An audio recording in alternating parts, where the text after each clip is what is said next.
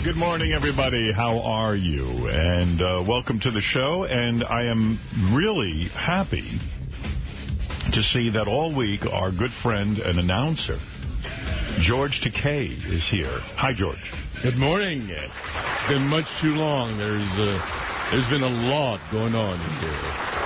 Yes, and you know, he's in constant communication with Artie, which is, I find, very interesting. You know, the last time you were here, your first day, Artie was out, and Artie's out again. Isn't that interesting? Yeah. I hope it doesn't mean I have something to do with that. I don't think you do, but there's a theory. I do have a lot to talk to Artie about. Where is Artie? I don't know. To cover here. I'm the first person to say Artie's entitled to be sick once in a while, but like he announced yesterday to Jason that he was sick early in the day. What happened was Artie, that was this morning. Oh, that was this morning? Yeah, he asked Jason to come by and pick something up, and then he said he's not coming in. And I think he did that because he didn't want to leave a message. Oh. I don't know what's going on now. I don't either. Yeah. Because let me tell you what this weekend was like. I heard from Artie on Friday. Yeah. Because he got these Yankee tickets that he wanted to give me for the charity. And he was, upbeat, and he was like, I got these tickets, and, but Monday is opening day, blah, blah, blah, blah, blah. Then I told him about the Rolling Stones thing on Sunday, and he said, oh, I couldn't get a ticket. So I got him a ticket, and he was like, oh, great, gung-ho, I'll meet you there, we're going to have a great time. On Sunday, he called Jim, and he said, I completely forgot I had a family function that I have to do. My mother just reminded me of it. Now, he told me about that family function on Friday. Yeah. But now he was claiming that he couldn't go to the Rolling Stones because of the family function that he had forgotten. Yeah. That sounds to me, and he only woke up at 1 o'clock or something, and now he's got to go to a family function. Why did you say you didn't want to go? Right. And then today he's out of work. Yeah. Well, I think Artie knew that I was coming, and I hope I'm not being overly self-centered or egocentric. But you think he's afraid to face you? Because we have so much to talk about.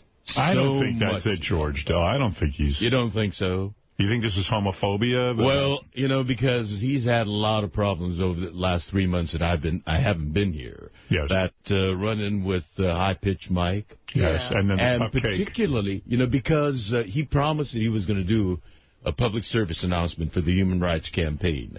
And I've talked to the staffer there at the Human Rights Campaign, and she told me that she sent him a script. Yeah. And he read it on the air. Yeah, he did, didn't he? Yes. And he didn't want to do that, but he asked for some bullet points that he could incorporate, and he wanted to write it himself. Right.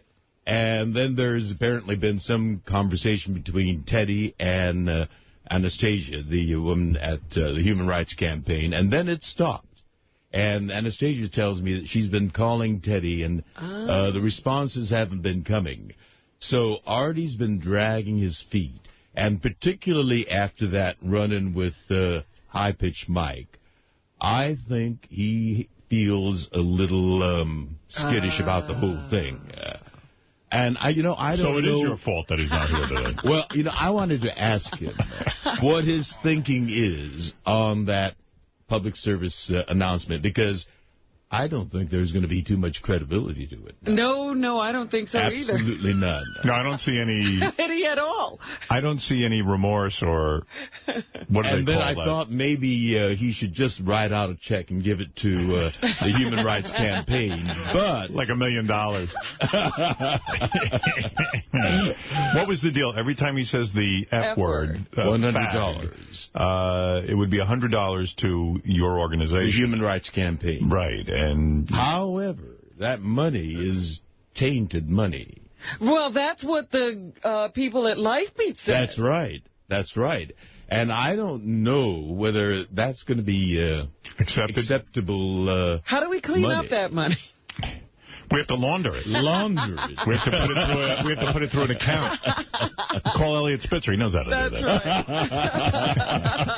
That's right. Yeah, well, Artie's Cupcake, too, the one that raises money to fight AIDS. Right. They just turned Lifebeat. They turned down Artie's money. They don't want any more money from Artie Lang. Yeah. Right. Well, isn't that the You know what? word? This is the toughest thing ever. The hardest part of the whole thing was that there was a check presented for $10,000 that was returned to Crumbs. Wow. They 10,000. really are serious. What?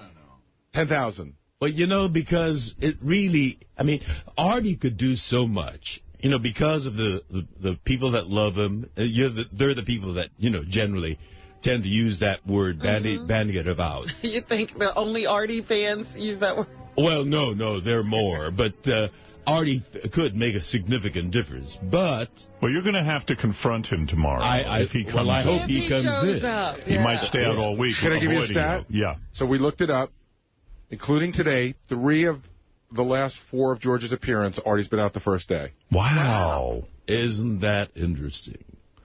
You know what? I remember last time Artie wasn't here when That's George was right. here. Well, what psychologically could that mean? I'm feeling very self-conscious about that. I don't think it's a conscious move. Yeah, but I'm saying, what psychologically is going on that he misses George's first day all the time? I have a thought. Means he's anti-Asian or anti-gay. It's got to be one. Or maybe both. You know what I think it is? Yeah. Artie's almost like, there's a part of it, I think that every day Artie gets up and doesn't want to come here, not because of us, but just because it's hard to get up. And I think that maybe subconsciously he's like, George is here, they don't need me today. Right. You know what I mean? Like It'll be a good day to take off. Right, it's a good day to take off because they got somebody to talk to. I do have to have the conversation with Artie. We work a 4-day week. I mean, it ain't the roughest gig in the world to get in here. And he's missing after a 4-day weekend, a 3-day weekend. Yeah, he goes on these gigs on weekends. No, he wasn't working. He wasn't working this weekend. No. Well, then that makes it even harder to get up early in the morning. Oh, He's think? had 3 or 4 mornings of sleeping in. You think he gets used to it? And my first day is always on a Monday. Right. So maybe that could be it. That could be it. Well, all right. Listen, George Takei is here. He is a good Subbing friend. for Artie now. You want to do an announce? I don't know if you want to start off the morning with some sort of announcement. Go ahead. Our announcer, George Takei. I turn the microphone over to him. Good morning, everyone. George Takei here. We've got bald Republicans, we don't have this furry, cuddly muffin, chocolate-breasted Nubians, scary Martians, hemorrhoid-inflicted prank callers, bored, big-tooth producers, and fat, sweaty, blotchy writers, all on the Howard Stern Show. Wonderful. We've got it all right here. And by the way, as long as we're talking to George right now, tomorrow we'll be playing the Newly Weird game with George Takei. I'm looking forward to that. It's going to be George Takei and his life mate, Brad Altman. Evil Dave versus Evil Dave and his New significant girlfriend. New, is it? Well, she's a year old. More than that. More? Yeah. Blue Iris and her man. So it's going to be a very, very stiff competition. We'll see which couple knows each other the best. Who do you put your money on? George. Of course. Well, we've been together. Initially we're calling it the Newly Wed game. Newly Weird game. Yeah, we're not wed. But that's why it's we've been together for a long time. Yeah, my money's on you. But we'll see. We'll see. You'll be surprised. You never know who I know what you mean. You miss things. Oh, I still make discoveries about Brad. They'll be playing for $5,000 provided by HotMovies.com. 90,000 adult movies, 10 cents a minute. Get in, get off, get out. HotMovies.com. $5,000. Hot Movies. HotMovies.com. Yeah, a lot of porn on there. And you get the scenes you want, I think. Do we get some, too? I'm sure they'll have a gift package for you. It's 10 cents a minute. So, that's what's so good about it, because most times you only need like 3 minutes of porn. Do you do computer porn? You know what? I used to love that. Really? I really like that, but Brad doesn't approve. Oh. Does he think that it's cheating? Well, I don't think it's cheating. I mean, we're just watching. We'd be just watching. Right. But why doesn't Brad approve of you watching porn? He just doesn't think it's right. All right, let me ask you something. But you know what? I told him. You own a computer, Our right? sex could be better. I could get so much more excited. Oh. Let me ask you something. Maybe that's what he's having a problem You with. own a computer, right? Yes. Okay. And when you learned about the Internet and there's porn on there, like any person who enjoys porn, You would watch it alone or with Brad? Well, I'd be watching it. Brad would come in, and he would... He'd find you watching it. That's right. And you'd be masturbating watching it, I assume? Well, you know, Brad keeps a pretty short leash on me. No, but I couldn't get to that point before he checks in. I'm asking you this because I think you're being very honest, and you know, when I would watch internet porn, I would make sure to lock the door and be alone with the porn. I never want Beth to know that I'm masturbating. You know, I want to keep that from her. If she asks me if I've been masturbating, I'll tell her yes, mostly, I'll be honest. But I don't want her to catch me. Now, you say when you had the porn on the computer... It's in the study. It's in the study, yeah, all right. And it's not very There's private. no door. It's not private. Okay. Well, their door is there, but we don't lock it. So I assume you would sit there nude in a chair. No. You would have pants on? Well, you know, I'm in the study. Right. So I'm clothed. But when you log on to the porn site, follow my reasoning here. When you log on to the porn site, there comes a time where you begin to touch yourself. Is that correct? Right. Okay. Do you take your pants off or do you leave them on? I'm clothed because I'm in the study. So you're doing this over the pant or under, inside? The activity is going on clothed. Oh, so you're just, Yeah. How is that possible? Oh, you mean just unzip yourself and then just stick it out? Right. I see. Now, But the actual masturbating goes on in the shower stall for me. You mean where I really have privacy? Let me understand something, George. What? You're watching the porn. You store those images in your head. Yes. And then I shower. And then you take it into the shower. George is so clean. But let me ask you something about the shower. Yes. Don't you find the wetness of the shower decreases sensitivity to your shaft? And then I lather up, you know, put soap all over my body. Yeah. Oh, yeah. It's a whole routine with absolutely. You luxuriate, so to speak. And there's something so exciting about, you know, a soapy body and running my hand over myself. There's something about a soapy body, even if it's yours. So you go to a website. Where do you prefer to watch gay porn? What website would you go to? Well, I get Brad comes in and puts a stop to it. All right, so let's say you find a website somehow that excites you, and you go on there and you're watching gay porn.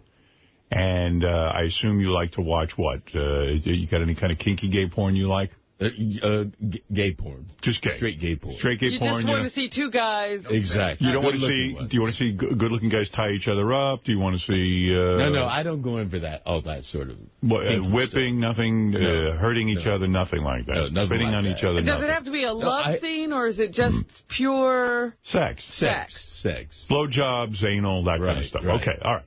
You're watching it. And you have your pants on, and then you unzip your fly, and you start to touch yourself. Brad walks in, inevitably.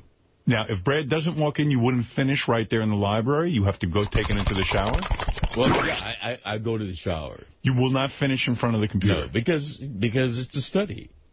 But what's the difference is, I mean, okay, you know, it's physically a study, but you have the porn right there. I imagine it'd be more fun to watch the images. No. I just keep it in my mind, keep the juices going, and how long dive into the shower. How long can you watch porn for without having to run into the shower? Well, I really don't get to watch it that long. Right, because Brad's around. He's lurking. Brad's computer is there, too, in the same study. Yeah. Let's say Brad was out of town. If he's let's say when he's I'm out of town more than he is. Okay, but let's say on a given day Brad's out of town. Would you finish off in the library or would you go to the shower? I've gotten so used to the shower, the warmth of the water and this. It's become a thing. Yeah, right. You look forward to it. Exactly. What if you have just taken a shower and now you're in the librabary masturbating? I go back into the shower. You go right back into the shower. Interesting. I wonder what the shower represents. I love the shower now. I love the sensuous thing, you know. Well, Gary Dell'Abate used to masturbate in front of his computer and then finish into the toilet. Right. Because he didn't want the kids to catch him, so he would run back and forth with his, so his wife and kids wouldn't catch him. So we all do it our own individual way. So even if Brad was out of town, you would still be in the shower. I like the shower, the warmth, the steaminess, and the soapiness. Okay, understood. Now, so you do this gay porn, and you like it, and why is Brad reacting in a negative way to this? Does he feel it's taking away from the intimacy of your relationship? You know, Brad feels that he should be the one. Right. That I should focus just on him. No fantasies, no... Nothing. Nothing.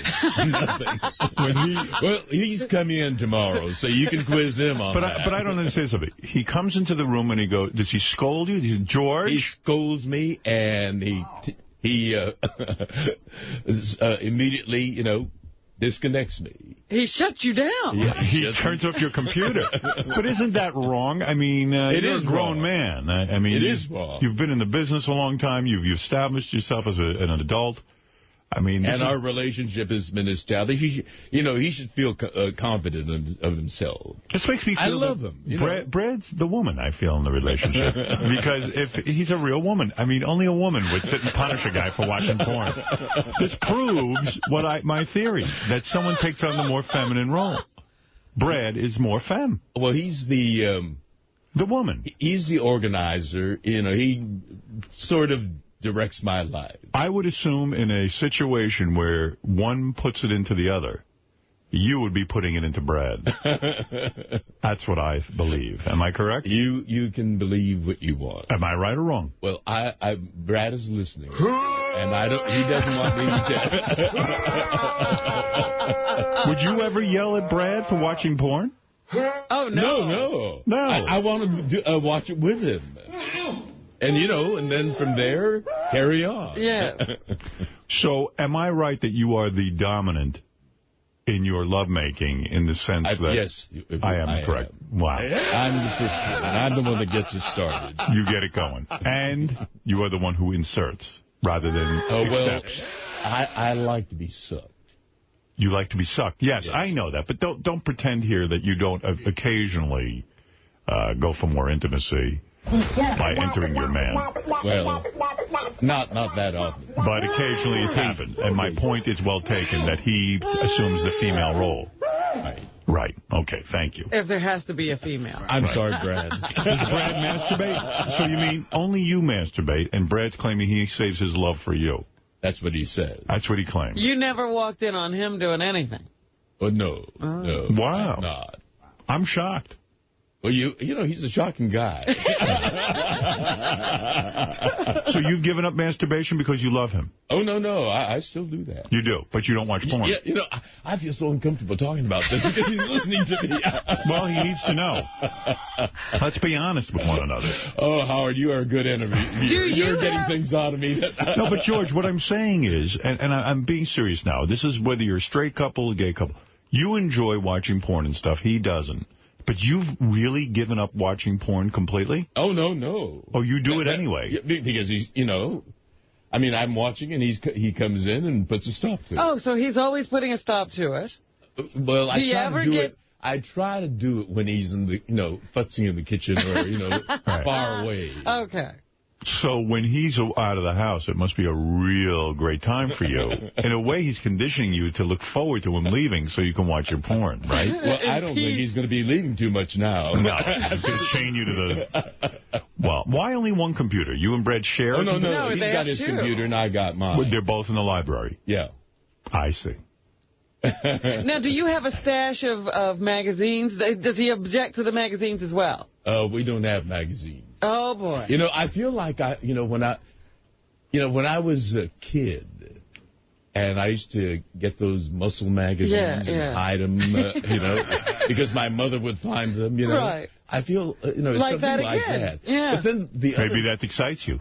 But the other thing is, you know, at least now, I have Brad. Yes. And I don't think I need those magazines. You don't think? Although, you know, I do go to some newsstands. Uh-huh. What is your favorite gay magazine? What? What is your favorite gay magazine? Well, we do subscribe to Advocate and Out magazine. No, but I mean for porn. For just gazing at the newsstand. Are you a Blue Boy fan? Yeah. Yeah. Yeah. What about the tight buns? Buns magazine. Howard. Buns and chest. Are you? I told you. You ever read Brad Latin? is listening. You ever read Latin Inches? Oh, What? Latin No, Inches. I have not. I have not. How do you know so much about this? I'll tell you how I know. How do you know? I had a producer once, before Gary. Yeah. You know. This guy, now he's a general manager of a radio station. When he was a kid, I said, whenever he would act up, I'd make him go to the newsstand and buy me 10 gay magazines. And he had to ask for them by name. He had to Why ask, would you? each one. To humiliate him. Oh. Punishment. Imagine a straight guy going to a magazine saying, asking for Taint magazine. Give me a copy are of the evil. Yes. You are... Oh, I'm the worst. Sadistic. Yeah, I'm the worst person in the world. You are. Yes. Put that poor man through that. Lee Davis. Where are you, Lee? Yeah, Lee is still hiding. Boy, I can't believe Artie's out today. Look at the conversation he's missing. I know. Unbelievable. I'm sure he's listening, isn't he? Does he no, listen he when sleeps. he's absent? He sleeps if he gets through the it. opportunity. Sleeps like a big bear. He's hibernating. You bet. Brad's big balls, hanging his underwear. In my face, I'll take a taste and spit out the pubic hair. Brad's big balls, smacking on my rear. Cause juicy nuts slapping on my butt makes me one happy queer. Wow. Christmas was 3 months ago. But you could never play that song enough. My favorite was... I'm dreaming of a white penis. Oh, my. Just like the ones I used to blow. With a sweet pink glisten. Even when it's pissing, it sends a tingle through my throat. I'm dreaming of a white penis, a curvy blue vein hard to line. I am gay and I'm horny, that's right. Beautiful. And I love one inside me Christmas night. Beautiful song. Oh, by the way, yes, I got to tell you, and I've got an appeal to make. Uh-oh.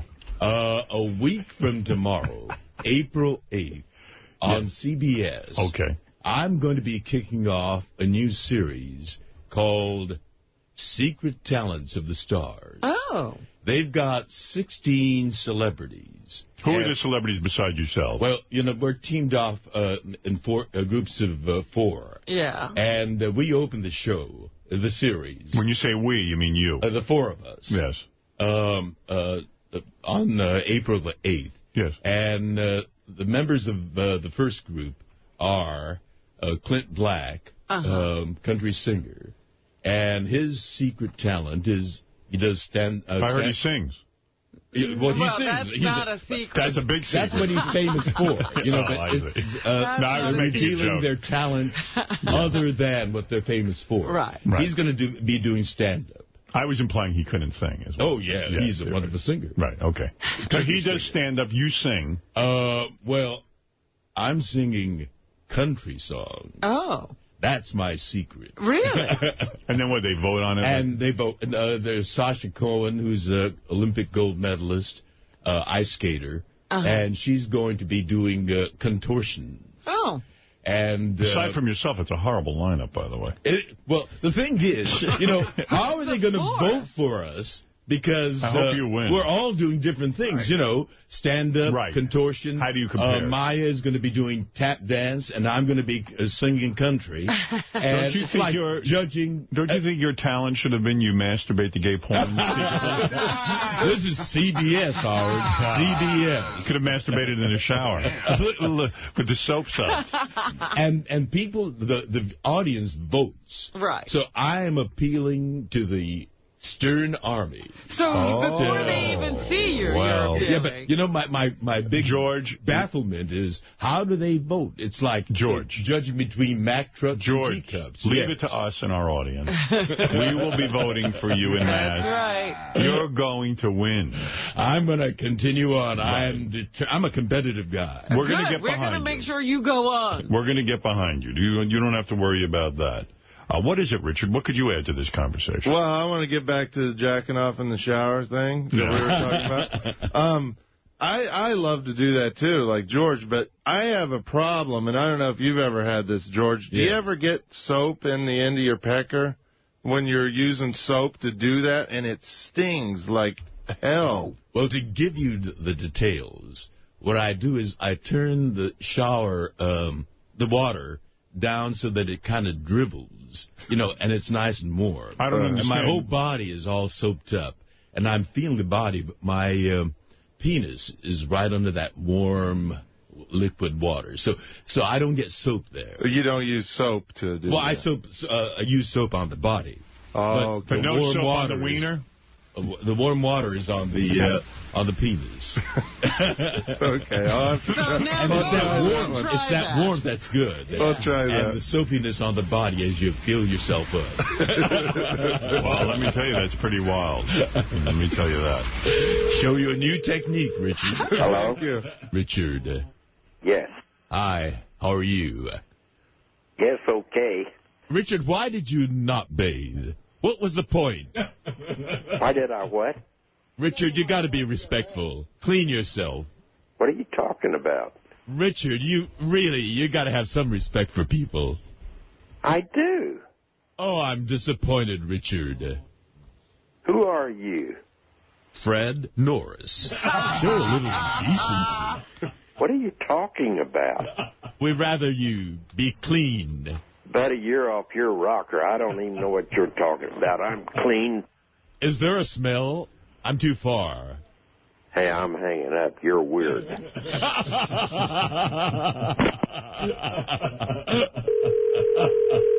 Hello? Well, wash that man's rear. What's the matter? Are you a sicko? Oh, my goodness, yes. Why is that? It's disgusting. I'm disgusting? Yes. What makes you think you're not disgusting? Richard, you got to have some respect for people. I do have respect for people, but I sure don't have much respect for you because I don't know what your game plan is. We'd rather you be clean. What are you talking about, be cleaned? Clean yourself. I had my shower this morning. Good Lord. Well, wash that man's rear. What are you talking about? Watch a man's rear? Yes. I love those voluptuous mounds. Man, you've got a problem. A bright asshole. Now, where are you located? It's none of your business. What? What? What? Huh? What? What do you mean, what? What? Listen, you dork. I don't know what your game plan is, pal, but you better quit calling. It's not funny. I know it's not funny. I think you belong in an asylum somewhere. Rich, I don't believe you. Is this religious or what? Yes. What kind of religion are you? What? What religion are you? What? What religion are you? Baba Booey. An Abba Booey? Yes. What the heck is that? Baba Booey. I've never heard of such a thing. Oh, I'm disappointed, Richard. Well, this conversation's over with, pal. Goodbye. Thank you. Good job on that one, George. Richard, You spend your time, your life, doing things like that. These poor victimized people. Well, that was about the 300th guy I called, too. Goodness. It took forever. Yeah, what do you call different guys named Richard, and then you got to get one that really responds. Most of them just probably hang up, right? A lot of them do, That was great. I had 2 that were even better than that, but they wouldn't give me a consent. So but I finally got a good one with the consent. Oh, you actually got consent from these poor people? Yeah, you have to. Yeah. Oh, you have to. This rules about stuff. Can you believe I suppose so, They're 2 in the can better than that? Oh, they're amazing. But really? Yeah. Let's get Gary to make some calls. Oh, my God. I almost cried. There was an old lady that was so funny. Oh. And she said no. I was, like, devastated. Yeah. Maybe she's had a few days to think about it. Yes. Give her some money. Can we give her money? We could try, yeah. All right, I'll talk to Gary. You just won. Like, you know what we could do? We could say, this phone call sponsored by, because whoever puts up the, the $500 or something. Yeah. That would be awesome. Like B-Ceuticals or something. That would definitely help, yeah. Yeah. Well, thank God they don't recognize my voice. Well, anyway, thank you, Richard. That's a great one. Good job. Well, let me say how great it is to have George Takei here. He is he's a Superman amongst our show. He's wonderful. Yes, go ahead. Are you interested in hearing what George is competing against on that show that he's doing? Yeah. He's Malcolm Jamal Warner is going to be accompanied by a hip hop orchestra, and he's going to perform an original song. Marla Maples is going to do gymnastics. Right. Ric Flair, the wrestler, he's going to do salsa dancing. But this is my favorite. Cindy Margolis. She's going to perform magic. I would watch that. I would watch a show like that. Roy Jones Jr. is going to rap. Sheila E. is going to juggle with the Flying Karamazov brothers. And Ben Stein... Karamazov. And Ben Stein's going to do the jitterbug. Oh. How do you vote on something like that? Well, it's not even apples and oranges. The people who just do it the best. Yeah, you wonder whatever their transition... Yeah, but the best contortionist and the best... Yeah, it's like it's not like you're all doing contortionist stuff. Right. That's right. But, the Ted Mack Amateur Hour was like that. You'd have a bunch of different performers come on and do their thing, and then the audience voted on who they liked the best that week. Did they pay you well for something like that?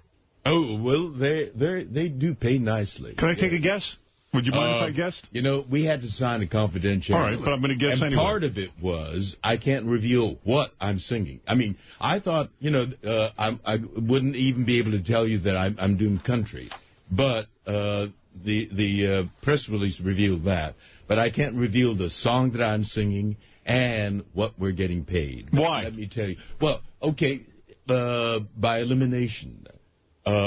Oh, really? Your price goes up? You pay. Yeah, it goes up as we continue. Oh, you'll get more money the further on you go. Right. Oh, that's ridiculous. Isn't that?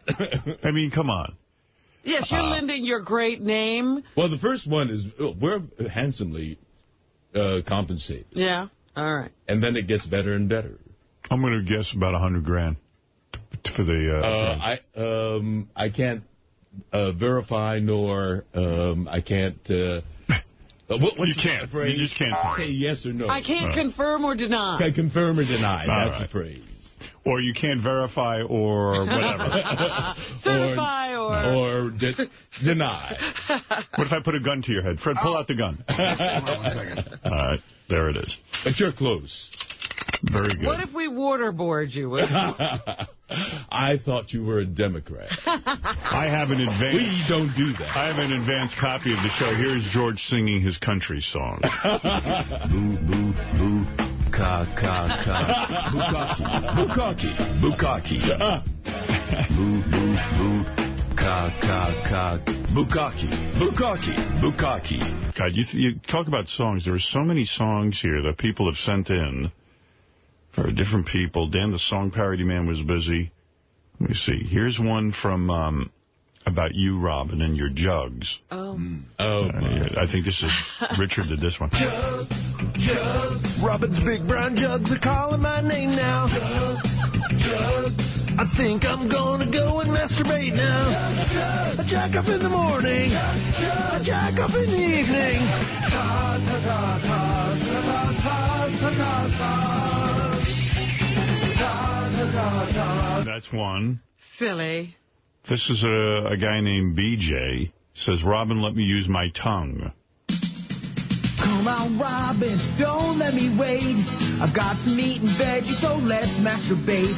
You may not bang me on the first date, but you might as well have some fun.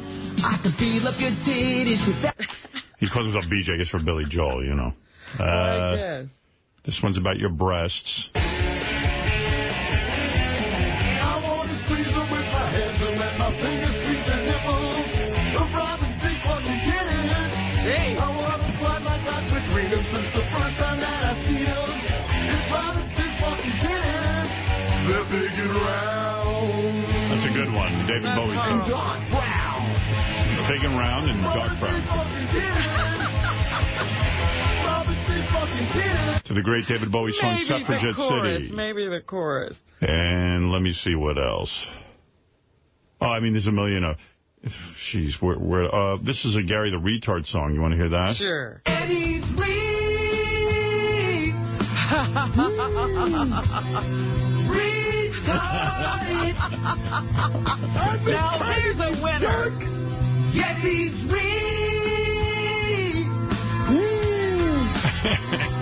Retarded. Retarded. Nice, right? Yeah. Yeah, Gary the Retard song. Retarded. Retarded. Eddie's weak.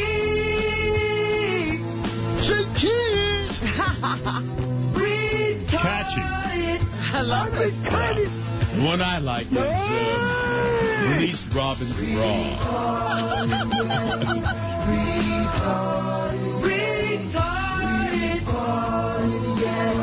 You like what? Release Robin's Bra? Release Robin's Bra. Release Robin's Bra. It's more Release Robin's Bra. Release Robin's Bra. Yeah, that's nice. Release Robin's Bra. I can see why you like that. Release Robin's Bra so I can see those brown tatas. Release Robin's Bra. Release Robin's Bra. Release Robin's Bra so I can see those brown tatas. Yeah, by the way... I like that jiggly beat. Yeah, we should mention that George's talent show follows Dancing with the Stars at 10 p.m. on Tuesdays. So that will be the George Takei singing debut. Carryover. Yes. Well, we'll see what he sings on there. We can't even learn because of the confidentiality That's agreement. right. Also, this is, as long as I'm going through stuff that came in, this is a voicemail that Crazy Alice left. Oh. She hates Robin's new charity group, Girls Night Out. She hates Girls Night Out. Oh, my goodness. I'm sure George is not familiar with the facts, so I'll fill him in. Robin used to have dinner with a group of girls. I still have. Well, this is before Girls Night Out. Robin would get together with these group of women. How dare you? And they weren't satisfied just having dinner. They gave themselves a name. No. Girls Night Out. He's getting it all wrong. And now they're going to do a charity. They're raising money for charity. It's very exclusive. Isn't that lovely, George? Oh, I think it's a great idea. It's 5 girls. 5 girls. It's Robin, Anne-Marie, this woman, who else is it? Sheila, Susan, and Lisa. And Lisa Orban. And they get together and they eat, and they cackle it up. And then now they have a name, Girls Night Out. You were calling them yentas. Yentas. Oh, top yentas. We don't talk about you. Any orientas there? Of course, they sit and talk about me. We're looking for an orienta. All right, so anyway, for some reason, Crazy Alice hates your new group. Why?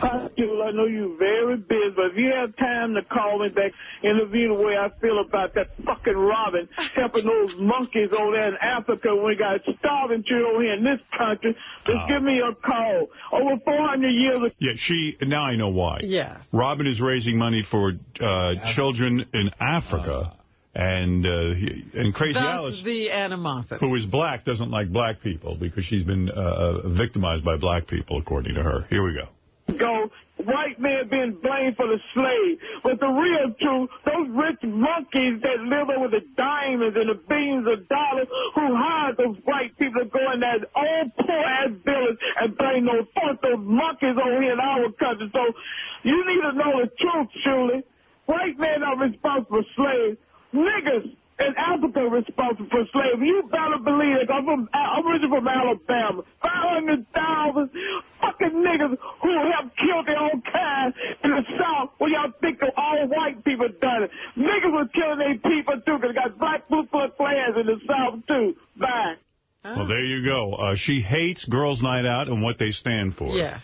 Well, you know what? We don't stand for anything but raising money for worthy causes. Well, you take that up with Crazy Alice. It's a worthy cause, but I think Alice has got a good point, too. Well, wait a minute, George. You're acting as if I haven't raised money for things here in the state. I know you do a lot of good work. Given generously to local and national charities, and that's ridiculous. Let George make his point, though. I can't believe this is that controversial. Go ahead, yeah. No, it's not controversial, but I really do think we need to, improve our own neighborhoods first. And then... First? No. Yeah, you're saying take a charity to a local place and then expand from there. Well, we do live in a global society. And so, I think we have a global responsibility as well. But I think... Oh, I thought you were agreeing when she called African people monkeys. Oh, no. Oh, okay. But I do think that we need to... And I know you support local charities as well. Yeah, that's ridiculous to just assume. We raise money every year for different charities. This is not... I see. This is a George, one-time... we're a global village. We're a global village. But let me also say, George, when you don't take care of these problems...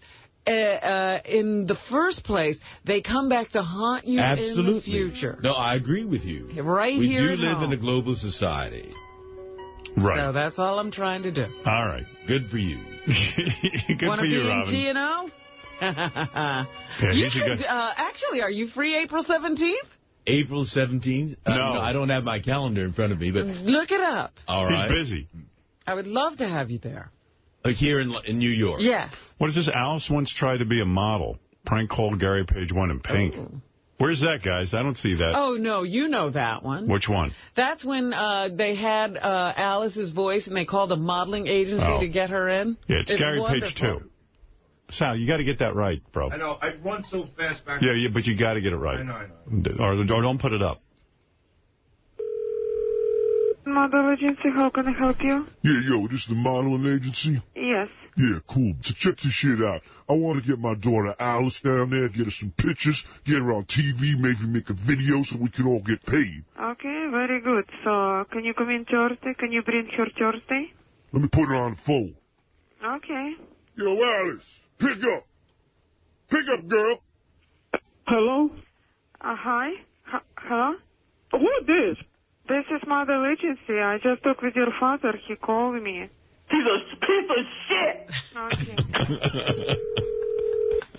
Hello? Yeah, man, what happened? I need you to talk to my daughter, get involved in this modeling shit. Did you explain her what is going on? Because when she picked up the phone, she has no idea what is going on. God damn it, girl, pick up the phone, I'll stick my foot up your ass. Yeah. Hello, Alice? Go ahead. How old are you? You know what? I'm in the bathroom where I take a shit. Guys, I don't have time. You fat fuck! You fat fuck! You fat fuck! Yeah, so check this out. I just slapped the shit out of Alice, so I got her in check. We'll come on down tomorrow and get them pictures for that modeling shit, okay? No, I don't think so. My manager gonna understand if I take her and she come in and gonna act here this way. You know, we have... Hello? Alice? Yeah.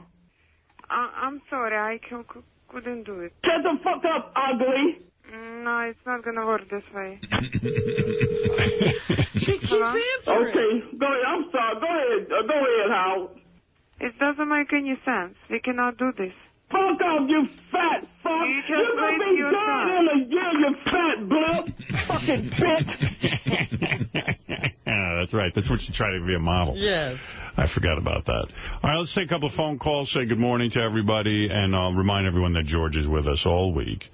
He is our announcer. So Artie can't escape. And by the way, he has to face George. Before we speak to Wolfie on the phone in Philadelphia, so yesterday was the premiere of the new Rolling Stones movie, Shine a Light. Yeah, by Martin Scorsese. Martin Scorsese, the director, actually put together a Rolling Stones concert film. They did a concert at the Beacon Theater, which is a small theater here in Manhattan. And they filmed it, and I guess it's got interviews and stuff. And your review of the movie. Because I was supposed to meet Robin there, and then I got spooked and didn't go.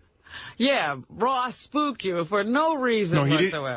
He was talking to Beth, and he said that it's going to be, he said he was surprised we were going to that showing of the movie because it was going to be kind of a scene. Right. And so I just kind of felt like, I don't know if I want to go for that. Well, that was my point. He spooked you for no reason. Oh, really? There was no scene. Oh, well, I don't care. I mean, I'll go see it at some point, or... Maybe you won't. Maybe I won't. It was great to see it in IMAX. I don't know what it's like on a regular size screen. Right. It was so incredible. It felt like being on stage with them at the greatest concert ever, and you wanted to leap out of your seat after every song and start applauding. Someone said it's like 2.5 hours long. No, it wasn't 2.5 hours. What was it? Couldn't have been. Because we were out of there by 8, and they started a little after 6, so it's less than 2 hours. Did the Stones... Fantastic movie making. Did the Stones show up? Yeah. And you saw them live? They were right there, and they said thank you, and thanked everybody for coming, and Martin was there, and told everybody to enjoy the film. They thanked the people they had to thank, and off they went. Marty Scorsese? Yeah, Marty talked. Yeah. Yeah, they gave it a good review in the paper. It's brilliant. It makes you feel like you see things you wouldn't ordinarily see, because the camera keeps following Mick, even when he turns his back to the audience and walks back to the band kit or whatever, or you're watching Ron Wood and you can just watch his hands, while he's playing slide guitar or whatever. It's so good. It's like being on stage. So the Stones walk up and they just say hi and then they leave? Well, yeah, Mick said something. You know how Mick is. Why didn't they just play? Oh, because they had no instruments, and they said, they tell us. In fact, that's what Mick said. They even said this is better than seeing us live. Can you believe that? So it is. It actually is, because you see things you Martin Scorsese, didn't he direct the movie The Last Waltz with the band? Yes, he did. That was pretty good. I like that movie. Yeah, you would love this, because you also get to see footage intercut with interviews of them when they were in their when they were just starting out. You get a little glimpse of, some of the problems they've had in their lives with drugs and so forth. It's really, really good. Someone said it's like being at a concert that you actually removed your top and threw it at the screen. It was hard to stay in my seat and keep the bra on. Good for you. Wolfie, go ahead. You actually get hot for Mick, even with that wrinkly face. Right, he still when he sings it. And that dancing, he's so energetic. Right. Well, you know what? I'll tell you what. It said this in the newspaper. Mick Jagger's 65 years old. He's still thin. He loves showing his belly. It's kind of gross. He's constantly sort of dressing and undressing, and he'll loosen a button here. And he's like a striptease artist. Yeah. He tantalizes. It's a little gross at this point. Like, you don't want to see. Especially, I'll tell you when it was gross. Watching him dance with Christina Aguilera, because she got molested on stage. Oh, yeah. Well, yeah, I mean, when a guy's 65, and his abs are still there, and he's got a good physique, it's not necessary to show it every minute and pull up your belly shirt. Right, or wear these pants that accentuate your ass the way it does. But all right. But when he was dancing with Christina Aguilera, she looked like she wanted to get off stage. She had to keep singing. How does she look? She looked great. Yeah. And she had to keep singing, and he was taking full advantage that she couldn't get away. Was he, like, putting his penis near her? He was grinding her. Wolfie, go ahead. You're on the... that's the new movie. Robin gives it a, 4-star review? A thumbs-up 4-star review. 4 out of 4 stars or 4 out of 5? 4. Oh, 4 out of 4. Okay. Hey, morning, Howard. Hey, Wolfie. Hey, George, we've been anxiously awaiting. Who are you going to endorse for president? Ooh. Oh, well, I've donated money to Hillary, but it looks like Obama's going to get the nomination, and I'm a Democrat, so if he's got the nomination, I'm going with the Democrat. You're sticking with the party. You're not going to... Absolutely. I mean, there is a difference there, between McCain and Obama. I like Hillary Clinton, too, but... So Hillary's your preference, but you would vote for Obama. I would. Well, if Hillary doesn't get it, which, as you say, she might not, although I've predicted she will get it. You're sticking with that prediction? She's amazing. I don't know. What's happening to your... so many comebacks, and there's Pennsylvania. I'm sticking with the prediction that she's going to be the party nominee. I know that sounds crazy, but what do you base that? What do I base it on? That I'm crazy. I see. He bases it on nothing. No, I made that prediction early on. I did too. And then when she was really looking down and out, I stuck with the prediction, and she won some primaries. Right. And I continue to stick with it because at this point I might as well. I mean, ride it out like she is. Right. If it comes out to be true, I'll look like a genius. So I'm sticking with that prediction. Well, the thing is, the problem is, would I vote for Obama over McCain? Now, I don't know. I'm going to have to make a decision there. I might not. Although McCain...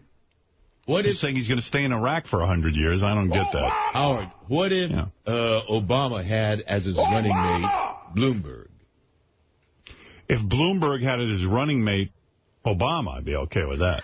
Yeah. Well, Howard, he's asking you the other question. Would you support Obama? I don't know. An Obama-Bloomberg ticket. I don't know.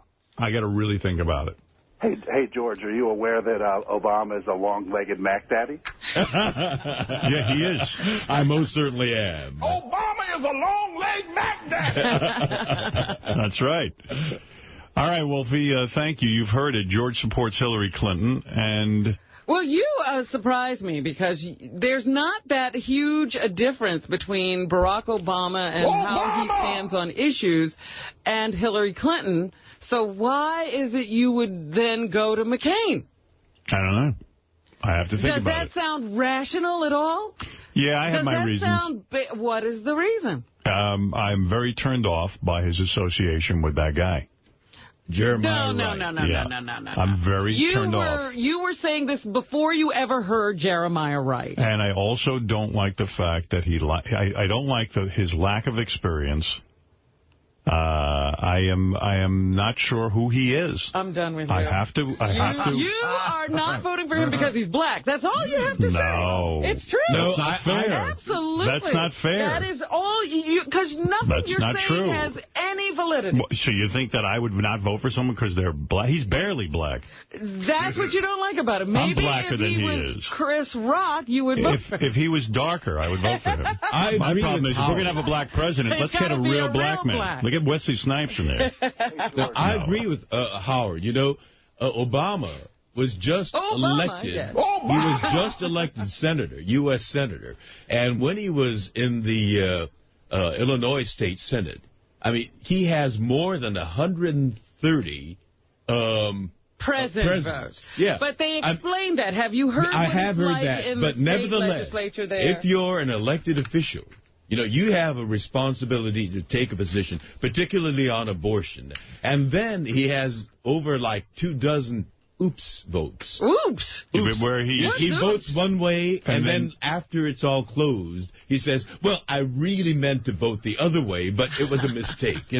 I mean, you've got to be a much more conscientious representative of the people than that. And yes, he made that speech about being opposed to the Iraq War way back then. And, bless him for that. But he didn't have to vote on that. True. It was a speech. However, I have seen some guys with experience F up the job admirably. That's true, too. Well, that's true, too. So he's got to be looked at. Hey, George, one other quick question. Yes. Who's hotter, Will Murray or Fred Norris? Well, George who? Well, let me tell you, Will is younger. He's slimmer. Right. But, we were talking about experience for Hillary. Fred is more Fred gives a wicked bleed, BJ. Oh, I forgot we're on the air. I'm sorry, Fred. That's okay.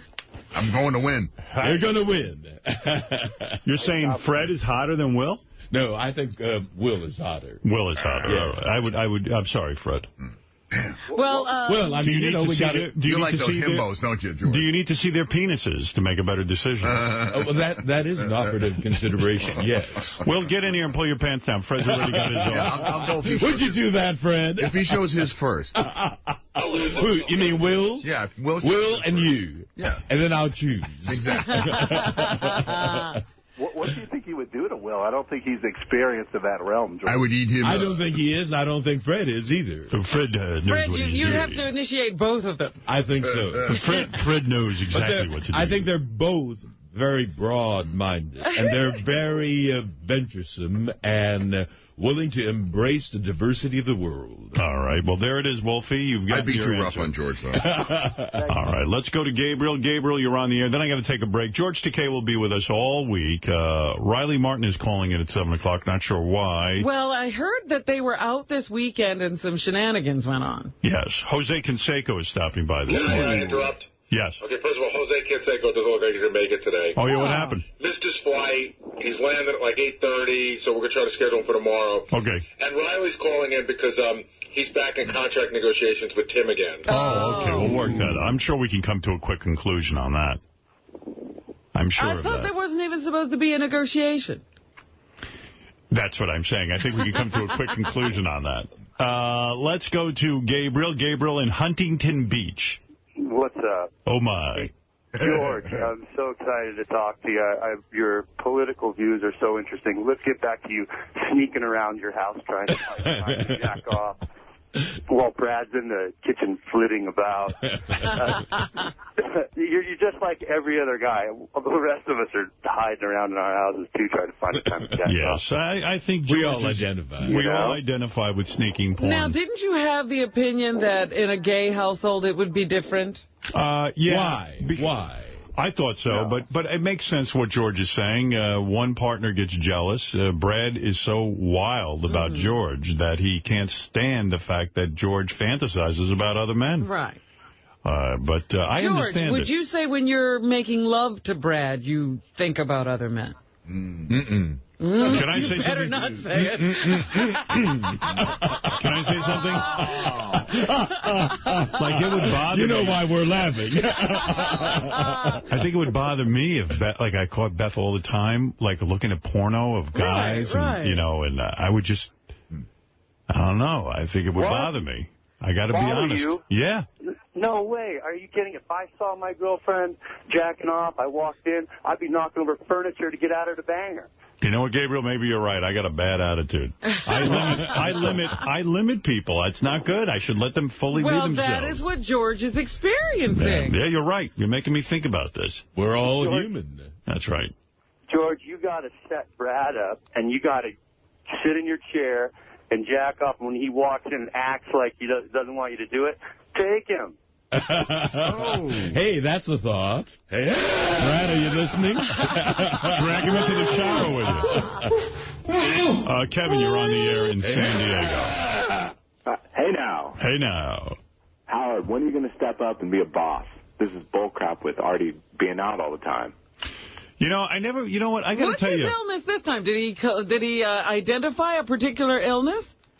I got to tell you something. I think you're right to a degree, Kevin. I've never actually sat down and talked with Artie about, you know, I think up until today, I kind of buy into, like, whenever he was sick, it seemed to be pretty well spaced out, and it just made It's been sense. happening more frequently. It does seem to be happening a lot more now, doesn't it? Yeah. You know what the illness is? What? Jason, come here. Jason said he saw it this morning. It's a winter cold that he hasn't been able to shake, and he's right on the border of being contagious, and he don't want to get everyone sick.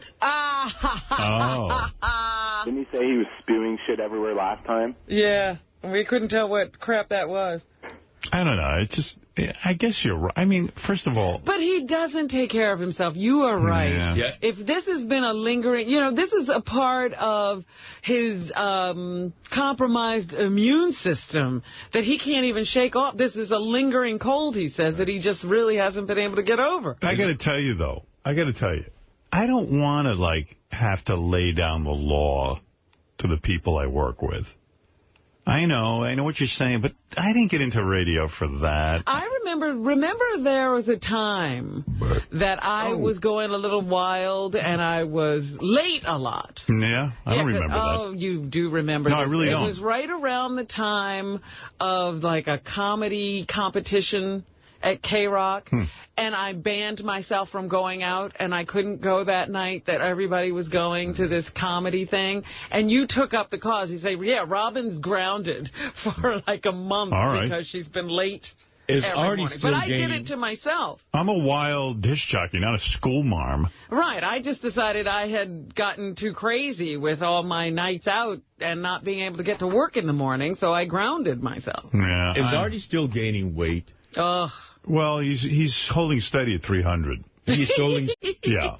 But, you know, that is so unhealthy. He really must be feeling terribly. Yeah. And you don't have to be a disciplinarian, Howard.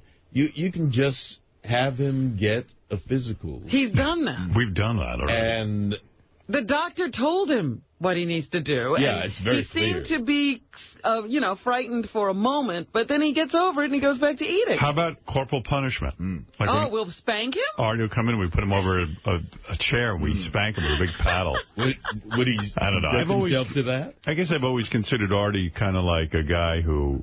can't put it all together. He can't put it all together. When he's here, he's here. And when he's not, he's not. And it's cool. You know, I'm kind of got a cool attitude about it. But he really should be here. I mean, but it's a 4-day work week. I am scared for him because I was watching that porn awards show. And Artie came out. He looked terrible.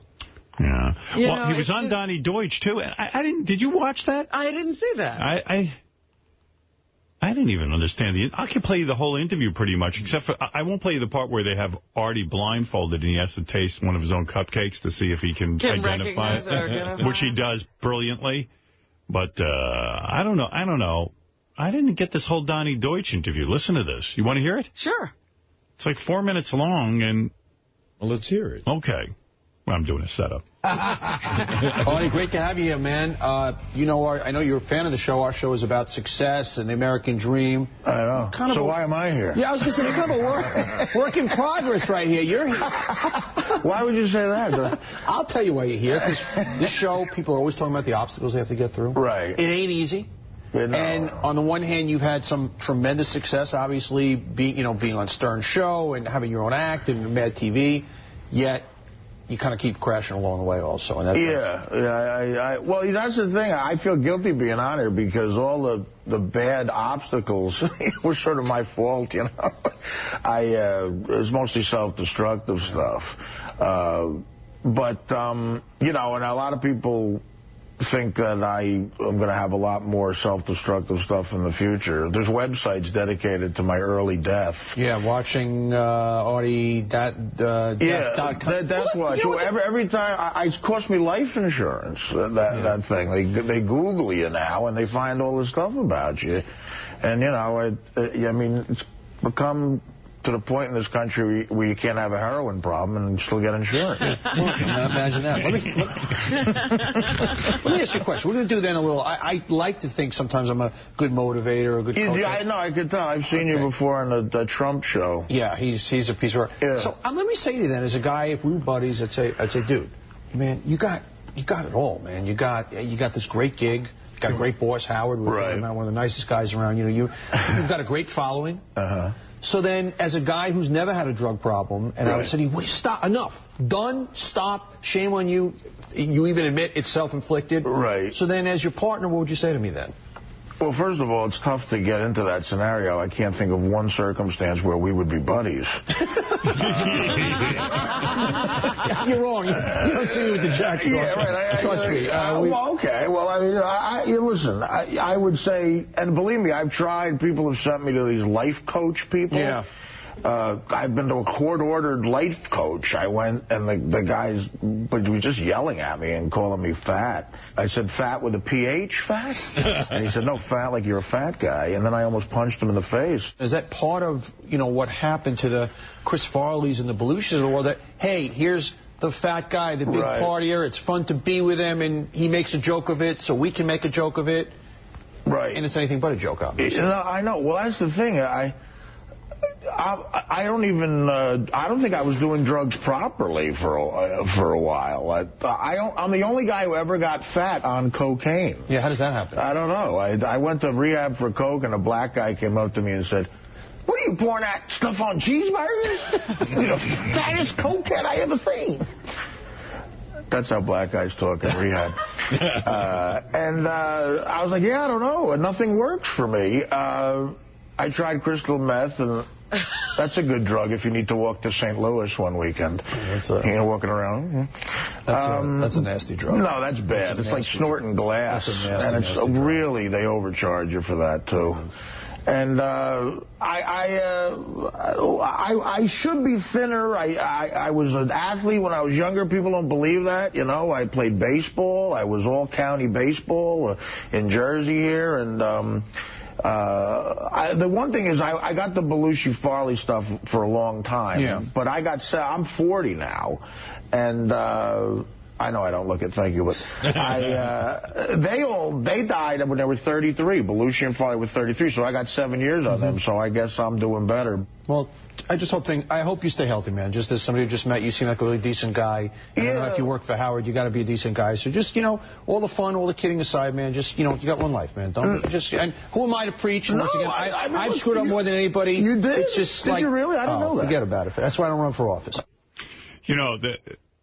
It seems like Donnie had him on just to yell at him. Yeah, it sounded like a counseling session. I mean, I'm sure Artie wanted to just, Was he there to promote something?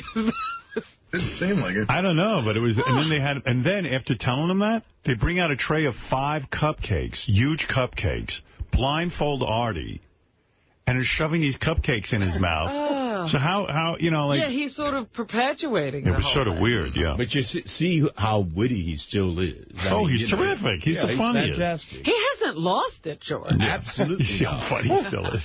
He didn't die. See, but George makes it easy for him now. Right. What is it, J.D.? His big plug at the end was his comedy tour starting on April 3rd. That was it. I just said, Donnie had him on just to tell him, I hope you get healthy. Right. Yeah. It was like, if Donnie's show is about people's success, here's what you could do to yourself and ruin it. Yeah, I mean, he usually has on, Donald Trump and, all these business guys, how to succeed in business. And then there's Artie. It's like a comedian. Artie has succeeded. He could have asked him a little questions about that. But yeah, but... Well, he basically wanted to talk to Artie about how you can screw it up. Let's go to Tom. Tom Kishmir Zaran in Manheim, Pennsylvania. And then I must take a break because it's already an hour. We've been going and going. We really have. Thank you very much for taking my call, Howard. Okay, Tom. You guys. George, great to hear you. Thanks a lot. Great being here. I was just going to compound on Artie by saying that, you guys were letting him off easy. But I have a thing for Robin now. Robin, since you haven't got it yet, how about Lisa G and GNL?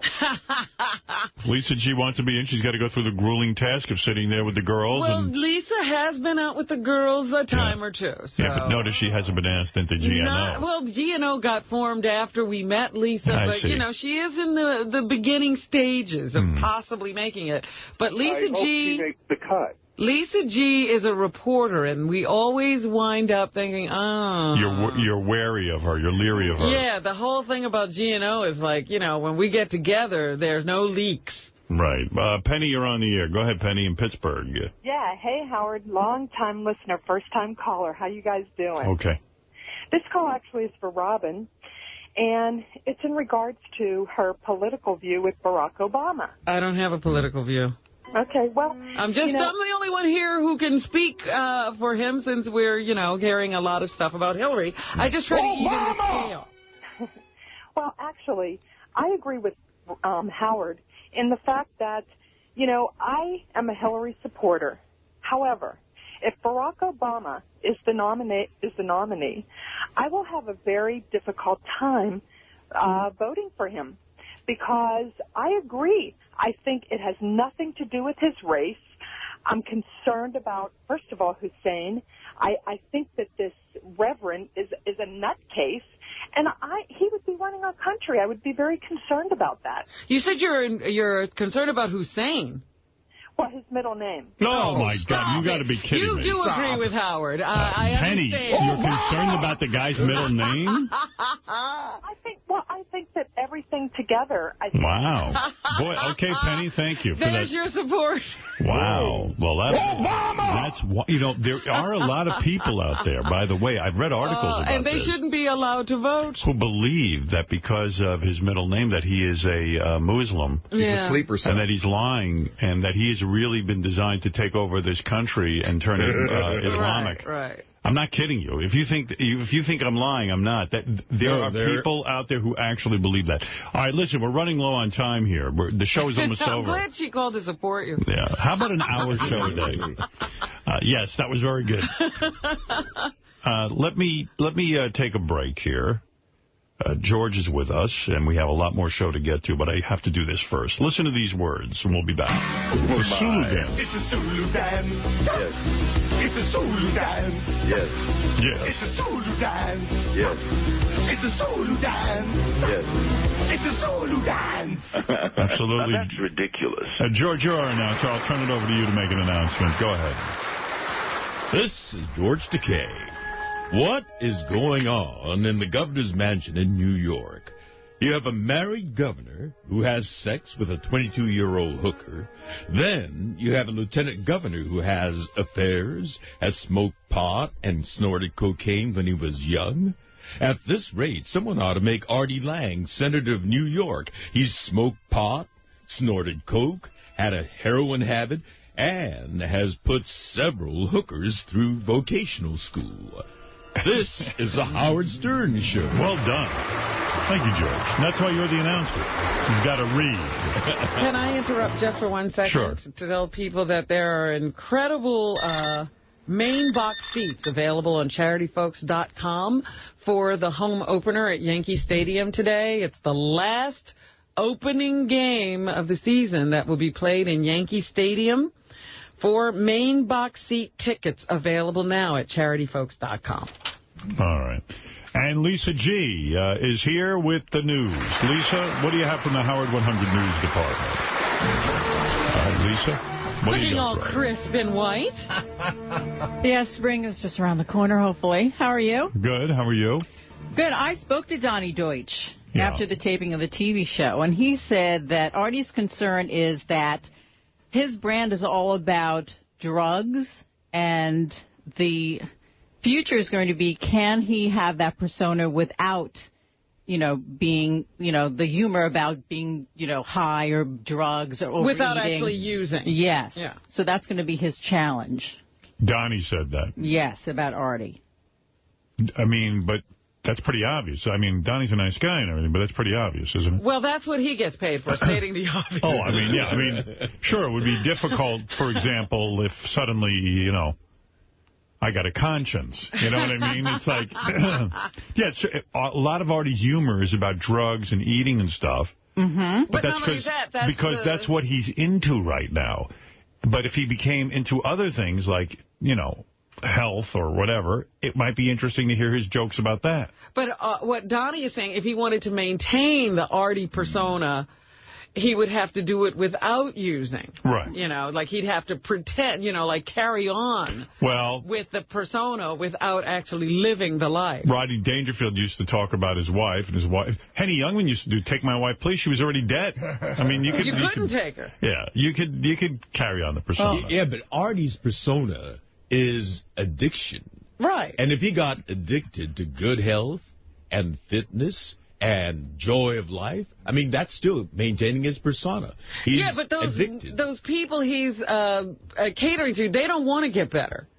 Oh. They like the wild, out of control. Yes, they do. I think Artie would do all right no matter what. But all right, Lisa, go ahead. What else do you have? All right, I spoke with Crumbs Bakery, who says they'll continue to sell the Artie Lang cupcake, adding there would be a revolt if they stopped. While they, too, are saddened by Life Beat's decision to sever ties with the Artie cupcake, they hope they can continue to work with the charity, perhaps maybe create a Baba Booey cupcake. Well, I don't know if the Baba Booey cupcake would be as organic. In other words, Artie loves cupcakes. You understand? So why not take the Artie cupcake and give the money to, let's say, Drug House or whatever, Well, I think they liked supporting AIDS causes. There are others. Yeah, that's right. Find one that'll do it. Yeah, find one that doesn't care how anti-gay Artie is. That's right. What else you got, Lisa? And a very serious and somber tone in today's Lowdown with High Pitch Give me the Mike. 10 grand. I'll find a cure for AIDS. Go ahead, yes. High Pitch Mike voicing an open letter to George Takei on the Lowdown. Mike pleading with George to drop the idea of Artie doing a PSA for the Human Rights Campaign. Well, you know, I do think there might be some validity to that because, the PSA would not be believable. We'll address that tomorrow when Artie's here. Yeah, he should speak for And himself. That's right. Clara the Bulldog will be featured on the Fox News Network sometime this morning. Yeah. The bulldog you found. Yeah, I don't know. I hope they, all right. I think it's with the Rescue Inc., these tough guys that go into neighborhoods and help find lost pets. Okay, very good. Okay. All right, thank you, Lisa. Yeah, I didn't hear enough thank you to Beth Oh. on some of these other shows, but They've who been cares? around? I'm just happy they found the dog. What do I care? I don't care who gets the credit. They've been making the That's right. publicity rounds? Riley Martin is on the phone. Let me say hi to Riley. The reason I've asked Riley to come on, I just learned of this. Hi, Riley. Hello, Howard. By the way, I understood you had food poisoning again. You were out on the road this weekend. Jim McClure called me before I went on that engagement. So therefore, did you instruct them, the Flotsam, on the tennis maggots to set me up and try and diminish me or something like that? Oh, my God. You're thinking... must have known about it up front. Known about what? You're thinking we set you up? You are going into that conversation. What conversation? I heard you were ill. I heard you were ill this weekend. On the operation. I said I heard you were ill this weekend. You're saying we poisoned your food?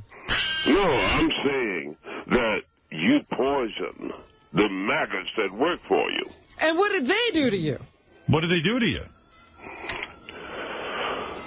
They did nothing, son, but what are you talking about?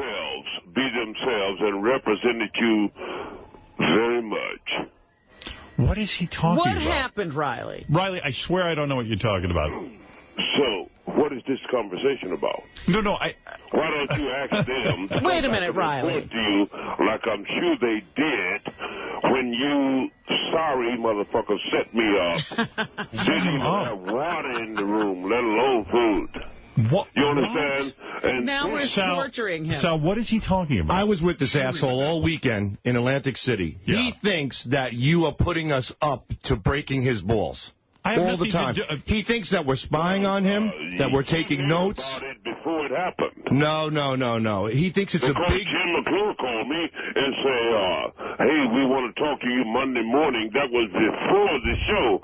Therefore, you put him up to it, you dirty, filthy Jew bastard. Then what happened? Whoa, wait a second. Whoa. Hey, first of all, asshole, I don't know what you're talking about. Okay, my goodness, motherfucker. If you don't want to keep Riley Martin on the air, then say so instead. What are you talking about? Why do you have to call me names? Why do you have to call me names and accuse me of things? Nobody's calling. You just called me a fucking Jew. So what do you mean? Don't say you didn't call me a name. Well, no, all Jews are not like you. Yeah, well, fuck off. Fuck off. You know, Howard, fuck this food poisoning. Hey, Riley, fuck this food poisoning shit. You were drinking your balls off. Sal. Bullshit. Sal, get out. Get out. Let me... It was a setup. Sal. Listen. It was a setup. Do you see how this is a recipe made for disaster? Sal, Riley, the whole Killers of Riley, Comedy. I don't know anything about you and your deal with Killers of Comedy. Diminished. I have by nothing. pulling this type of shit. But what did I do? Tell me what I did. I have no idea what you're talking about. He didn't even know you'd be in Atlantic City this weekend. The engagement and say Howard want to talk to you Monday. That's right. I want to find out about your contract negotiation. Well, why aren't you talking about that? Well, I'm going to get to that, but I just got a report from my guys. Those boys sucking your dick. That you had food poisoning. Is that true or false? Why is that such a bad question? I don't understand what's going on here. Riley sees conspiracy everywhere. All you were going to say was, you know, that there was a report that something happened this weekend. Riley could have elaborated on it. Instead, he launches into an attack because he assumes he was set up somehow. I don't even know. Right.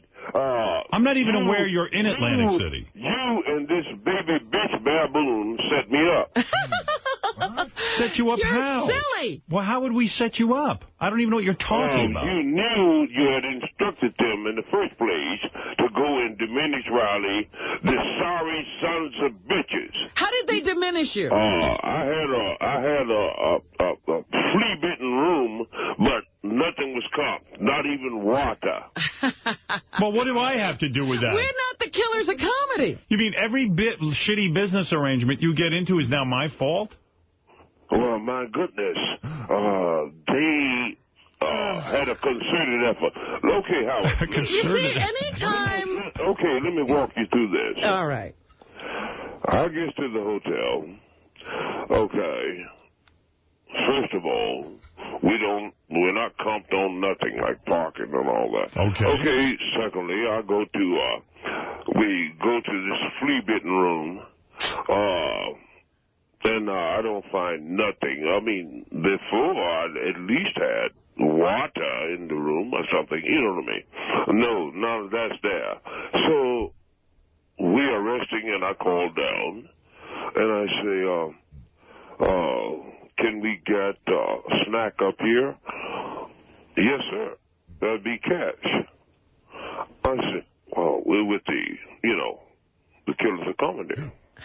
And wow, that'll be more cash. Yeah, right. They said, well, we don't have no instructions on that. This is cash.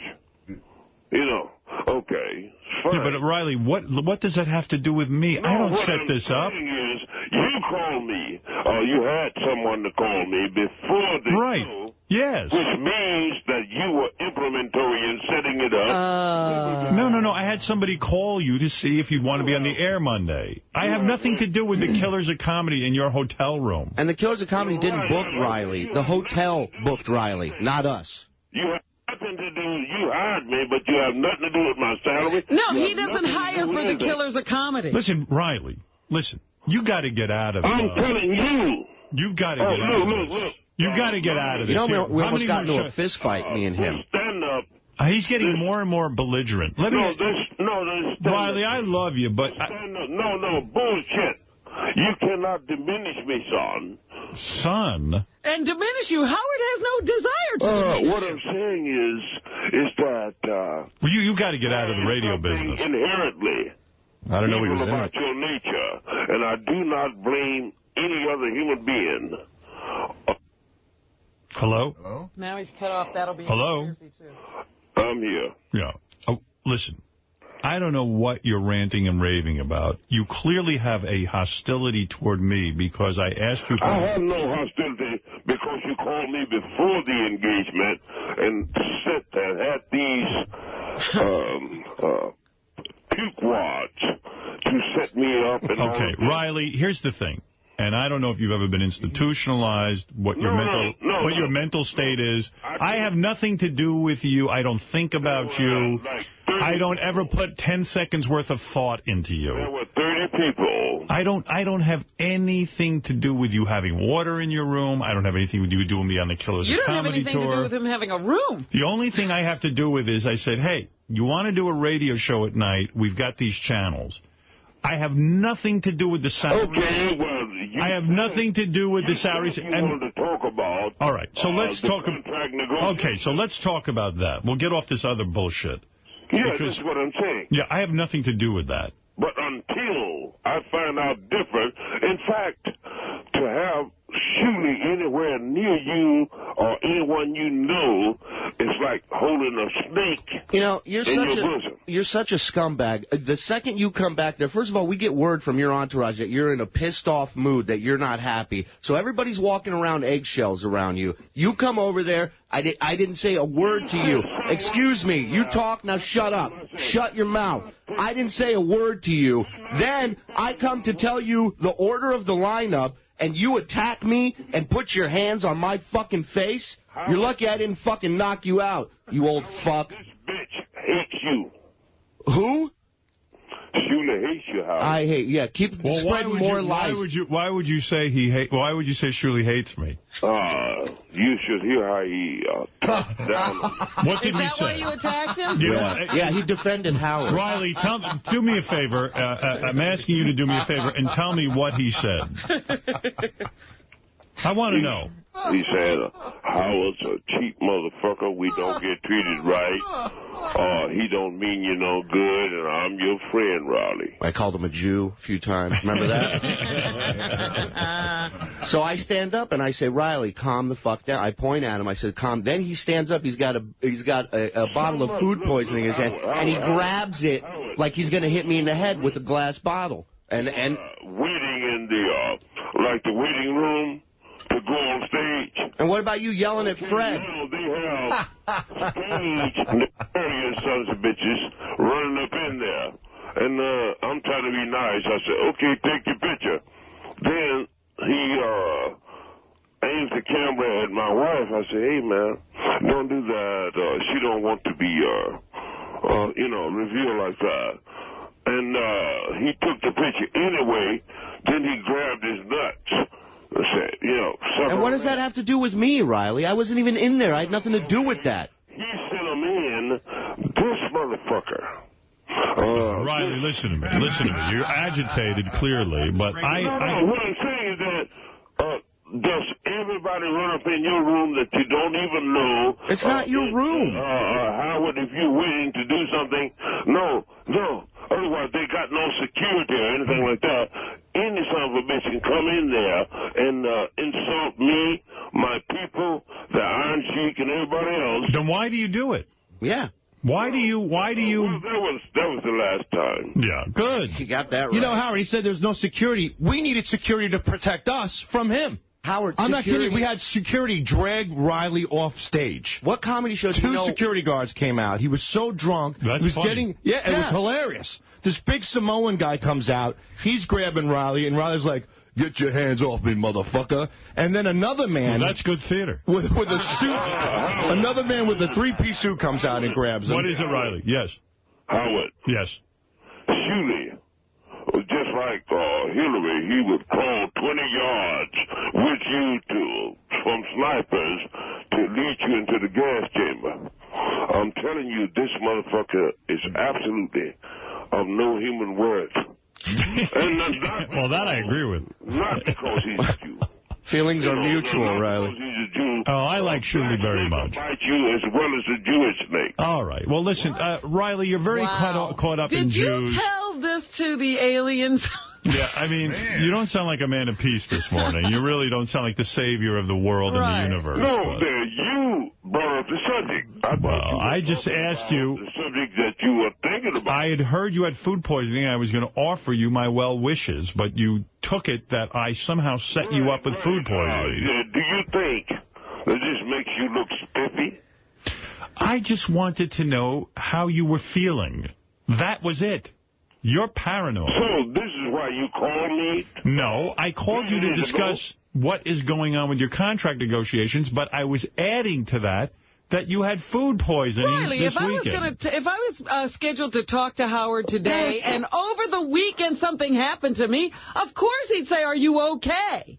I was, look, Robin, I was about to give sway and compliment you on your loveliness. But, otherwise you've been sucking too much of the white boy's dick, so you are still a baboon bitch. So, Riley, let's get on topic. Yes. Okay. All right. You're obviously, first of all, I'm going to say that I would, guys, it's my firm recommendation that Riley and you guys don't mix. Oh, it's not going to happen again. I will kill him if I see that guy in front of me again. I'm so pissed that he... Okay, so you have threatened me, therefore I have a right to defend myself. Yeah, well, you walk around with a weapon. You walk around with that walking stick anyways. You wield it at people. You're sitting there spinning it, threatening people. That's all you do is threat. And meanwhile, when you show up to the green room, you're the one with the biggest fucking entourage. You showed up with 9 people. You got a guy who's your photographer who's in a wheelchair. What kind of sense does that make? Photographer's got a camera 5 feet over his head to take a picture of people. You motherfuckers didn't buy a potato chip. Let me tell you something, Riley. The hotel booked you. They paid you very well, enough for water, okay? That's for sure. So stop crying. We didn't book you for this show. The hotel. Call the hotel that gave you a room for free and a paycheck and go bitch to them about how you didn't have water, you fucking asshole. You're a child. You're a spoiled little baby, and everybody around you gives in to your fucking demands. Go fuck yourself. You are. Is it true you had an entourage of 9 people, Riley? No. Is it true your photographer's in a wheelchair? Is it true you have a photographer? Ask Fred. He came into Fred's dressing room. And they were crying the blues to me. I'm going, dude, I'm not the guy that sets the photography thing up. Apparently, the hotel has very strict rules about photography. And he was like, they were like trying to wheedle me to use some influence. He started yelling at Fred. I have nothing to do with the photography restrictions here. What do you mean? Sorry. Riley couldn't take pictures? He wanted to take video backstage of people. His wheelchair guy wanted to shoot video. And then he starts yelling at Fred because he wants to play a song with the band. And Fred's like, look, we didn't rehearse anything. I don't want to go out there and sound like shit. Right. And Riley's like, well, fuck you, man. You can't even play music. You talking about what? These motherfuckers, damn near old as me, cannot play no blues. All they can play is that deep shit. Are you saying Fred sucks? It sucked for an hour. That's all they were up there for. Well, you suck for a lifetime, Riley, so there you go. That's what I'm saying. They can't. We don't. Riley, I've never seen a more angry man than you. I was nothing but respect. Riley, could you please quiet down for a minute? I was nothing but respectful to you. I said to you, we did not... I said, listen, I was respectful for you. Why are you being disrespectful to me? You are the suck-ass that turned in the little girl. Look at you. What? You son of a bitch. What did I do? What did I allegedly do, Riley? If you had looked out the windows before Auschwitz, you would have seen that motherfucker. Auschwitz? I believe you, Riley. What is he talking about? I believe Riley's right on that. What? He let Anne Frank get it, is what he said. You would have marched Anne Frank into Auschwitz. No, that's not true, right? You do have that Latvian blood. Yeah, well, there you go. Well, that's very, you know what Riley, that was, anything... Wait, can I say one thing? Absolutely. Riley, I could say that that's a very racist comment. Of course. How's that? Of course. You are the biggest racist on the planet, Riley. Riley, did anything good happen? Did anyone treat you right on the whole weekend? The only person... Okay, good. ...that was a decent and noble man was the Sheik. Iron Sheik. Okay. Iron Sheik. Because you didn't want anything from him, Riley. Other than that, there's no redeemable qualities about him. The real is a sellout, suck-ass, underhanded, coke snorting. Who is this? The Reverend Bob Levy. Reverend Bob. Stop listing his credits, Riley. Well, everyone knows that. By the way, the Sheik really loved Riley. And as soon as Riley walks out of the room, she goes, what the fuck is he talking about? Even the Sheik didn't understand this asshole. The Sheik's passed out in the corner. Well, Riley, and guys... I have a serious question for Riley. Have you ever been on medication? Because you should really get on some. I've never seen anybody angrier than you over nothing. You're angry at air. Right. You sorry bitches. On top of that, so Howard is attempting to back you up. Cannot diminish me, son, whether we part company or not. All right. And that's the only reason I was nice to you, Riley, because you have an affiliation with Sirius Radio, and I don't want to screw that up. But had you not had that affiliation, it would have been a different story that night. Trust me, my friend. No, Howard, you think that these... Listen, I want to get on topic. Sounds, these pukes... These pukes. The pukes. That's what they are, the pukes. Are on your side. I do believe they are on my They hate side. your fucking guts. Really? Did they talk to you secretly about this before you all started fighting? Who was it? That Sal? It's funny that they would all confess this hatred to him. to you, Riley. Riley, I hope your photographer got this all on videotape. All you're going to see are nostrils, Howard. Riley. Yeah, okay, they love you. Riley, why do you travel with a photographer? What photographer? A videographer. You had two. You had a guy in a wheelchair and another guy with glasses. The Wiz has got more brains in his little finger. And he's named The Wiz? His name is The Wiz. He's got more intelligence in his little finger than all of you motherfuckers put together. All right, listen to me. That's why he hangs out with you. Well, look, Riley, I don't know what's going on with any of this. I know you think there's some big conspiracy led by me to sabotage your life. You didn't even know it was a weekend conflagration. Right, so you brought it up, didn't you? I brought up the fact that the guys told me you were sick this weekend, and I was asking how you were. Because they're going to tell you, Howard, we love you, and all that, and the motherfucker will stick a knife in your nuts if they had a chance. Unlike you. Yeah, you would never do that, right? By the way, Howard, after all this, yes, Sal. I kid you not, 9 o'clock in the morning, I see Riley engaging in food poisoning at the bar. The very next day after the show. So 9 in the which one morning. of these guys, Riley, hates me the most? Sal, Shuley, Fred? Richard was there. Which one should I really watch out for? Bob Levy? Shuley really hates you. Shuley. He's a product I'm the head of his sister and his uncle. His what? He's the spawn of his, say, uncle and grandmother, father or something. I mean, his uncle and grandfather had sex and Shuley came out? Yeah, right, and spawned him. Thanks for explaining that. All right. And that's saying wonderful things about him. Can you imagine Shuley's uncle and grandfather had sex? He wasn't even born of woman, is what he said. That's right. It's amazing. You were born of man. Came out of an ass. Came out of an ass. Well, makes sense. Let me tell you something, Riley. I'm going to tell you what I'm hearing this morning. Before we even open up. Well, no, you set me up. Well, I told you I don't have anything to do with this. This is a gig you booked.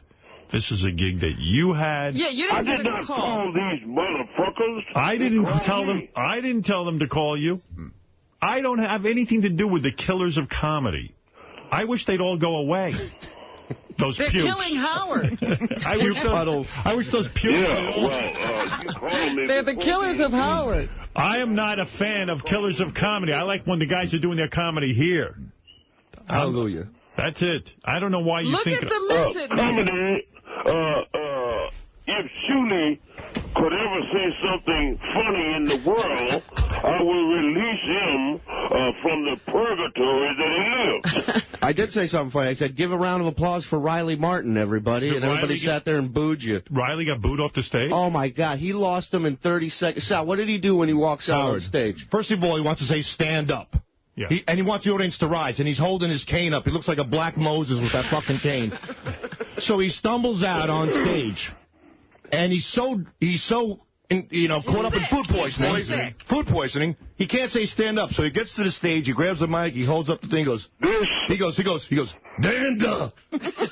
Dander? Yeah. Dander. He goes, Dander. And everybody starts looking around like they're being punked. They're looking for cameras. And then he goes, I said Dander, motherfuckers. And they start booing. Now they're booing, and we're panicking, and the sound man looks at me and goes, what the fuck should we do? I go, keep the mic up. That's what you should do. Hold on, wait. So then he picks up his cane, he starts stomping it on the stage. He goes, hey, ho, do-da, do-da, never do-dee-ba-do-ho, do-da, day. Now they're really booing. Now Shuley runs out as damage control. He's still singing do-da, day. Then the big fat Samoan security guard grabs him by the other arm. He's like, get your hands off me, motherfucker. Do-da. Audience is booing, and then the fat man with the suit comes out, and all three of them drag him off. Yeah, now what do I have to do with that? Did I put the That was his You whole... set him up. You set him up. No, apparently you did, Howard. Oh, I did. This nuts of an inchworm. Sal, you mean? They had it all planned. How did they had it all planned. How did they plan you sucking like that? Look, baby, if if I bombed, okay, fine. But these sons of bitches had worked up to it by disrespect, exclusion, cheapiness. Stinginess. You understand? Stinginess. Up until that time, they played it like a fiddle. And you fell into it. Does Camptown Races normally get a better reaction than you do? His whole staff was like apologizing to me, saying his buddy Nino's like, listen, I'm so sorry. He says, I don't know what to do with this nut. I'm ready to jump out a window. He says, I can't control him. Nino and Iran, they have sucked dicks because they thought you people were human beings, and they were trying to make apologies and stuff like this. Why? Because they're sellouts. When you would flush them all down the toilet, as well as Howard, if you could, you filthy son of a bitch. But that's what you do. All right. Listen. This is going around in circles. Yeah, I'm just and I don't think the negotiation is going to be any better. I'm going to... Good luck, what? Jim. What did you have someone to call me for? I had someone call you because I was informed that you have 2 more shows left on the radio. Of course. And that, well, you say of course. We don't, this is something that is news to the audience. And that I was wondering what was going to happen. I was going to call in Tim and find out if Riley's show was going to be renewed. Now, Tim, how are the negotiations going? Riley approached... hold on. What mic is that, please? Thank you. Yes. Good morning, Howard. Yes. Riley approached us with the 5 points that he wanted to fill his request here. He wanted a better time slot. Oh, well, look. Does Howard discuss his salary? Does Robin discuss what she's getting? Does Artie discuss what he's getting? Does Fred discuss what he's getting? No. I don't want to talk to you on the air about this bullshit. If you're going to do the right thing, then you do it. Don't get on here trying to showboat. All right, fair enough. Now, Riley, here's the thing. I have a feeling this time it's not going to work out. Oh. I do. I have a terribly bad feeling about this. Okay, I owe you 2 shows. Right. Okay. You could, at this moment. Yeah. You can nullify that. Say, well, don't give us the 2. Is that what you want? Is that what you want? That's what you want. No. I would like you to... Listen, Riley, you don't know what I want. Shooting sending motherfucker. Now, Riley, here's what I want, since you've brought it up. You want to hear what I want? This radio business is too stressful for him. It is stressful for him. But let me just say something. When I came to... why don't you do another man-titty show like Who Up on the Earth would find that interesting? All right. Well, maybe somebody. Well, we have to program to more than you, Riley. What was that show? A man-titty show? Yeah, he just didn't like that. Oh, okay. Well, how could I, in my wildest dreams, want to look at a man's titty? And you did it 4 hours. All right. Riley, let me say that... Diminishing of your character. Okay. That's a good point. Well, all I'm saying is that... You watched that man boobs thing on TV, and you tell me if you don't think it was worthy of my character. I was diminished. I was diminished, but it was worthy of my character. All right, Riley, let me wrap this up and tell you what I want, since you seem to think you know what I want. I'm going to explain this to you once. You will not understand it, but I will explain it to you anyway. My intention with you was to say to you, Riley, it was one of the times you were a guest on my show. I said, Riley, why don't you go on Howard 101 and do an hour show? And you did it, and I like the way you do it. I like your show. And why don't you say, look, pay the man some change. Okay, so let's continue this. Let me finish my statement. You wanted to finish your statement. I'll finish my statement briefly, and then you can make your comment. And I said, I like Riley. Riley's always a good guest. Let's have him on the air. I saw it as an excellent opportunity for you, and I went to Sirius and I said, hey, that went pretty well. Why don't you hire Riley? After that, it's out of my hands. Now, hold Wait it. a minute, Hold he's not it. finished. I didn't finish. I didn't finish. You should listen rather than speak so much. Okay. So I said, look, I like this guy, Riley. Why don't you give him a show? I've done that with many people. You know, I did that with Bubba. I said, I like Bubba. He's not my employee. I have nothing to do with it. Sirius said, we are going to go talk. If you like him and you want him on, we're going to go talk to him. They went and spoke with him, and they hired him. Same with Pharrell. They went to Pharrell, and they hired him. They spoke with him. So each and every person down the line, same with Robin, same with Fred, same with Gary. I said, these are the team that I want on my show. This is the team I want on my show. They went and spoke with him, and they made a deal. Now, with you, it's the same thing. I said, you know, Riley's a good guy. I think the audience would be really tickled hearing him on the air. And I said, would you hire him and pay him? And they were like, if you like him, we'll go hire him. What they pay you is their business. It went that way with Jackie. Jackie didn't like what he was being paid, and Jackie... It went that way with Bubba, didn't it? And it went that way with Bubba and Pharrell. I bring up... stand in for them. And I bring up Jackie because Jackie never liked what he got paid by K-Rock, but I didn't pay him. I don't pay him. I don't want to be in the business of paying people. I'll do the show myself if they can't find anyone to work with us. He's not funny. Okay, fair enough. Okay. That's your opinion. I think he is funny, but Howard, yeah. What you are interested in is having these maggots to ambush me. No. Get off that. We're talking about the negotiation. I don't have anybody working for me on the weekend following you around and ambushing you. I know you don't believe that, but I don't know how else to explain it to you. I really am not in the business of ambushing people. I have a lot of love and respect for you. Good. Well, I have the same for you. You've come down the road, but I've given you a year and a half. Yes, you have. And what I'm saying to you is that if I have not proven myself by this time, right, then I shall bless you and leave you kindly. But if I am worth it, then don't let me die broke. All right. Well, what I'm saying to you is that whatever they decide to pay you is their business, and it's your business to decide whether it's enough money for you. You want to discuss it on the air. No, I don't want to. If you want to discuss it on the air, I will.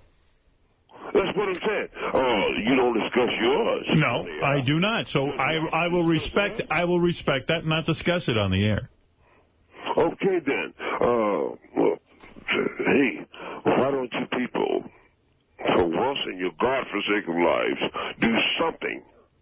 I don't think it's going to work out. Decent. Tim, I don't think it's going to work out. This is going to be difficult. I have a bad feeling about it. It's too stressful for Riley. And it's of course. But, Howard. Yeah. But anyway, people still want the information somewhere. Well, maybe you can give it to them on another station. Well, you know, there are lots of outlets. And this is what you want. I don't think you'll... Which is why you sent those maggots after me.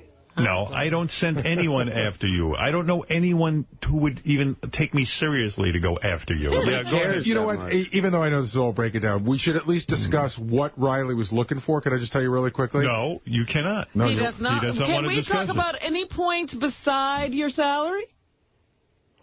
Yes, you may, my dear. So give us the other point. Yeah, don't discuss salary. Okay, all right. He wants a longer show. Okay. Right, Riley? That probably wouldn't happen. I want a longer show. Tim, is that going to happen? No. Okay. And you want to do a term for 1 to 2 years, correct? Tim, why don't you go back and play with your cousin again? What? Because your cousin.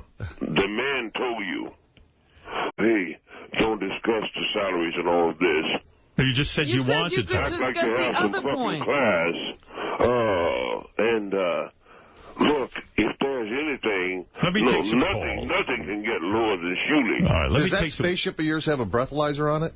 Tim, are you having an affair with your cousin? I mean, it seems that Riley knows something. With your cousin. Hey, Riley, let's see if we can't get the public to speak on this. Tim, go ahead. You're on the air in Westchester, Pennsylvania.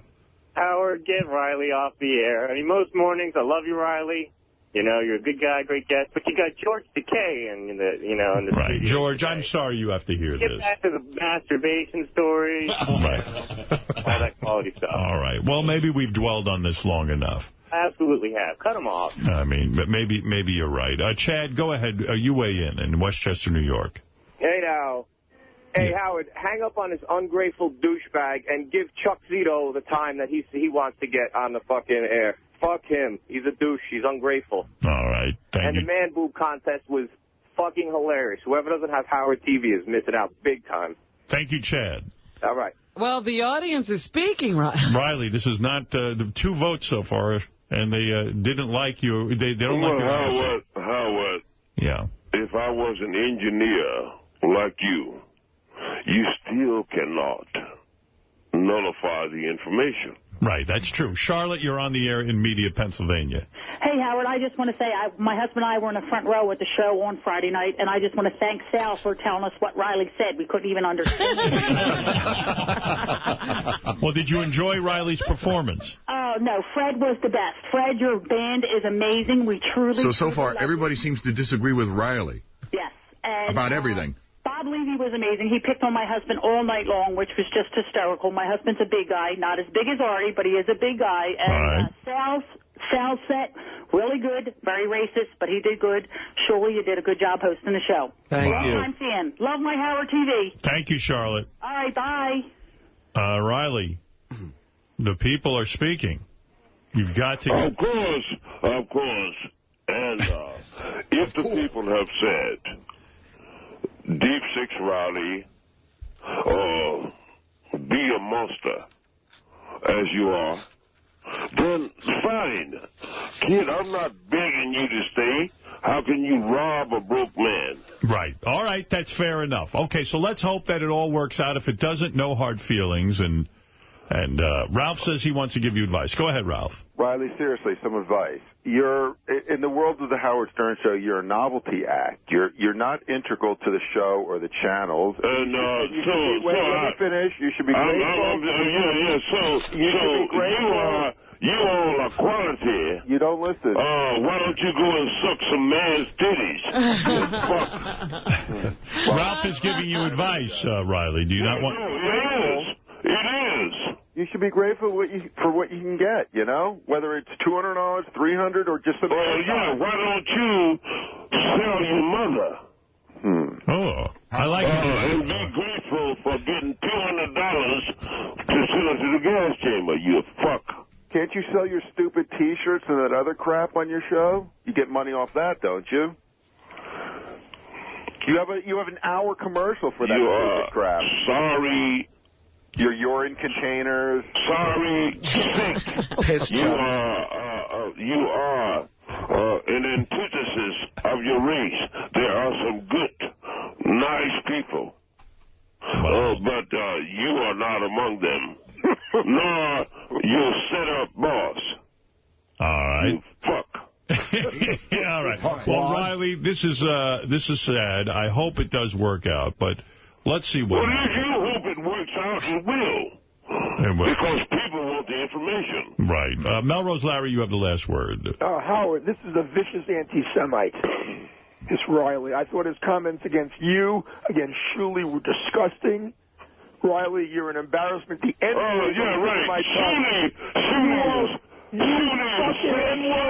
You fucking ungrateful N-word. Yes. Say Shuley. He would. Stab you in the back and fuck your daughter. All right.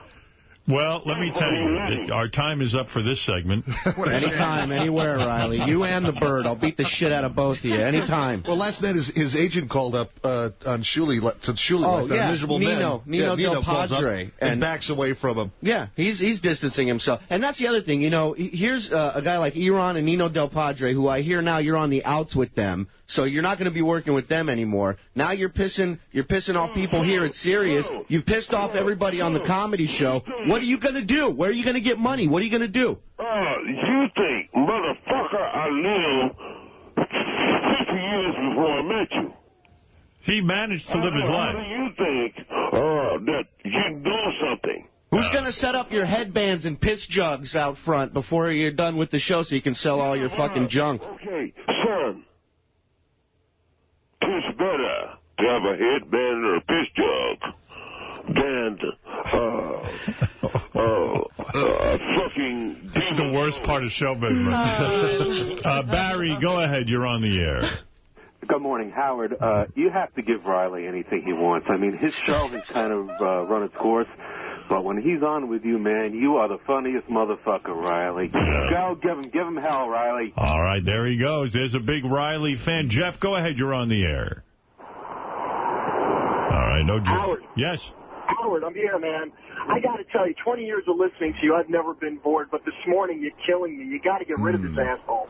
All right, well, I thought nothing to the show, Howard. All right, well, other people seem to think he's killing today. Let's go to Brian in Toledo. Yeah, Riley's great, man. I mean, Howard, you started out as a controversial voice, and maybe Riley just needs a chance to get his view out there. Yes. Pass the torch, Howard. Yeah, I've passed the torch to Riley. All right, Brian, thank you. Shuli, thank you. Right. Sal, thank you. Tim, thank you. Riley, thank you. Good luck on your negotiations. And good luck on your negotiations. I hope they work out. If you hope it, Howard, then it would happen. All right. And we wouldn't have to go through all of this. Right. All right, Riley, best of luck. Take care, kid. Take care. There he is, Riley Martin, one of the hosts on Howard 101, 7 o'clock. No, excuse me, midnight. Midnight on... Is he on tonight? No, tomorrow night. I think it's tomorrow night. Which shows you how much time I've put into thinking about Riley. Well, you're setting him up. It's tomorrow night. Yes. Thank Didn't you spend all weekend thinking about how to set him up? George, I apologize. You know, I don't like to have you see this kind of disharmony. And the infighting that goes on. And the infighting. Well, I kind of try to present an image to you. That we're one big happy family. Yes. And sometimes even happy families have to have arguments. Well, you know, it's a typical family. Dysfunctional. That's and right. You have that dysfunctional member of the family. But, you know, I was really impressed by how the rest of the team seemed to agree. All right, George. And who knows? Who knows what will happen? I'm sitting here wondering how the aliens feel about being represented by such a racist. I'm freaking out that Tim's having an affair with his cousin and that Shuli's uncle and grandfather had sex and had him. And spawned him. That's right. By the way, the Iron Sheik will be stopping by this morning. And maybe we can get his take on this whole thing. Yeah. Well, I doubt it will add much to any of it because, you know, the Sheik is coming in. I guess he's promoting a new DVD that he made. He made a DVD? He made a DVD. And, you know, I was listening to it, and he started to talk about Bubba the Love Sponge, and I can't even figure out what the Sheik is talking about. He either hates Bubba or loves him. I don't know what. I don't even understand what the Sheik is saying. Maybe there will be no clarity on the show. No, there'll be no clarity at all whatsoever. I mean, it's like... Howard the Stone, I have a lot of respect for you. But the people kiss your ass, kiss your hand, like that Bubba, what do you call him? Bubba the Love Sponge. Bubba Love Sponge. You're the loser. You're not Bubba. Bubba, that means all country father. We call the father Bubba. That means Bubba is the leader of the house like father. We call him Bubba. You're not Bubba. You are boy fat piece of shit. Garbage. And you put your boots on and you want to come wrestling with me in the Mr. Howard Store studio? You was lucky. Respect for the Mr. Howard Store. I didn't beat the fuck out of you. Even I'm 65 years old. Even I'm handicapped, walk with a can. But still, anytime you want, Bubba, I did arm wrestling with you. And I wrestling with you. And still I can beat the fuck out of you. You insult me. Bubba, you lucky. I don't have to... And it goes on and on and on. Wow. I need subtitles for this. And, I mean, I saw the DVD, and at one point, I guess this is from his DVD. I saw something... He's like, pointing at the talking into the camera with them? I saw a piece of tape where he pulls his pants off and he starts mooning, and then he's showing his penis. Ooh. It's wild. Who is this DVD for? I don't know. We'll find out when the sheet comes in. But anyway, we have a lot to get to this morning, George. There is so much to be done. We have you here all week. I'm excited about that. So much has happened already. Yes, a lot to think about and a lot to talk about during this commercial break. George is here. George Takei, of course, the great actor and now singer. What's going on with Heroes? I don't see it on anymore. When is it coming back? Well, you know, we had a writer's strike, and now there's the possibility of an actor's strike coming up. Oh. The actor's contract runs out on June the 30th. But the writers are back, and they're busily working on the third season. Oh, good. Can't wait. We shall see what happens. Yeah, this season ended already. Love to watch that show. So yeah, good. It's a great show. And you're good Very on imaginative. it. You know,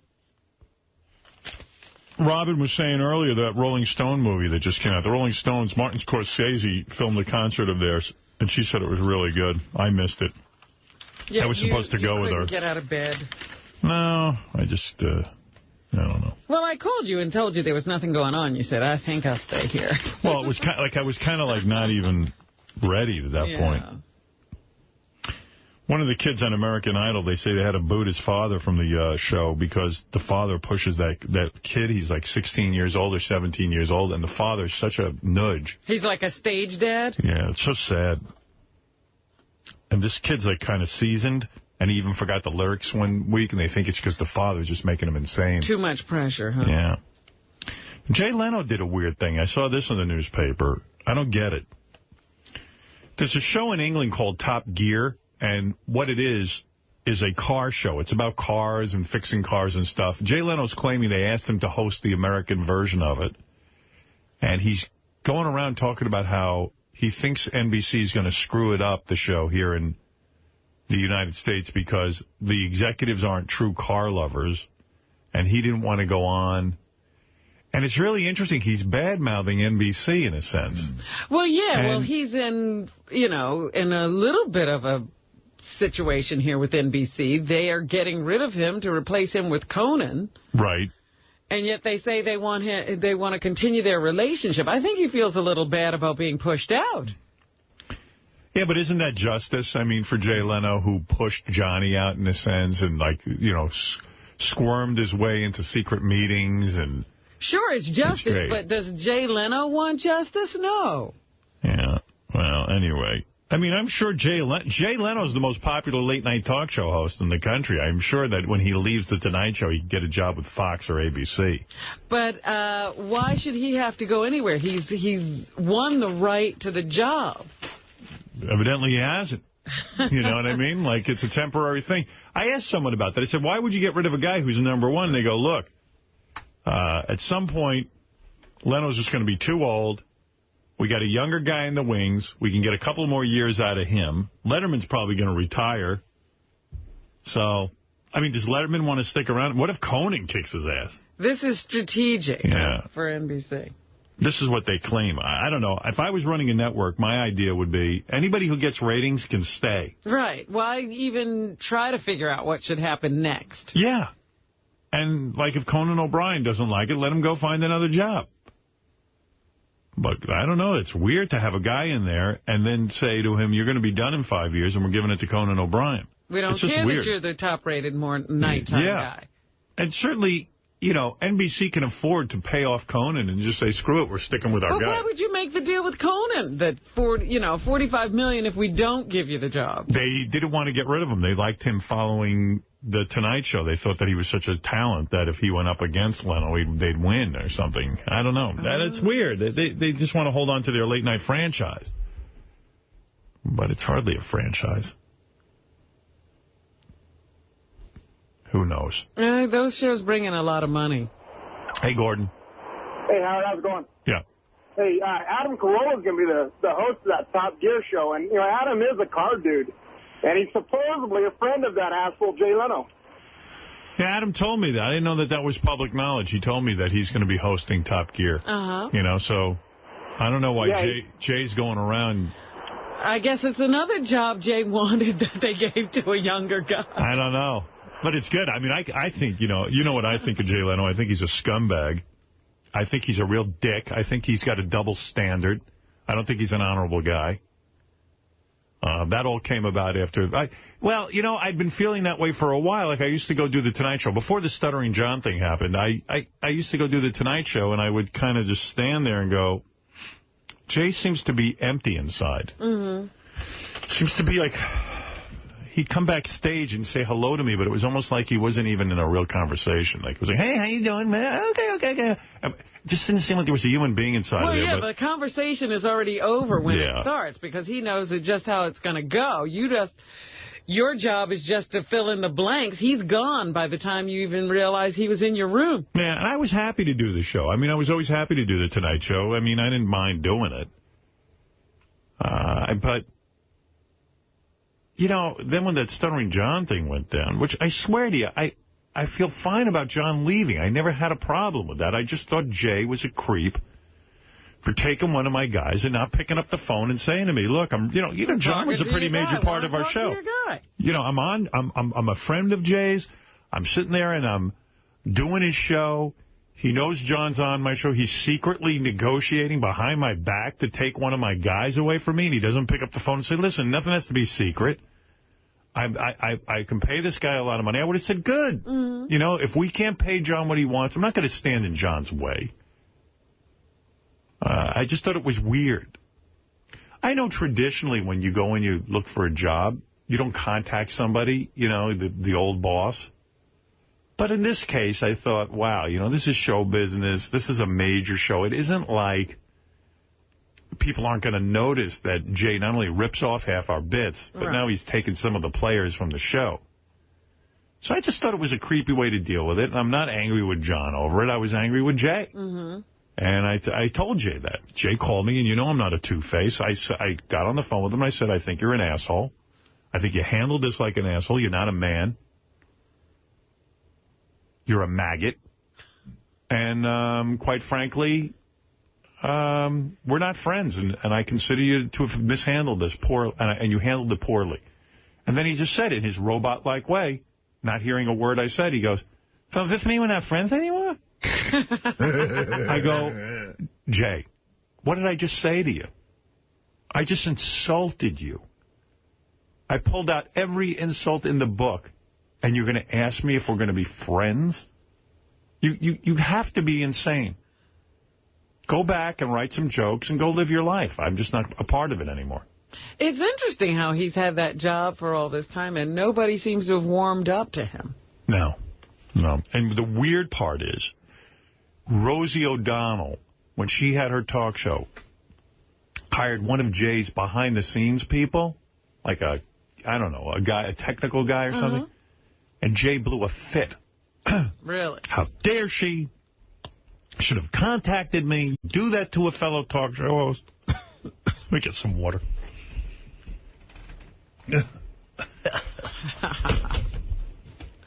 So he had this conversation with her about a guy who wasn't even somebody you'd know on the show or on the staff. Right. I had no idea there was all this intrigue going on behind. Oh, you are naive, George. No, I really don't watch that show that much. I don't stay up that late. You know, there really is no intrigue. No, there isn't. It's just my thing. You know, all the stealing from each other. Well, here's the thing. People and I mean, Jay loves to sit and go, oh, Howard thinks everyone steals from him. And that's such a cop-out. I mean, his writers are huge fans of my show.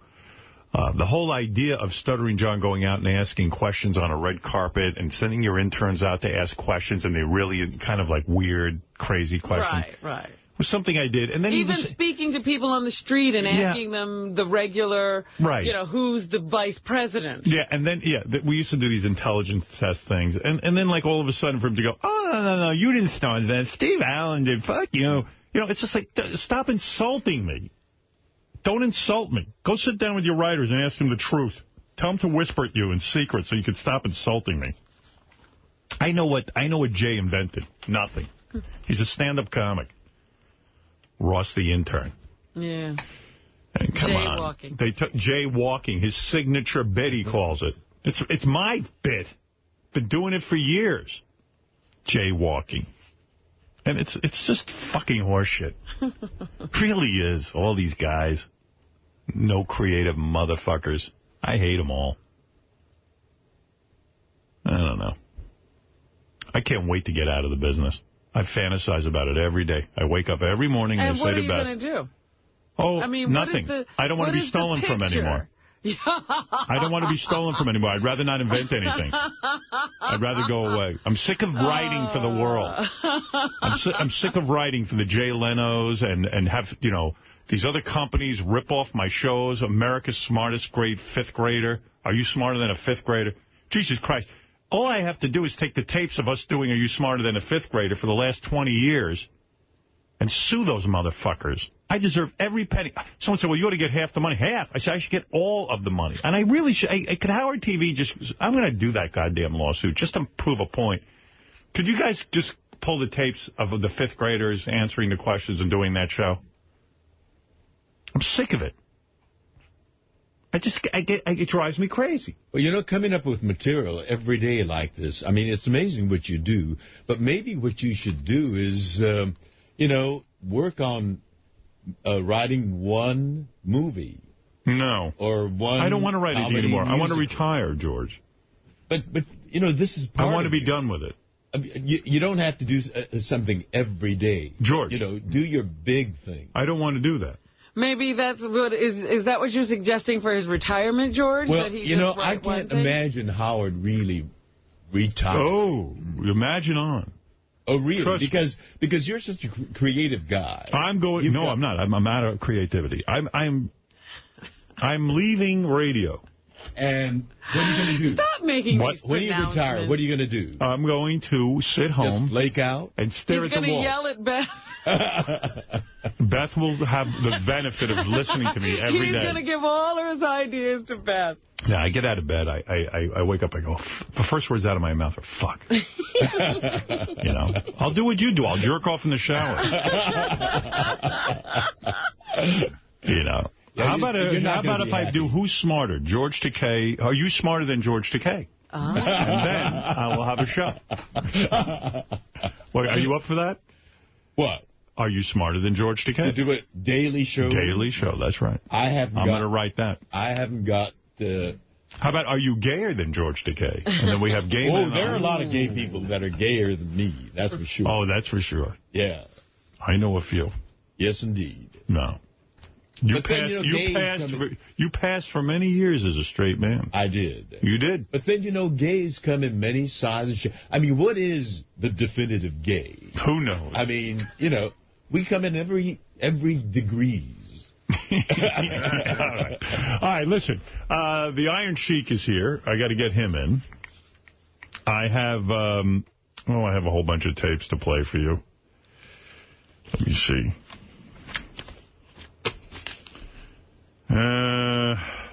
I'm just trying to figure out if I should do this now or not. What's that? Hey, did you see that Jack Klugman is suing NBC? I thought that was odd. Jack Klugman is, for those of you who don't know, was this actor who was on a show called Quincy. He was also on The Odd Couple. Yeah, but Quincy was his show. Quincy was his show. Right. His production company was like a co-owner and the producer of the show. What'd you get, Botox? You look younger. Wow. Who? You. Me? Yeah. What do you mean younger? I don't see a wrinkle. Wow. Well, no. How old are you now? Going with nature. How old are you? I'm 70. You're 70? I'm 70. Do you realize, George, you're just 5 years older than Mick Jagger? You look 10 times better. I know. Wow. Well, but then he's had a much more strenuous life. You know, the Asian face ages better than the Caucasian. You haven't met my younger brother. I haven't. Most people think he's my older brother. Really? And I haven't done a thing other than just take care of myself. You look like a guy 50. That's what they tell me. Do you dye your hair? I do. You do dye it? I do that. I do fess up to that, but no Botox, no... You've never had a treatment? No, nothing. You're not, getting sheep's blood injected or... Let me look at you. I don't believe in those taking things. turpentine baths? Do I look younger than when you last saw me? Yeah, you look ago? better. Really? What did you do? Did you do something different? I don't know. It must be rehearsing for...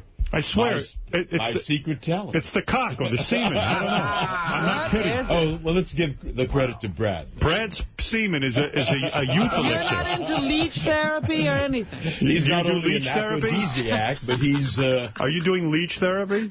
I'm not doing anything. Demi Moore is doing leech therapy. Did What's you know? that? They stick leeches in her belly button. They suck the blood out of it. Good God. Yes.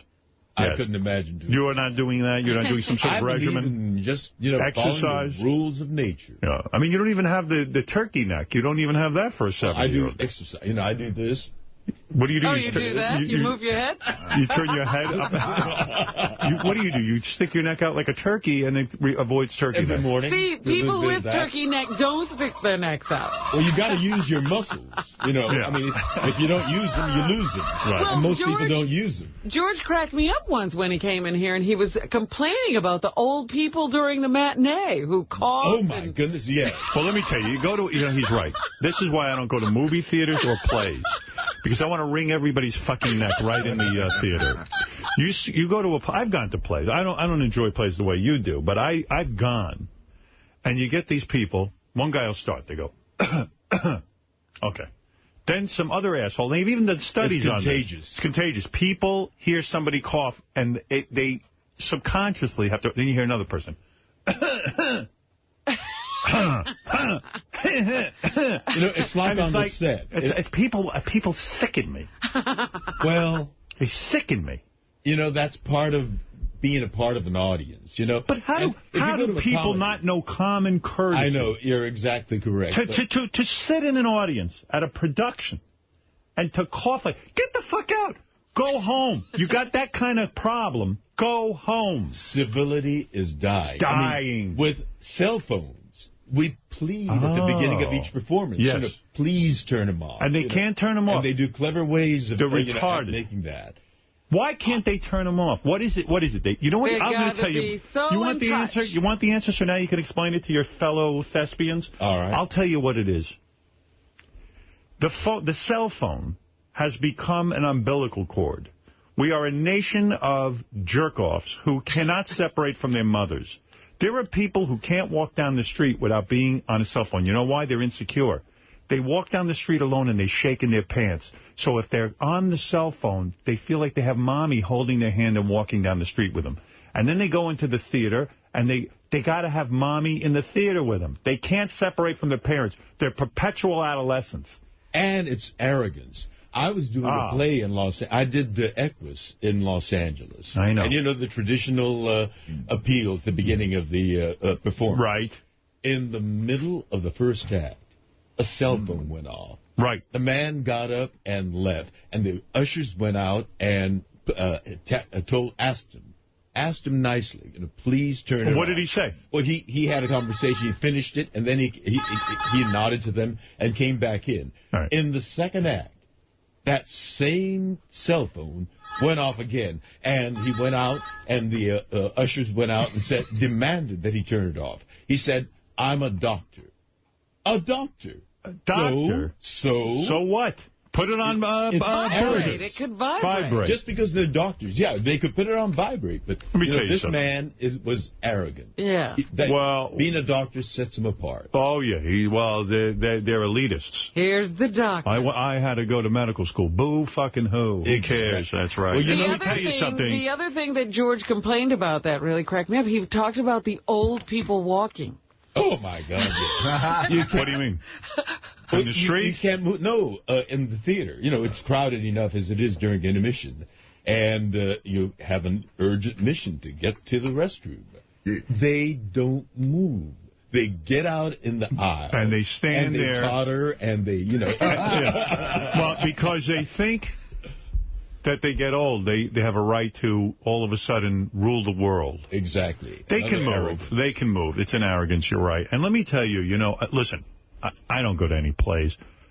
And I'm proud of that. Oh, no. And I know about this Equus. I never saw Equus, which George, I'm sure, was brilliant in. Yeah. That's about some guy Leonard Nimoy. A guy fucks a horse, right? Is that what that's about? Yes. That's all I know. Blinds a horse. He blinds it and fucks it. Well, he has, sensual relationships. With a horse. With a horse. And an animal. Now, not my character. No. I'm the psychiatrist. Oh, I see. You have to hear about all It's a young boy who does that. Well, anyway, look, Iron Sheik is here. Yeah. You want to say hello to him? Certainly. He looks well. You saw him? Have you met Iron Sheik? He was here once before. I thought so. Yeah, all right. Well, I wish Artie was here today because I know he does an impression of the Iron Sheik. Yes, and he likes to work on it when the Sheik is here. But let me say hello to the Iron Sheik. He's out promoting a bunch of different things. He appears with the Killers of Comedy. He also, there he is. That's the Iron Sheik right there. Guy's a very famous wrestler. Yes. How are you? Hello. Good to see you. That beautiful friend, that Jimmy, he watched the Iron Sheik many years. We'll say it on the air. What is that, Iron Sheik? What did you say about Jimmy? Jimmy Howard, first of all, I want to say hello to you. Hi. To you, Mr. Howard, and all your employees. Right. Pleasure again to invite me again one more time here. Yeah. Jimmy, Robin, my friend, or fiance. Robin has a boyfriend named Jimmy Florentine. That's yes, right. sir. Yes. Yeah, he's a party killer comedian star. He's one of the nicest men. He watched the Iron Sheik since he was very, very young. Like your step-grandfather bring you to Miami to watch the Iron Sheik. Yes. Jimmy, and I want to tell Robin, Jimmy is a very, very nice man. You know that Jimmy, Robin's boyfriend, wrestling plays into this, actually. Jimmy worshipped the Iron Sheik and many wrestlers, and he had a terrible incident. What happened to... take a seat, Sheik. You relax. Yeah, relax. I mean, why shouldn't you relax? Because your headphones. Sheik, hold on. Put those things... Can you get them? Can somebody help the Iron Sheik? I get excited, I see it. It's all right. Sheik, it can happen to anybody. Uh-oh, now they're on back. They're on back. Help the Iron Sheik out. Oh, good to see you, Tommy. Yes. Tony, yes, you're a good member. Those headphones are my curse. Thank you, sir. All right, thank you, Sheik. Yes, sir. Pleasure. I was going to say, you brought up Robin's boyfriend, and he had a terrible story. I don't know if you know what's happening in the audience when you're wrestling. Yeah, when he was a young man, he was 14 years old, a pedophile. You know what a pedophile is? No, sir. I'm glad you asked me. This is a man who loves young boys. Put Jimmy on his lap. He said, do you want to sit up close so you could see the Iron Sheik? And he tried to have sex with Jimmy when he was a 14-year-old boy. Did you know that? No, I didn't know that. He would use the wrestling pictures. He'd have pictures of the stars. That's right. That was going on. And he had better seats, and he would go up in the stands and take young boys down and have them sit on his lap while they watched you wrestle. That's right. Wow, I didn't know that. Isn't that a beautiful story? Yes. Yes. Yes. Anyway, so, Sheik, how have you been? Since last 6 months, I'm working for the killer comedian star Bob Levy, Shuley. You are on the Killer of Comedy tour. Yes, sir. And you actually like them. Oh, I loved them, and I had a great time. Even Mr. Raleigh, last time I saw him, as a matter of fact, you talk about him. Riley Martin. Yeah, Riley Martin. I'll be honest with you, Mr. Howard. He was very nice to me. He gave me that Indian gift. Yes. And he told me, Sheik, any money, anything you need, tell me. Right. Well, I said, well, God bless you. Thank you very much. Right. And he's offering you money. He has no money. Exactly. But at least his heart wasn't big to offer me that. But one thing I didn't like, some jabroni come in the locker room, and he want to take a picture, and that guy, he said, everybody look at me here. And that was kind of rude. Mr. Raleigh get mad. I get mad. I chase that guy, and he get the fuck out of the locker room. Well, you know, this sounds like this Killers of Comedy tour. Nothing but trouble. It sounds like a freak show. I mean, it sounds wild. Nothing but trouble. Do you get along with Beetlejuice? I know he is one of your co-stars in the Killers of Comedy, Beetlejuice. And I heard that you guys fight all the time backstage. Not really. You know, I'm not against. I'm not prejudiced. But I'll be honest with you, Beetlejuice. he treats some people good, some people bad. Right. But the one night he had a room with me, and I said, this is the first time. You had a room with him? Yeah, the You promoter. shared a room with Beetlejuice? No, the promoter of the California, yes. Mr. Sequoia, says, Sheik, you don't mind tonight, Beetle come in your room. I said, well, I don't know him very well, but if you want to come and you guys talk, no problem. Right. But that was the first time and the last time.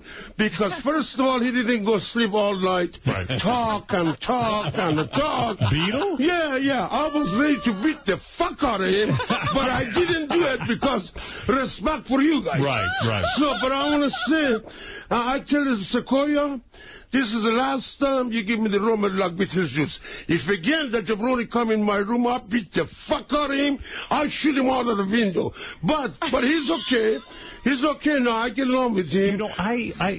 First of all, I can't believe that somebody would book the Iron Sheik into the same room with Beetlejuice. Beetlejuice requires care. I love you. Thank you, sir. I mean, that's an insult. That was an insult, and I tell Mr. Sequoia, this is the first time you bring me to California, and you give me the room at Beetlejuice. I'm not prejudiced, right. But I prefer to have by myself. Then Beetlejuice come my room on this and talk, and he used the tuvalet, never flash the water, a stinky room. Yeah.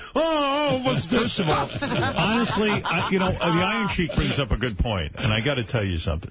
I mean, the Iron Sheik is a wrestling icon. Sure. I mean, a guy who is well respected. Beetlejuice is a special case. He needs a care person to stick Beetlejuice in a room. Why would you do that? Well, Because he can be nothing but problems. Beetlejuice sometimes makes in his pants. Right. Exactly. I mean, this is a kid who needs care. Where's the Iron Sheik going to care for? I can't even believe what I'm hearing. It was the worst night. I'm your country, Mr. Howard, 45 years. What does he talk about? Oh, just talk. How you do that, how you did this. The talk, he said he was a coach for Muhammad Ali. He was a coach for George Foreman. He was this, he was that. All law and bullshit anyway. Right. So I just listened. I listened from here. From here was gone. Yeah. He talk and talk till I go sleep, and finally I get up to use the washroom, and it stink all over. No flash toilet. That was the worst thing there's to go. Did he make in his pants? Was he able? Exactly. He did? So, and he go back and forth, open the door, close the door. That was the worst night I had, Mr. Howard. No. 45 years I'm in your country. That was the worst night I had in my life. Were there at least 2 beds? Yeah, it was a 2 bed, but still, he never keep his fucking mouth shut. And does he talk and talk and talk? And he sleeps naked, right? Exactly. So there he is. Look at the disgusting, that fucking jabroni. I can't fucking believe it. He should have a room with Hulk Hogan or Archibald Ward or Brian Brad, not the legendary Sheik, like my good friend Tom Brady said. Sheik, you are the people champion. Right. But Hulk Hogan is a gay bar champion. He was a monster for a gay bar. So that means Hulk Hogan and Beetlejuice, you guys should have a room together. Not with the legend Iron Sheik like Tom Brady said and my good friend Big Jimmy said it. When you say that, Hulk Hogan, you know what kills me? I know you don't have a lot of money. Hulk Hogan, he's got millions and millions of dollars. Big houses. How did you not get... Did you just wrestle too early in life? In other words, you didn't come along at the right time? Absolutely, Mr. Howard. But Hulk Hogan have a lot of money. But one thing I have, he cannot afford to buy that gold medal. Same thing for Mr. Donald Trump. Mr. Donald Trump, you beat my boss, Kennedy McMahon. You shave his hair. And I want to let you know, Mr. Donald Trump, I'm already mad at you, too. Because, Mr. Donald Trump, you beat my boss, Kennedy McMahon. You shave his hair. But I want to let you know, Mr. Donald Trump, I'm an old man, 65 years old. Right. If you come challenge with me, and you beat me in the arm wrestling, and I have a best boss, Mr. Howard Stern.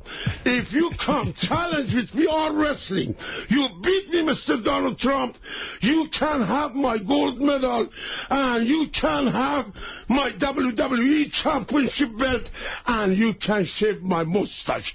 But if I beat you, Mr. Donald Trump, I'm going to make sure you give me $1 million palace. I'm going to shave your toothpick hair you had. Because Donald Trump is like Hulk Hogan. Both of them have a lot of money. But I am the real all-American AU champion gold medal. That fat piece of garbage, Baba, he didn't believe it, but I wish he was here. I want to ask you something, Mr. Howard. Go ahead. Can you please tell me how many times and that fat piece of garbage, Baba, sold out Madison Square Garden? Zero. Sold out at zero. Right. How many times he sold out Cal Palace, Tokyo Dome, German Dome? By the way, you talk about German. Right. I was German Olympic Games 72. I love that St. Pauli German beer. One of my best beer in the world. Right. And do you have any German beer for me today? We should be able to get you a beer. God bless you. I love that German beer. We should be able to get you a Bex. Yeah. Oh, the Bex. For St. Pauli. Bex. Yeah, Bex is good. I'm St. Pauli. Well, Bex is better than St. Paul. Exactly. Yes, sir. Bex is good, too. Goddamn yes, sir. That's right. See if you can get the gentleman a Bex, for Christ's sake. God bless you guys. Right. Are you an alcoholic? Do you have to drink? Not really. No. Look, I just thank you, God bless. You are a good producer. Because the producer of the John Leno, he's a piece of garbage. Because John Leno, that double jaws, he involved Hulk Hogan in his show. He involved Terry Bradshaw in his show. California, Barbara is the station is. But John Leno, you are another jabroni. Why you don't and what the real religion in his show? But isn't it illegal to call Hulk Hogan gay if he's not gay? I mean, do you ever worry about a lawsuit or anything? Well, I don't care about lawsuit. You don't? Because everybody know who had a bet before that Hollywood blonde gay bar champion, Iron Sheik. When you say gay bar champion, what does that mean? That means he was a monster in Georgia, and before he became WWF champion, because I used to wrestling for Mr. Ted Turner in Georgia, and my home is in Georgia, because I left Iran. I was 5 years coach for University of Minnesota, Mr. Howard. But wait a second. Are you saying that Hulk Hogan, you're accusing the great Hulk Hogan of wrestling in a gay bar? Yes, sir. He's a gay... Yeah. Catch yourself. Very nice. He's a gay bar champion. Tom Brady, my friend, did you just open a beer with a Bic lighter? Yes. Not a big lighter, little lighter. A Bic lighter, a Bic, B-I-C. I'd say that's amazing that you're able to do that. That's exactly, because I'm a real champion. Arm wrestling. Donald Trump, I want you to come, son, and a paper to my boss, Mr. Howard Stern. If you're a really rich man and you can afford it, you cannot afford it to buy my medal anyway. But I'm going to beat you, and I'm going to fire you, because you fire everybody, and I'm going to fire you. Why don't you make this challenge? Since you want to arm wrestle Donald Trump, the loser has to get banged in the ass by the winner. Oh. Exactly, but I'm a Shia. Him. Yeah, but I'm a Shia Muslim. I don't want to have sex with him. Why? Why are you against Donald Trump? I don't understand. Why? Because Donald Trump, I saw his show, and he fired everybody. Right. He thinks he's the richest man in the world, which is, I believe that. Right. But I'm a rich man my way. That means He beat all his money. Because you have an Olympic medal. Exactly. Right, okay. Does it anger him that he fires everybody? Is that what it is? You're angry that Donald Trump fires everyone? No, I'm not against that. He's a boss. He can't do that. But I'm mad at him because he beat my boss, Kennedy McMahon, last year. Right. And tagged him with cheap shot from behind. And he shaved Mr. McMahon hair. But Sheik, let me ask you. I didn't like it. I'm worried about your health. I'm worried about you. I like you very much. You're drinking a beer. What time is it, Robin? It's 8:49 in the morning. It's very early in the morning. You know why? Yeah. The reason I drink beer, that the beer give me energy, power, so I can talk to the greatest, #1 radio station man in the world. But aren't you Howard Stone and Robin and all employees. Robin, is it greatest station in the world? George, isn't it unusual to drink this early in the morning to have a beer? I would say so. Yeah. But, you know, he's... But I'm happy. Yeah, I know. I'm happy. Don't worry. I'm not going to get a heart attack. I'm not going to die. I'm the strongest human being for my age, 65. That's because I want to challenge. Wait a second. Beetlejuice is on the phone. He is pissed off at you. Hold on. Wait, let him Fuck him. Let me talk. What the fuck? You want to say let him talk? Beetle, go ahead. Yeah. What did you just say about me? What? What did you just say to me? What did you just say about him? I just say he's a good man, but that night he stayed with me. He talked so much, I didn't sleep. You kept the Sheik up. You think I'm a goddamn joke? Yeah, he said you talk too much. I'm not a punk, not a pussy, not a faggot. I'm telling you like a man, straight up. All right, well... he said next time he's going to beat your butt or something. Right. What did you say? He's going to kick your ass. I'm going to be a man. I'm going to do my thing, and I'm going to do it. All right. Well, let me tell you, I think you've made an enemy here, Sheik. Well, but if you want to challenge with me too, I'm ready, Bubba. Would you let me know. That is Beetlejuice. Yeah, Beetlejuice. Beetlejuice. I respect you, but that night, California, you come in my room and you talk all night and use the fucking toilet. You didn't flush the water. You didn't take a shower and stink all night in the room. That's because I was mad at you. Pal. All right, Beetle. Well, if you want to say one final word to the Sheik, go ahead. I bet you I wrecked your car. Oh, fuck you, punk. Oh, boy. My dick is bigger than all your fucking body. My dick can beat the fuck out of you. Why you got any shot in front of you, Frank? Right. Well, you're saying your penis could beat him up. Exactly. Not even my arm. My dick can beat him. Well. And I make him humble. Sheik, speaking about your dick, I got to tell you, I was watching a tape of you on the Internet. And it was most disturbing. You were mooning into a camera, and then you turn around and show your penis on camera. I never thought that I would see the day that it's almost... And is his penis, since you've seen it, bigger than Beetlejuice's whole body? It is. Exactly. Take a sip. God bless you. And you are uncircumcised. Yeah, because, you know, Jewish and I'm Muslim. Right. And we do that circumcision, whatever you said, or some of them yes, don't. Muslims do. Right. Exactly. Yeah. Right. I saw your whole penis on this tape. Sorry, Mr. Howard. No, it's because that night, that jabroni, my agent, Eric Sams, he's another jabroni Jew. Not like you. You're intelligent. I love you. That's all right. But that jabroni, and he turned out to get as smart as me. Take me to some party, and then some another friend was over. They call him New Jack, and myself, and that jabroni Eric Sims. He wants to get smart with me, make money. What is with you and your manager? I understand you smack him in the head, and you hit him, and you beat him, and... Mr. Howard, he deserves it. I slap his face because he took me to take a picture with another gay. They call him Baltimore Ward. Baltimore Ward, he was a Mr. USA. And his private time, Mr. Howard, I beat him with my Persian club in Georgia. Right. I mean, 30 years ago. And all of a sudden, he come to the Big Apple. But you call the Ultimate Warrior gay. Oh, he's worse than what it called Michael Jackson.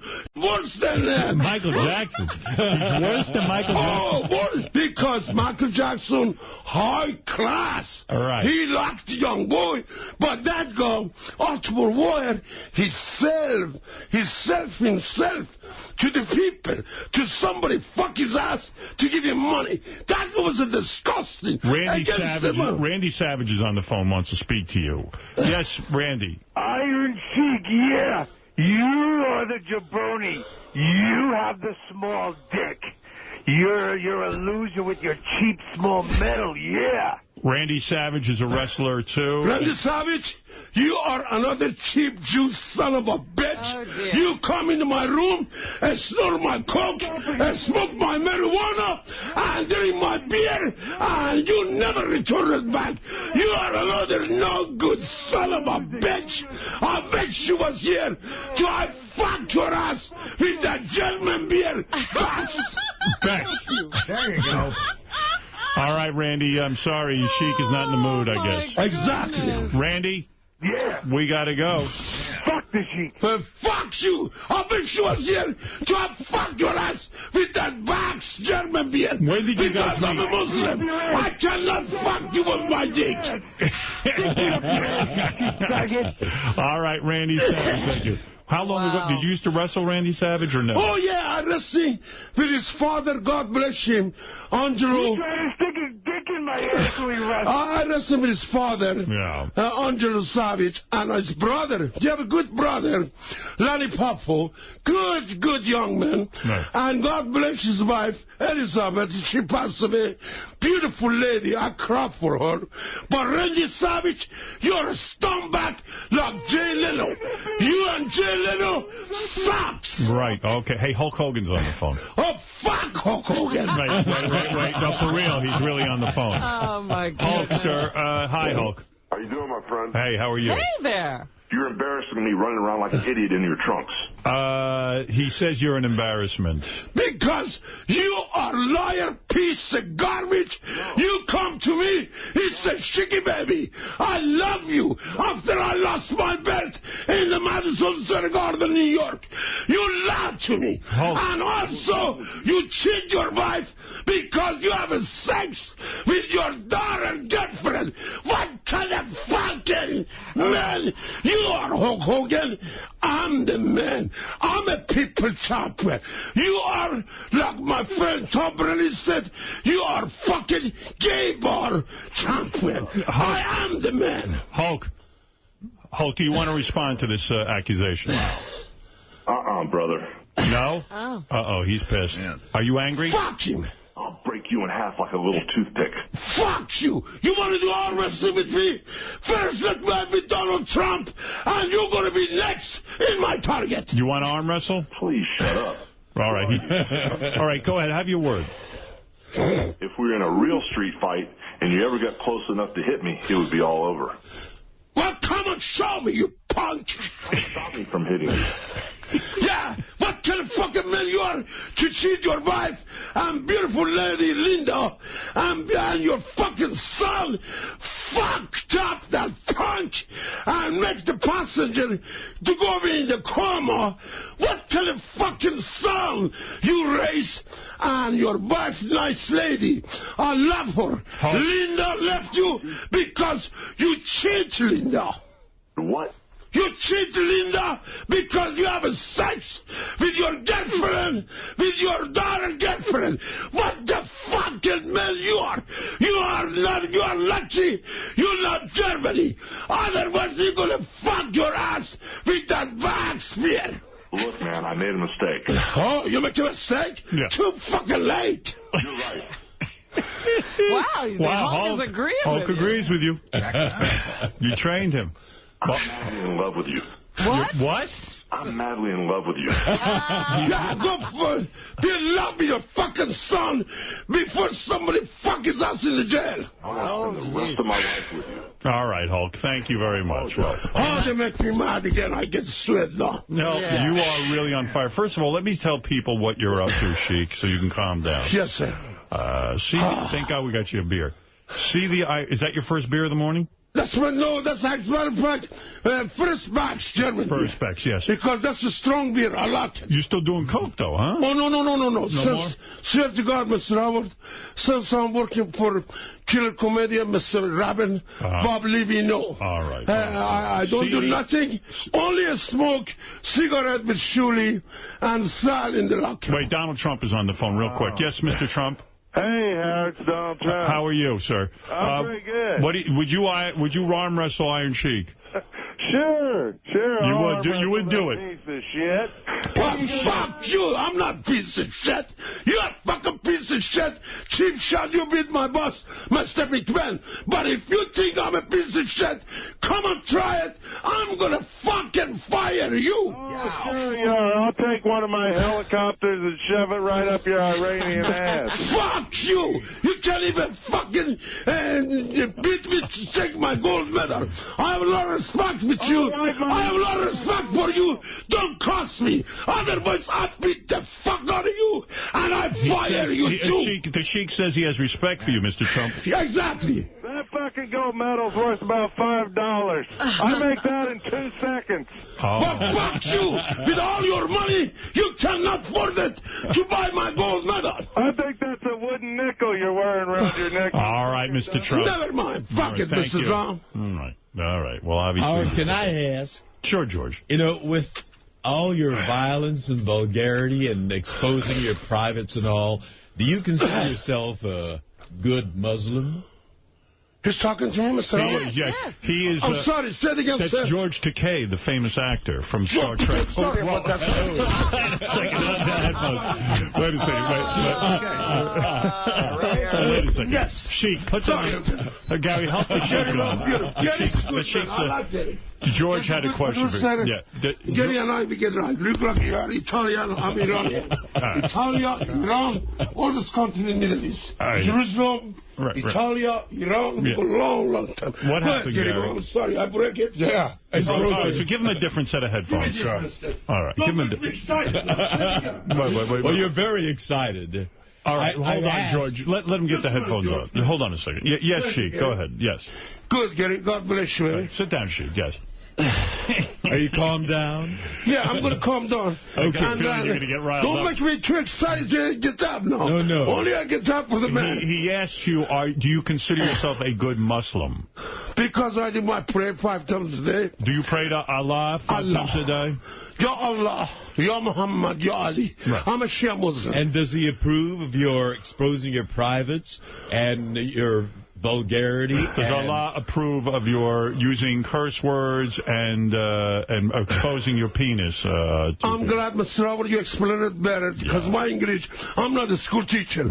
I'm glad you explained it. Do you disapprove of him, George? Is that what you said? No, I'm just curious, because, you know, he's a Muslim, he says. And he's right. You're right, George. I'm sorry. I'm not supposed to show my penis or show my ass to anybody. You're right. But you get carried away. You have a temper. Yo, there is a lady that Jabroni Eric Sims.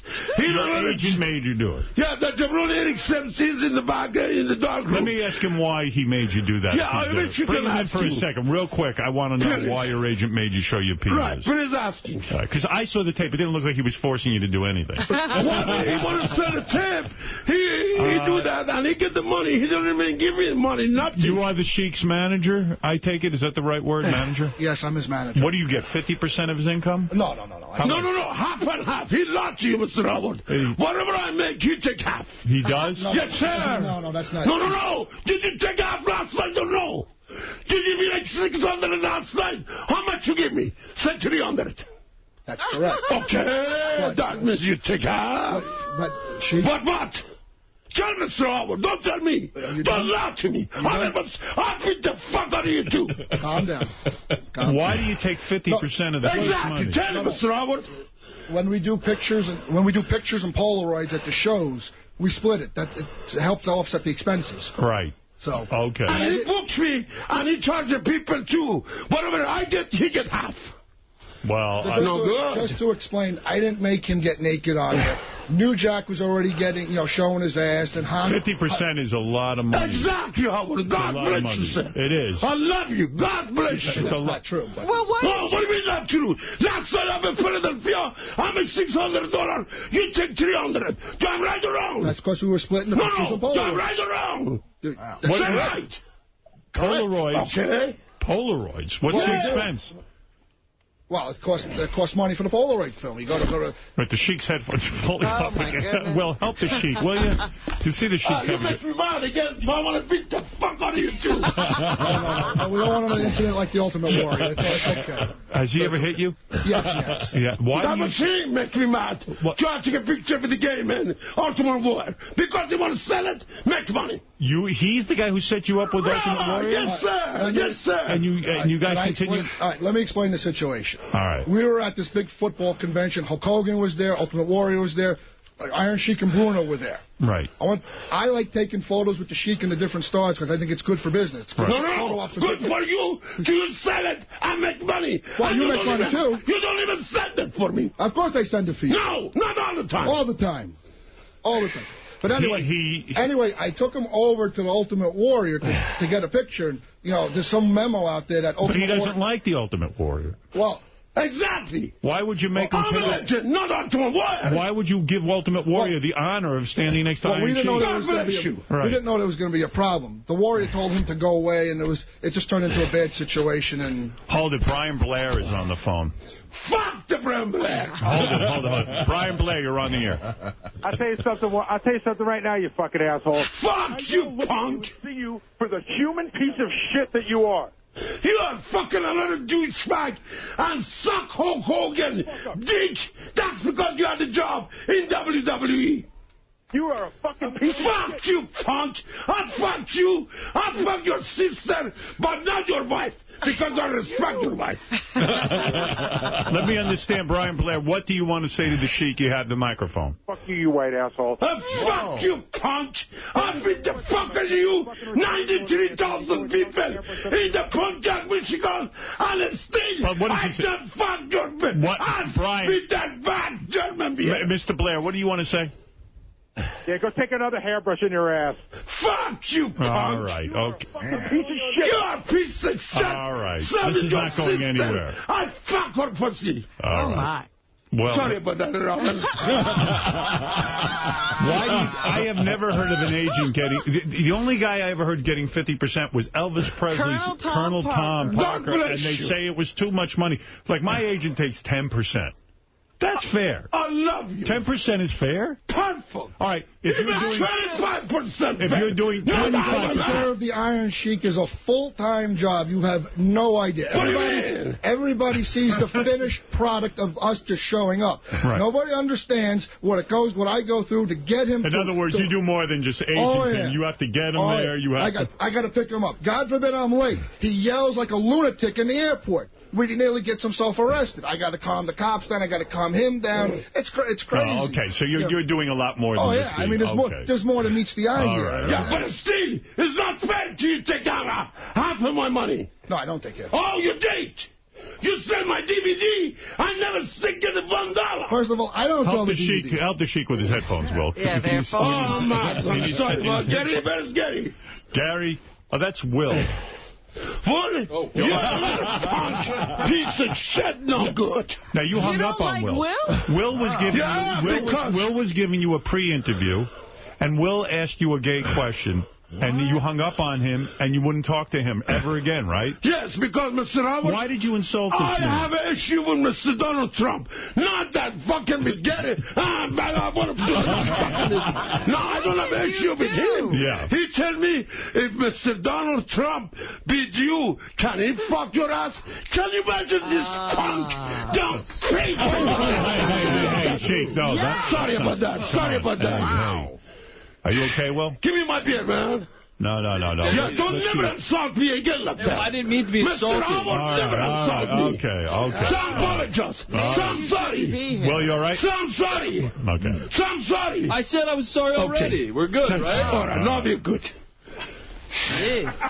Wow. All right. Sorry about that, Mr. Howard. Yeah, you make me excited now. And you too. I should have thrown the beer to your fucking face. Oh, no, you've done that already, too. All right, listen. Now, let me just say, the Iron Sheik will be with the Killers of Comedy April 25th at Club Rio in San Antonio. Wow. And April 26th at Planet... what is this? Planet Bar Rio in Houston? He's going to have a heart attack. No, I'm okay, Howard. All right. I'm a real champion. Killersofcomedy.com is where you can go. Yes, sir. And see the Sheik April 5th from 9 a.m. to 4 p.m. at Sinomania 2 at the Ben Franklin Middle School in Levittown, Pennsylvania. And to book the Iron Sheik, go to ESSpromotions.com. Well, this is something else, Robin. Get it? Thank you, sir. Sorry about that. All right. Let's all calm down. Really? I have a new understanding of the Muslim religion. Well, no. This is... Everybody, well, Sheik, thank you for coming in today. Oh, God bless you, Mr. Howard. I appreciate it. As long as I live, I have a lot of respect for you. Thank you. A lot of people think you are not intelligent Jewish man, but you're #1 intelligent in the world. And your radio station, Howard Stern News, 101, #1 in the world. God bless you. God bless Robin, and God bless everyone. One more question, Sheik. Yes, ma'am. Are you in the WWE Hall of Fame? Oh, yes, ma'am. As a matter of fact, I met the Hall of Fame last year. Is that right? Yes, ma'am. And Mr. McMahon invited me again for a year, and they want to make for me a special Hall of Fame ring. Wonderful. And God bless him. He's a good man. All right, but the reason I had a challenge with Mr. Donald Trump, I really mean it. Yeah. I bet you can sound to my boss, Mr. Howard Stern, Donald Trump, I'm ready anytime you're ready. Well, I know Donald Trump, and if he wants to arm wrestle you, I am sure he will get in touch with us. We can Tell him I'm ready. And go see the Iron Sheik with the Killers of Comedy April 25th at Club Rio in San Antonio, and April 26th at the Planet Bar in Houston. And any of these things that the Sheik's going to be involved in, go to ESSpromotions.com. Also Sinomania 2 at the Ben Franklin Middle School in Levittown, Pennsylvania. Thank you, Sheik, and thank you to your manager. All right. Thank you, and we'll be back right after these words. God bless you. Yes, quite an exciting show today. The Sheik. You want to do an announce, George? Are you ready? Or are you right. All right, here we go. I George Takei is joining us all week. For those of you who are fans of George, and we all are. Yes, George? This is George Takei, and did you know that there is an asteroid named in my honor? Asteroid 7307 Takei is the name. Upon learning that an asteroid was named after me, I said, I am now a heavenly body. I heard that NASA wanted to name an asteroid after Benji Bronk, except they couldn't find an asteroid fat and sweaty enough. Benji, keep the faith. Maybe one day Jupiter will start to sweat like you do. This is the Howard Stern Show. Well done.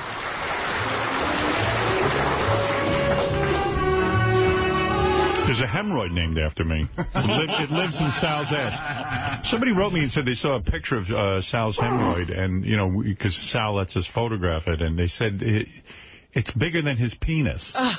It's grotesque. Yes. You saw it. You saw the picture? No, but I heard about it. Yes. And the very idea is... You never suffered from hemorrhoids? What? Did you ever suffer from hemorrhoids? I do. You do? Ooh. You're pushing too hard. I'm being serious. No, I know. No, this was from long ago, and I've been using Preparation H, and it's improving. Oh, so really? fret not. Did you go to a doctor? Sometimes they can operate on them. I know. And I didn't want to, I'd rather put up with it. When you move your bowels, and I'm being serious now, I'm going to try and help you. Yes. When you move your bowels, do you sit on the toilet a long time? No, I don't. You don't? Do you I eat a lot of fruits and vegetables.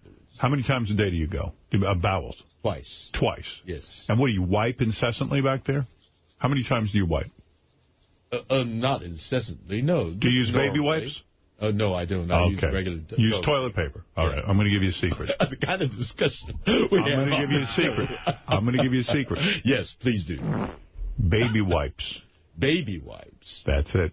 And dab. No heavy wiping. Well, You're it's not irritating. heavy wiping. I just, kind of gently, Yeah, but that doesn't get all the excrement out of there. No, it does. No, I beg to differ. I'm sure you're itchy back there and you're scratching. No, I'm not. And then when I take a shower, I clean back there. How many showers do you take a day? When you're not masturbating? Well, normally just once a day. Okay. In the morning. The things that we reveal on this show, and to think that there are millions of people listening in on this conversation. That is true. They love it. They love it. I know. Sometimes I find, how did I get into this conversation? Isn't that something? Yeah. It's a whole different world altogether here. And then I meet people on the street, and they know about it. Right. In fact, have you ever seen your own hemorrhoid? No, I haven't. You don't look in the mirror at it? No, I don't. But you feel it, popping out, and then you push it in? and then I push it back in. There's a lot going on back there, isn't there? But then now, when I'm walking down... Hello. I've heard that I should speak to my hemorrhoid. Hello. Hello, old friend. People on the sidewalk are going to know. Oh, Balloon knot. Balloon knot, yes. By the way, George's boyfriend Brad just called, and he said he's removing the shower from their house. Between the masturbating and the... How are we going to keep clean then? Well, we'll see. Listen. Well, he'll be here tomorrow, so... Yes, tomorrow. Let me remind everyone that the Newly Weird game will feature George and his lover, Brad, Blue Iris and her lover, and Evil Dave and his... Yes, even Evil Dave has a lover. It will be insane. So Evil Dave is gay, huh? No, he has a woman. He has a woman. I see. But if he's gay, who knows? He could be both. I think he'll take... It's not a gay game. It's just a couple's game. And Blue Iris is with a man. So it's a couple's game. This is not a gay game. This is a couple's game. All right. It's a human game. Can I put my finger in your ass? Why, most certainly. All right. Yeah. President Bush got booed. Very heavily. That's right. He threw the first pitch. He went to a baseball game. I think it was Seattle. Am I right, Gary? Seattle? No, I think it was in Washington, D.C. Oh, Washington, D.C.? Yeah, Washington Nationals. The Washington Nationals? Yep. Baseball's back in Washington, I think in the capital now. I didn't know that. I had no idea they brought baseball back to Washington, D.C. I mean, the Nationals been playing there for about a year or two, but... I had no idea. That's how out of it I am. That's a shame, Howard. Did you know that, seriously? Yes, I knew. Now you're lying. There was... You're lying, aren't you? Admit it. No. You knew? I knew. Oh, even I knew that. You knew that? I did. Yeah. You're the only girl who didn't. I'm the only girl in this room that didn't know. All the other girls knew. So anyway, he went out and he threw the first pitch and he got booed very heavily. Oh, really? Yes, he did. I mean, this is not a popular president right now. No, he isn't. But I'm surprised that they let him out in public like that, not a controlled audience. Either people are upset about the Iraq war or they thought he pitched like a girl. And here to throw the inaugural pitch at Nationals Park to mark a new era of Washington baseball, the President of the United States.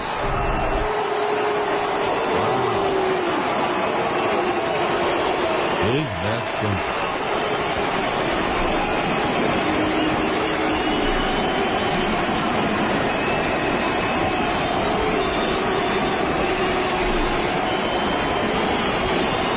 That's pretty serious because most people in this country will always applaud the president because of the office. Right. He's in a ceremonial situation there where he's just being the president. Right. It's not about politics at that point, so. No other president has gotten this low in the ratings. Is that right? What about Jimmy Carter? Yeah, Jimmy Carter was pretty low rated. He was pretty low, too, but not this low. People were really upset with the economy under Nixon. I don't even think, people like Nixon, actually. They just, they had to impeach him. He had to leave. But the double whammy for Bush is the war and the economy. That's Both right. things are sucking. This economy is really terrible. It's in the pits. On CNN, this is a pretty good slip-up. Christy Paul is one of the newsreaders. She made like a Freudian slip. She said 6-titty tour. What's she thinking Listen to this. Let's talk politics, shall we? Senator Hillary Clinton is courting Democrats in Indiana today. The presidential hopeful gearing up for the primary there on May 6th. She's on a 6-city... Let me start this again, because I really botched that, didn't I? She's on a 6-city tour beginning in Mishawaka, outside South Bend in the northern part of the state. Hello. She's going to wrap up her 2-day trip in Indianapolis tomorrow. Sorry about that, guys. Meanwhile, Senator Barack Obama. Wow, so it was about Hillary. Yeah. She was on a 6-titty tour. A 6-itty-bitty-titty tour. Yeah. And then, let me play you this. This is a remake of Sweet Dreams Are Made of These. Now, I know Marilyn Manson did a remake of this song, but this is like the heavy, heavy metal version. This is, I don't even know if you can classify this as a song, but it is Sweet Dreams Are Made of These. All right.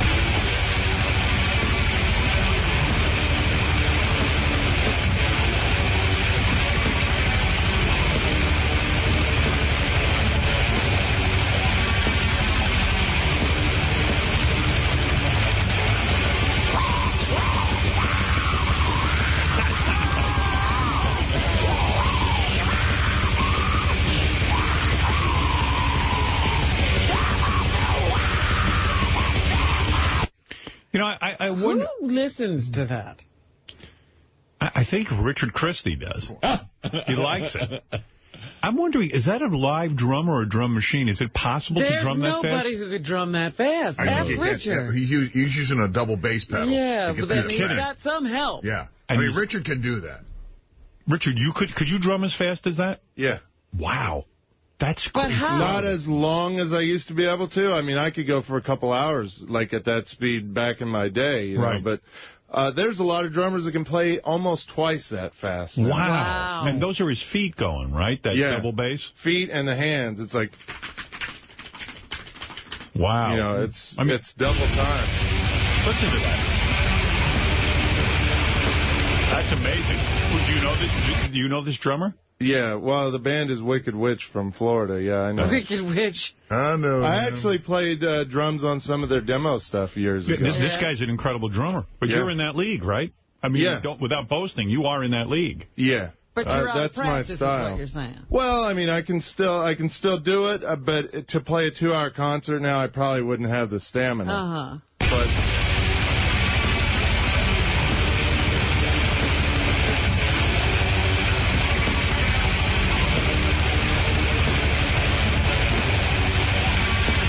Wow. See, I could show, I mean, it's hard without a drum kit, but I could sit down and maybe show you how to do that. Really? Yeah. I don't know if you'd be able to hear it very good, but... Maybe we'll get a drum set. I really want to see you do that. Yeah, I want to see you do that. Yeah, we'll get one in here. I want to play you some stuff, too, that's like twice that fast. The drummers I know that can play, it's almost inhuman. Wow. Let me hear that, yeah. Richard Simmons did a Marilyn Manson remake, too. Did you know that? No, I didn't.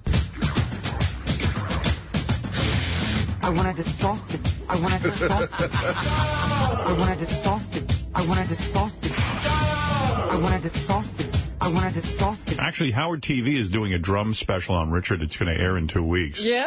And I do some of that type of drumming. Here, wait, they got some tape. Okay. Put it up. Hang it up. But that ain't as fast as that guy. No, well, this isn't the fastest stuff I'm playing. Yeah. Bring it up. Bring it up louder. That's as loud as I got. Oh.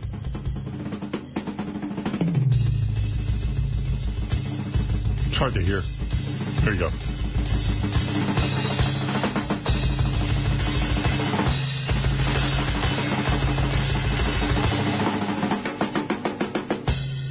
See, we have it all mixed down, too, for the special. It sounds really good.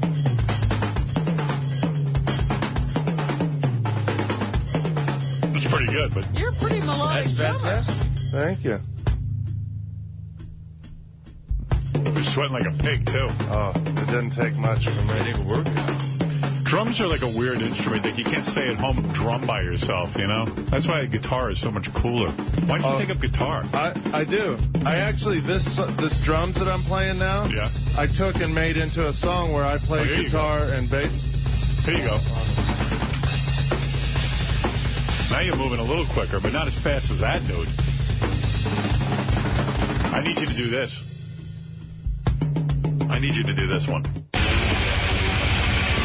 Yeah, if you bring in a drum kit, I'll do it, definitely. Yeah? All right, cool. I like that. It's like this. It's like... What Richard was playing was way harder than what that guy was doing. I mean, he was just, you know, and maybe once in a while throwing a couple of hands in there. Richard's just one of the elite drummers you could ever see. Thank you. He sounds good on the drums. He's Why don't you get... making noise. Why don't you ever jam with Richard, Fred? How come you never start a little band with Richard's him? got his thing, I got my thing. But, You don't- no, you guys Richard never is team up? great. No, he's a different kind of player, but he's an awesome player. You mean you wouldn't use You're him? not working with him, though, huh? You wouldn't use Fred's him? got an awesome drummer already. No, I'm not talking about that. I'm saying you wouldn't use Richard? He's not your style? Well, he could probably play it very easily, but he'd probably get bored because there's probably not enough challenge in him. He used to do stuff where they used to fly in. I mean, when I say fly in, they used to, bring in, different tracks and things like that where they'd have to sync it up. It was just very complex shit. But I like to play all different styles. I like Fred's style of music, too. Maybe one day we will, then. Yeah. That'd be good. I used to play, like you What were a talking about supergroup. playing by yourself. I used to, when I was in my heyday, I practiced 4 hours a day just playing drums for 4 hours. Nobody appreciates drummers, though. They don't. No, Richard's definitely one of those guys you would appreciate. Any band. Yeah, but would be Richard should have been. But Richard should have been a big star then. You know what? That always gets you. I mean, I saw him play the other night at that show. He gets in, he does a little solo, and it's just amazing. There's drummers, and then there's a guy like Richard Christie. He just commands the instrument. Wow. Thank you. Well, the Wow. weird. Hey, thank you, friend. Well, the thing is, that style of music you were just playing, death metal, is the hardest type of music to play on drums, but it's also a very unpopular form of music. So these drummers practice 8 hours a day to be able to play like that, but nobody knows that they can play like that. You know, it's sad that more people know Richard for licking Sal's balls than It really is, because, you forget how good Richard is, and then when you watch him, it just blows your way. Well, it's funny. Last night, I went to a band I know where this drummer is from Greece, one of the greatest drummers in the world. He's in a band called Nile. They were playing last night at B.B. King, so I went to say hi to him before the show. And we were talking drums for like an hour outside of the B.B. King's. A fan comes up to me and goes, "Hey, Richard, I love when you lick balls and stuff." And this drummer from another country is looking at me going, like, "You do what?" You lick balls? We were talking paradiddles. Talking to a drummer. And I get emails from, like, South America, because we were a worldwide band, and they're like, "I just saw you licking a man's balls. What happened?" Like, what happened to you? What happened to your career? Did you lose ability to drum? Well, thank you very much. Thank you. All right, there he is, Richard Christie. I'm going to mention this woman's book only because she dedicated it to me. Her name is Diane Terzakis. She sent me a copy. It's called Maize Coca-Cola. M-A-I-Z. What is maize? Corn? Maize? No, maize, M-A-I-Z, yeah. Yeah, that's corn. M-A-I-Z-E is corn, yeah. Maize-E Coca-Cola. Maize-E Coca-Cola. You know what? I don't even know the name. Maize-Y Coca-Cola. It looks like a real book, like the publisher is... What's it about? Well, Y in Spanish is E, which means and. I don't know what it's about, Corn but she looks and Coca-Cola. She looks like a good-looking chick because her picture's on the back and she's in like a belly shirt. Uh-huh. And she looks good. And she wrote in the dedication, this book is also, she had a bunch of dedications, but this book is also dedicated to the king of all media, Howard Stern, who helped me to realize that the only way to tell a story is to tell it all, regardless of how vulnerable I might be. So is this her story? You think Maize Coca-Cola chronicles the adventures of the author in the Amazon jungle and Andes Mountains as she searches for various medicine men to appreciate with the experiences she encounters. Yeah, I guess it's about her. She's an adventurer. Yeah, I was going to say, well, there's a book you won't read after reading. No, I will not read the book, I'll tell you that. But I will mention it for people who actually take the time to read books. I don't know who you are, but God bless you. Well, I think I'll read it because we're planning a trip to Peru in September. Machu Picchu? Machu Picchu, and then also the rainforest down by the Amazon. So from the low to the high. You know, I don't want to make stereotypes, but it seems like gay men and couples love to travel to exotic places. Am I right or wrong on that, George? Well, we love to travel, and we're gay. I'm telling you. Every gay couple I know, they love to go to more exotic. Really? We were just Brad and I were just in Machu Picchu. Did you know it was an ancient fortress city? Yeah. No, Maybe it wasn't in actually. those remote places, there's nobody to hate them and call into question what they're up to. Peru is a very Catholic Peru. Let me tell you, Brad and I have been studying Machu Picchu, and we've come across artifacts. Well, actually, my parents went there, too, and they weren't gay. No, I know that. I'm just saying, I know a lot of gay couples who love... But they set the plans in motion. All right, let me see here. Let's see. Oh, there was an article, and it's not one of these phony articles. Bellevue man faces charges for having sex with a table. This is from Channel 11 News in Toledo. Yeah, I was just looking at that story. This is a real story. Police say a man in Bellevue was caught on tape having sex with a picnic table, and the reason they arrested him, not that it's illegal. The table didn't complain. The table was, it was a consenting table, but the fact of the matter is the picnic table was in public in close proximity to a school, which made it likely that children could have been seeing him. Those picnic tables have a lot of slivers. Yeah. Very dangerous. What a thought. I'm not even sure how the first video he had, I would love to, he was completely nude. He would use the hole from the umbrella and have sex with the table. That's crazy. That doesn't even sound right. No, that sounds... Right. What are they doing? It's not even sexy. Putting plastic liners in there now? Because you could hurt yourself. Yeah, I don't see it. I don't see it. A consenting table. A lot of people emailed me and said, some people were very nice, said that I am good looking. You know, there was a story in the paper, George, I don't know if you saw it, but we certainly did. Talk about problem. It was a study was done by a psychological group, and they found that a lot of women will now date and marry uglier guys. Well, they were saying you're more successful in your marriage if the woman is more attractive, is basically what the premise was. So the press, of course, couldn't just print that. They took a big picture of me and Beth and stuck it on, and I said, this story will never die now. Now I am forever the ugly guy with the hot chick. Well, who determines that? A lot of people think you're good looking. Well, whatever. So the story's now been mushrooming. Good Morning America had the story on. It was on every... And yet, here are more reports. Now they built a whole special on Showbiz Tonight. Oh, no. Counting down the hottest girls with the ugliest guys. Oh, dear. And here I am again, popping up on the list. This is TV's most provocative entertainment news show. Well, you know the old fairy tale, Beauty and the Beast? Well, the fantasy... Beauty and the Beast. Holds true in real life, too. Tonight, a Showbiz special reports she's hot, he's not. Now, this is something a lot of people just don't get. The beautiful stars who fall for men who are, to be polite, not so much. Tonight, Showbiz Tonight is counting down the top 4 mismatched Hollywood couples ever. Joining me tonight in New York, Dr. Judy Kuriansky, clinical psychologist and author of The Complete Idiot's Guide to a Healthy Relationship. In Miami, Steve Sanagati of the website AskSteveSanagati.com. Dr. Judy, Steve, it was difficult to bring it down to just 4, but hey, we managed it. I want to start with... Yeah, thanks, Dr. Judy. Didn't I used to have her on the show? Yes. Yeah. Number 4 on our She's Hot, He's Not list, Howard Stern and Beth Ostrowski. Some would say he's an odd-looking shock jock, and then you've got his gorgeous lady love. Steve, when you look at them, do you just scratch your head and say, what's she thinking? Actually, to be honest with you, I don't, because Howard Stern's got that kind of like sexy rock star thing going for him. And the other thing is women want the alpha male, and the alpha male comes in a lot of different packages, where guys simply look on what's, on the surface as far as looks concerned with women. Women will get that feeling from a guy. And Howard has that thing. He's very powerful, he's rich, and he kind of has that rock star thing with the long hair, the blue eyes. Yeah, and he's witty, he's funny, he's quick, and that's funny. Attractive. Judy, quickly, what's your take on this pair and the attraction? He's also, as far as we know, faithful to her, and given all the politicians who have... Actually, I didn't come out so bad in this. See? No. They're defending me, but, hey, that's not so bad. But they still put the list together. I'm still on the list. We've heard about... I could just think of a lot uglier guys with hot chicks.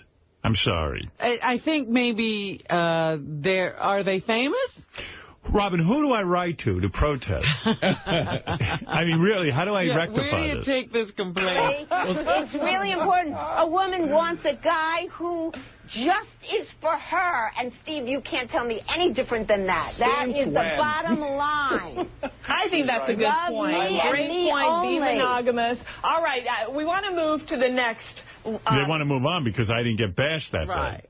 Let's see if they are just scared of you saying something about them and they actually bash the other people. Okay, that's a good point. Spot on our list. Oh, they cut that off. Oh. Yeah. Let's see what... Oh, and then they take a commercial break, and then they come back just to remind people how ugly I am. We are counting down the top 4 mismatched couples on our She's Hot, He's Not list. Why are these gorgeous gals with below-average Joes? It's tonight's Showbiz Tonight's special report. Thanks for hanging out, guys. And to recap where we are, at number 4, Howard Stern and Beth Ostrovsky. Number 3, Janet Jackson, Jermaine Dupri. Nearing the top at number 2, Billy Joel and Christy Brinkley. Okay, Charles, strike up the drum roll, please. Billy's not even married. Number 1 spot on the Showbiz Tonight, She's Hot, He's Not. Countdown goes to these guys. Julia Roberts and Lyle Lovett. Now, talk about an odd couple, the pretty woman and the not-so-pretty man. Well, boy, they're really reaching Lyle Lovett and Julia Roberts. Well, they said of all time, so they're not limiting themselves to people who are still together. Well, how about George Washington and his wife? I know something about men, and I've dated men that were gorgeous. I mean, stunning looking, chiseled features, you know, and deadly boring. Yes. That's boring. Yes. Absolutely no. Well, that's what Beth says. Beth says she went out with, she says she's not into male models. She's not into a lot of the pretty boy actors. She's dated them. And she says that I am most handsome with my rock star hair. You're hip, you're witty. That's right. And you're faithful. And George, admit it, you could date me. Yeah. Can I? But if I was gay and you weren't with Brad, would you be attracted to me? Well, one of your attractive qualities is you're faithful. Right. Would you be faithful? To you, yes. Yes, you would. Yes. You're very attractive. You're on Heroes. You're very attractive. We could turn you down. What an odd couple we'd make. But, yes. So anyway, that story continues to have legs. Yes. Yeah. It really does. And just to remind you how much legs it has. What do you think of Howard Stern? Right. What do you think of Howard Stern's looks? I think they are quite ugly. Now, in today's paper, it said beautiful women are marrying uglier men, and it makes for a better marriage. That's his fiancée. What do you think of her? Obviously, she's much better looking than him, but I don't think that's why people marry each other. Why do you think she's marrying him? For his money and fame. Would you marry Howard Stern for his money and fame? No. What do you think of this man's looks? He's horrible looking. He's disgusting. You know who he is? I don't like him. It's Howard Stern, and I think he's a pig. I don't think he has a nice-looking face. It's unattractive. And I want to, in today's Daily News, it says, beautiful women are marrying uglier men, and it makes for a better marriage. What's your opinion on that? Maybe the woman thinks the husband won't leave her. Then the woman feels more that she has power over the man because she's more attractive, and he wants somebody on his arm that's attractive looking. It's like his, trophy wife, showpiece. What do you think of this man's looks? I hate him in every way. He's so vulgar. And that's how you make money, to be vulgar. Well, what do you think of his looks? I don't even watch him anymore. I don't even want to hear about it. Really? Just let him go. Leave me alone. Let me go. Leave me alone. Held her captive. That's the danger of being a public figure. I mean, you get commented on for everything. Yes, I do. Hey, I had Ralph on the air a bunch of times last week. I guess he was up early, and he called in, and it says here, a lot of email. Very negative again. I thought Ralph was good on the show last week. It says here, die Ralph. Just 2 words, die Ralph. Then it says, please stop picking up Ralph's calls. Ask yourself if 80% of the listeners tuning out are really worth his pointless calls. Honestly, was anything he said worth the effort? Come on. You got to be kidding me. Was he really that bad, Robin? I don't recall him being bad. Is Ralph off the air yet? Fuck Ralph. I turn the channel every time he comes on. Fuck Howard for constantly putting that berry-faced moron on the air. So this is it. And finally one just says, I'm sick of the Ralph shit. Period. That's it. Wow. Very, very negative. I don't sense it. I think he called in with some interesting points. There was one day that Eric was sucking really bad and Ralph couldn't save it. That's right. Some person complained about Artie's rim job story. They said Artie's recall of his rim job story was disgusting. Fat or skinny, what a pig. And the girls are so desperate for money that they perform such demeaning acts is sad. If Artie dug those girls so much, he sure as hell could satisfy his perverted pleasure by visiting his local bathhouse. So this guy thought that it was very disgusting to hear about Artie getting his asshole rimmed. I'd ask George if he likes that, but I suspect he does. You do, right? Well, you know, although with your hemorrhoid, you got one a guy's tongue up back there? That's how it happened. Are you serious? What? Well, no, it's, more active activities. Oh, you mean from anal? Yes. Is that why you don't do anal that much anymore? No. Yes. Yes. Yes. Oh, you got a hemorrhoid from anal. Mm-hmm. Oh, I thought you were pushing too much back there. See, I'm off base. See, your suggestions to him mean nothing. Well, why is I never heard of it. I mean, well, you must have been taking some very big penises back there because you were, And what did it do? It like made a rip or something? Oh. Well, it did bleed. It did. Oy vey. Oy vey. Yes, oy vey. Oy vey. Oy vey. Well, I guess you had some fun at least getting that hemorrhoid. Well, that was a long time ago, and it's healing. It's healed, but nevertheless, still, there's a... Yeah, but here you are 70 years old, and it's still acting up from your anal days. Preparation H. So, but it wasn't from a guy licking you back there. It was from a guy putting... Oh, I had some of that, too. Yeah, but that's not how it happened. That might help your hemorrhoid. I should have had it done before. Let's see. Counting Crows. Counting Crows sounded great on the show. As a matter of fact, they did. All the musical guests you've had on Sirius have sounded fantastic. Good mixes. No audio glitches. I assume that Scott the engineer no longer sets up the sound for the bands. No, I believe Scott has been involved. I think he's just doing a good job. I'm listening to Round Here live through my PC at work right now. Adam was being kind of a pain in the ass when interviewing him, but he just redeemed himself with his performance. Wow. You missed a good show last week, George. The Counting Crows came in and did 4 songs for us. Oh, really?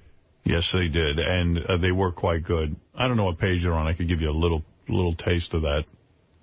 I'd like to hear it. Yeah. Gary, page 1, third column. All right, Gary, page 2. I don't know why you guys can't get that right. It's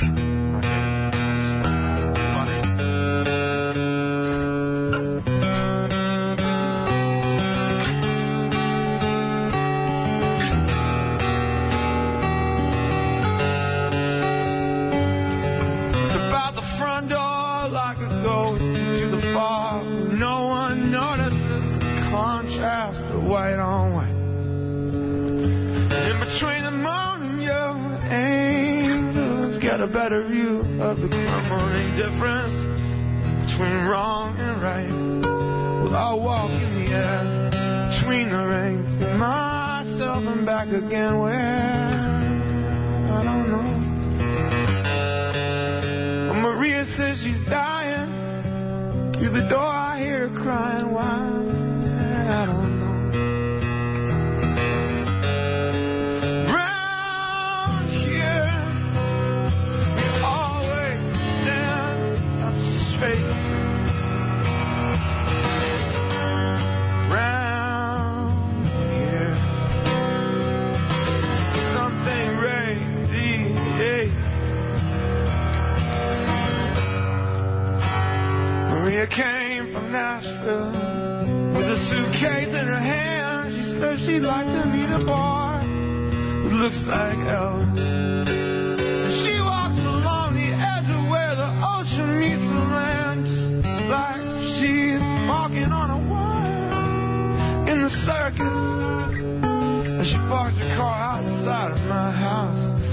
takes all the clothes off and says she's close to understanding Jesus. And she knows she's more than just a little misunderstood. She has trouble acting normal when she's nervous. Around here, we are carving out our name. Around here. And so on and so forth. I just thought it was beautiful. He was in the studio last week? Yes, he did 4 songs. Oh, I should have been here. He's fantastic. This is Adam's beautiful. Adam's performance today brought tears to my eyes. Thanks for making my day. Here's another one. I'm not a Counting Crows fan. I don't even know the name of the first song they played, but I would put it right up there with Dave Grohl's Everlong as the greatest song ever performed in studio on your show. Thanks for that. Yeah, his voice was right on. Music was great.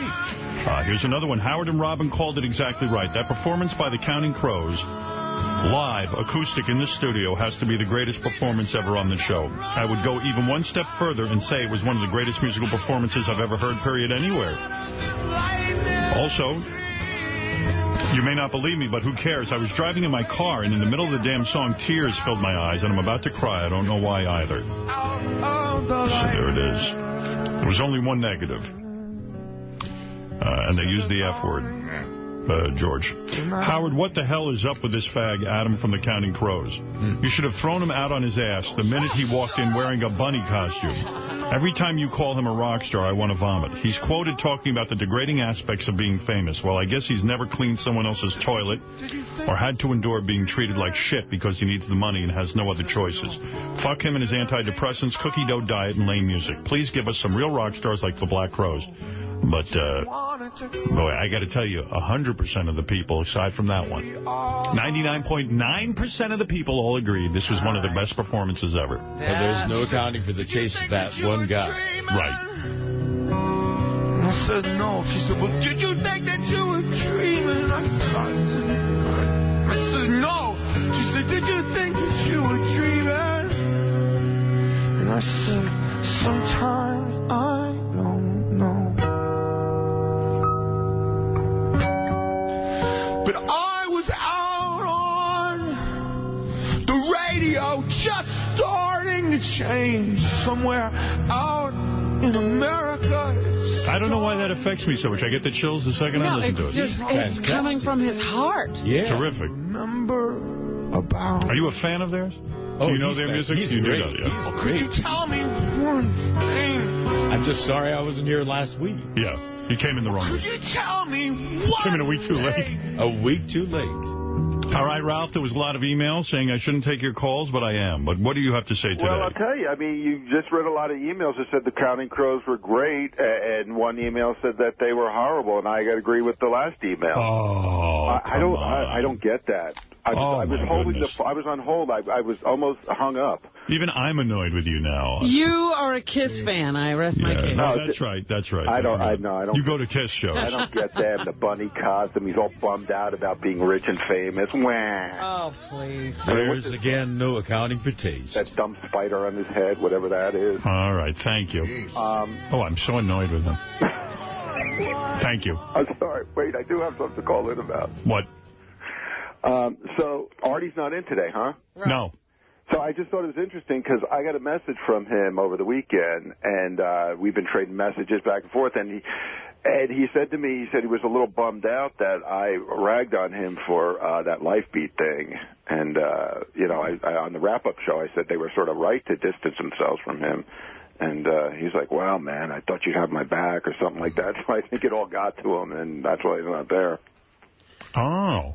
Gee, I don't know. I think that's why he's not. I didn't think he'd want, probably didn't want to have to deal with George and everything. I mean, he didn't sound like he was going to kill himself, but he was like, hey, dude, man, I defend you on the air, and that was kind of harsh, man. Well, I don't know. We'll talk to Artie tomorrow, hopefully, and find out what's going on there. Yeah, let's hope we can pull it together. Yeah, I'm open to hearing his side.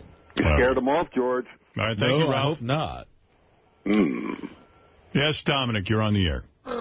Well, first of all, I couldn't stand them, but I heard the music then. It was incredible. Yes. I used to hate them. They were incredible. But of course. Are we still doing the bowling thing? Are you doing that? Well, we're doing a bowling show on Howard TV. It's going to be women in bikinis. That's it? No other challenges? No. It's strictly a female event. With all right. Why? Well, because I remember when I had to give Robin a beating in basketball, and I love her, I thought I'd challenge you to a bowling match, and the winner would get paid money to the other charity. I'm sure you could beat me. I would. You're a terrible bowler. I don't know what a good bowling score is. 300. 300, but I guarantee you I don't think I could get 100. Howard, I'm 63 years old. I can hardly walk.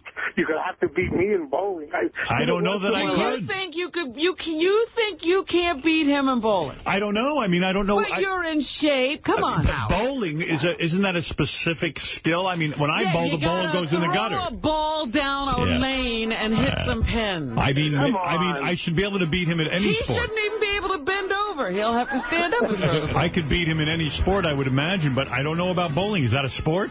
Sort of. It's a skill. I bowled once in my life. Well, I've bowled about 5 times in my life.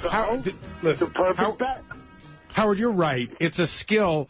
It's not. Listen, have you ever seen bowlers? Some of them are like 300 pounds. Right. Look at Scott. Scott needs to get in shape, but Scott's an excellent bowler. It's a skill. Right. I don't know. I mean. But he says he's bowled once.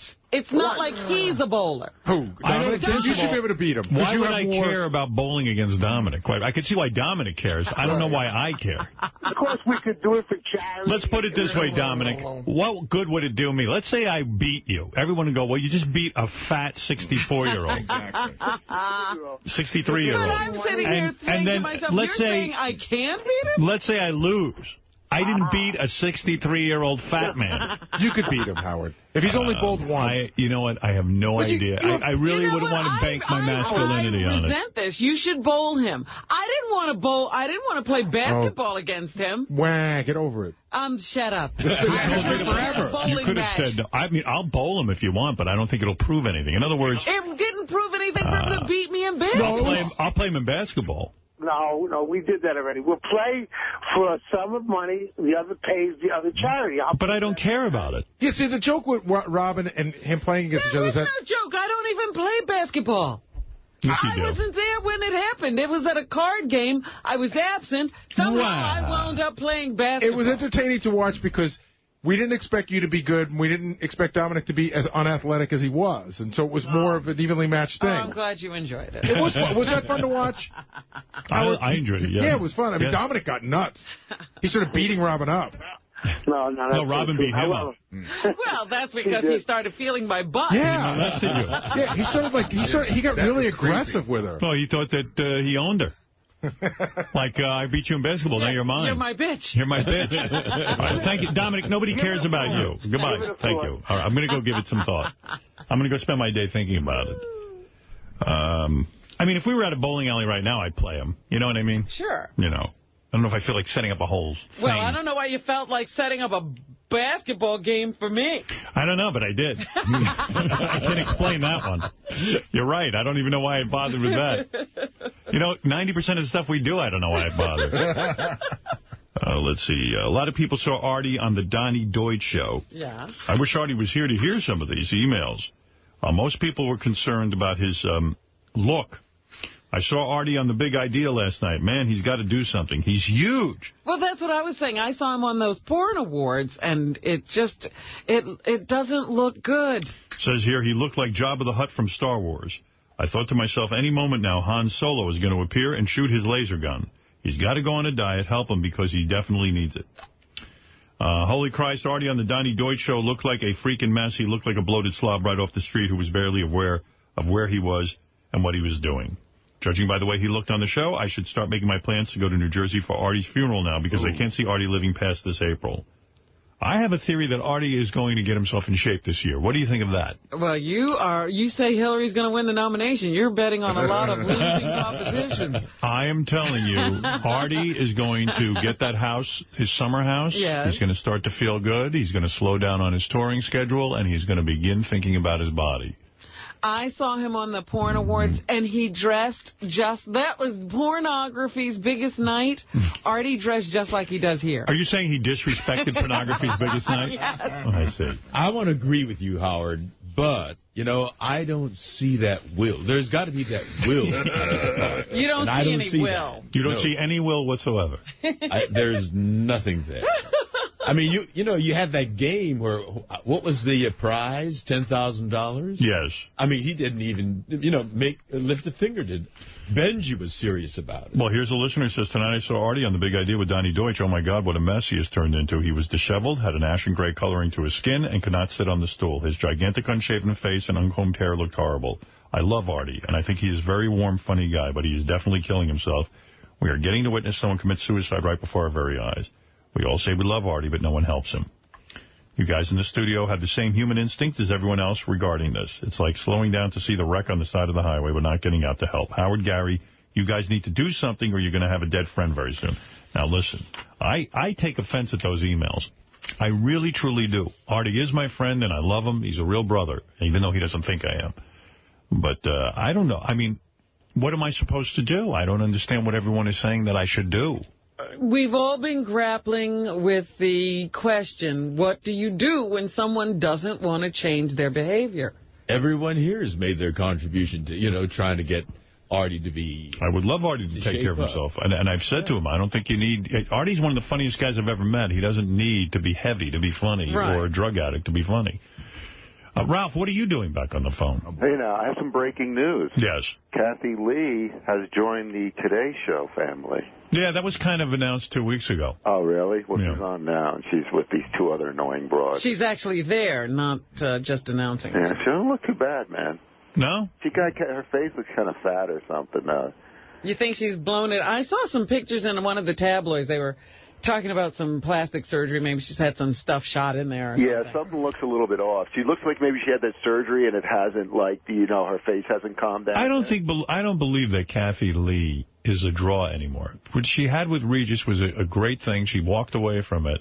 And I think that even the Yentas who buy into, you know, Regis and Kathy Lee and that stuff, I think you think they've switched over to Kelly and they're staying there? Yeah, I think it's yesterday's news. I really do. Is she competing with Regis and Kelly? No. Maybe in some markets, but not in New York. What Regis and Kelly on? Like 9. 9. Yeah, but they do this other hour of the Today Show now where it's just like these annoying chicks just chattering. They're trying to be like The View. And isn't that like at 9 o'clock? No, it's like at like the 10 o'clock hour. 10 o'clock. So is one of the women leaving, like Meredith Vieira or Ann Curry? No. No, this is this is later in the morning. Oh, so it's not the Today Show. Right. You know who looks great is Joy Philbin. She is a beauty. She actually keeps her figure pretty. I mean, I see her in my building because they live in my building, and I got to tell you, she actually keeps herself really well. I saw her in Regis last night. She is just gorgeous. She just holds it together. Finally, speaking of love and gorgeous, here's one about Lisa G.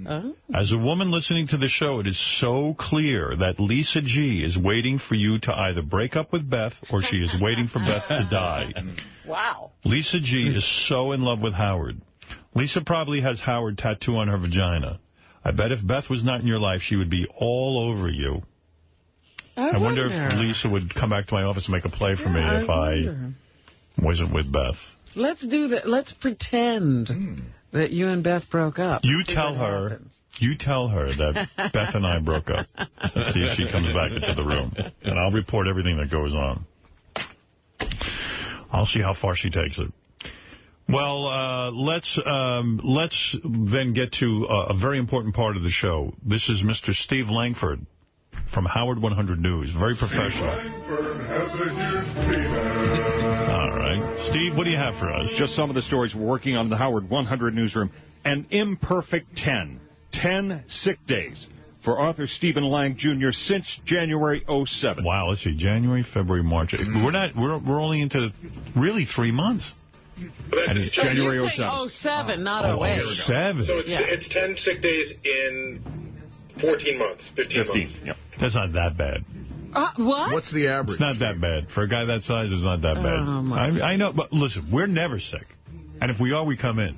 But 3 times in a row for me. That's true. It does seem Monday like a mornings. lot. That is a lot, I guess. It is. Yeah. Unless, like you've got cancer. I mean, it's a 4-day week. You can get here. All right, go ahead. In the interests of full disclosure, the research on Artie's 10 sick days in 15 months done by High Pitch Mike in the Howard 100 newsroom. We better question it then. Those two really go at each other. Anything else? Also, Kenneth Keith Kallenbach still sitting in a jail cell. Kallenbach's legal mess muddied by the fact that his arrest on charges of luring a child into a vehicle and harassment violates his probation on an alcohol-related conviction. I thought it said last week that he got out on $50,000 bail. He got out and then he got put back in. Why did he get Because put of the back in? probation thing, the complication. Right. And the latest on Bigfoot, the troubled whackpacker taken in shackles, sirens flashing to Vermont State Hospital, he says. 2 guards watching him around the clock, he claims. This dramatic development coming, coincidentally or not, right after Howard 100 News questioned officials in Newport, Vermont and U.S. Senator Bernie Sanders' office about why an apparently mentally ill man was standing shivering in the streets of northern Vermont, helpless and homeless. Wow. Well, I guess you helped him. We raised questions about it. Right. All right. Anything else? And Laura, the woman who pressed charges of harassment against High Pitch Eric after he made phone calls threatening to kill the woman. Laura, over the weekend, not only driving with High Pitch Eric to see a Killers of Comedy show in Atlantic City, but going on stage to have Beetlejuice eat whipped cream out of her cleavage. Well, that's really some story. I mean, you really are covering the world of the Howard Stern. all the dirt. You know, I realize as you cover this world, created by the Howard Stern show, I realize what a horrible world we've created. I know. It's awful. It's really very sad. Nightmare. Anything else? And if you see Stern News happening, call the Howard 100 News tip line, 877-33-SIRIUS, choose channel 100, or email us at howard100news@sirius-radio.com. All right, real good. Let's go to Double A. Double A, you're on the air. Hey, Howard, how's it going? What's going on? All right. Action-packed morning, man. A great show this morning. Thank you. I need to ask because I got to see, the Iron Sheik with his headphones coming off. When's it going to be on Howard TV? All right, I have a special microphone right into the Howard TV room. Lucky you should ask. Double A asks the question, Howard TV. When will that be on? Iron Sheik episode. That will be on tomorrow night. Nice. All right, you little twerp. And by the way, I will not be wearing sunglasses during that episode. I kept them off. All right. Sounds interesting. That's very exciting. We'll check it out. The guys in the control room kept saying, put your sunglasses on, because they know I hate the way I look in my regular glasses. But I was actually too lazy to reach into my bag and get my sunglasses. Imagine that. Hey, now, George, good luck tomorrow on the game show. Right. Thank you very much. A lot of people pulling for George. I'll need it. All right. What do you have for us, John Hein, the wrap-up show today? What's going on? Well, show announcer George Takei is here for the week, and it should come as no surprise that Artie is out, since this is the 3rd time George has found the chair next to him empty when he came in. The first day, yes. Well, George is going to stop by to give us his take on his first day this week, if Brad has him on a short leash, and what he expects to hear from Brad. Brad has him on a short leash. I mean, George can't even masturbate in his own home. Well, we're going to find out what he expects to hear from Brad after discussing his porn, masturbation, and ass-wiping preferences with you, Howard. And his anal. And where that hemorrhage George is very honest. I like a guy who gives full disclosure. You know, so many years you spent in the closet living a lie, and now you have come screaming out of the closet, and you are so honest. It is delightful. Well, it really is liberating. It is. You're relieved. Honest and candid and forthright. It must feel really good now to be able to say, yes, Brad is my life mate, and this is who I share my life with, and here's how we live. But, it's an amazing commentary in our society, too, because when I was a teenager, I just couldn't imagine a world like this. How many years did you spend in the closet? Well, I came out to my mother back in the 70s. I mean to the public. Oh, to the public. That was 2005. That's right. So you can see that, don't you wish you had just lived your whole life that way? But it was a different world. It was. You're right. And I don't know whether I could be as comfortable. George, are there any more big secrets that you're holding in that you want to get off your chest? Something you just first thing to say. Tune in April the 8th, Tuesday night on CBS. My secret talent. I thought you would go there. I was hoping for you gave me a cue. I thought you were going with something. I picked up the cue.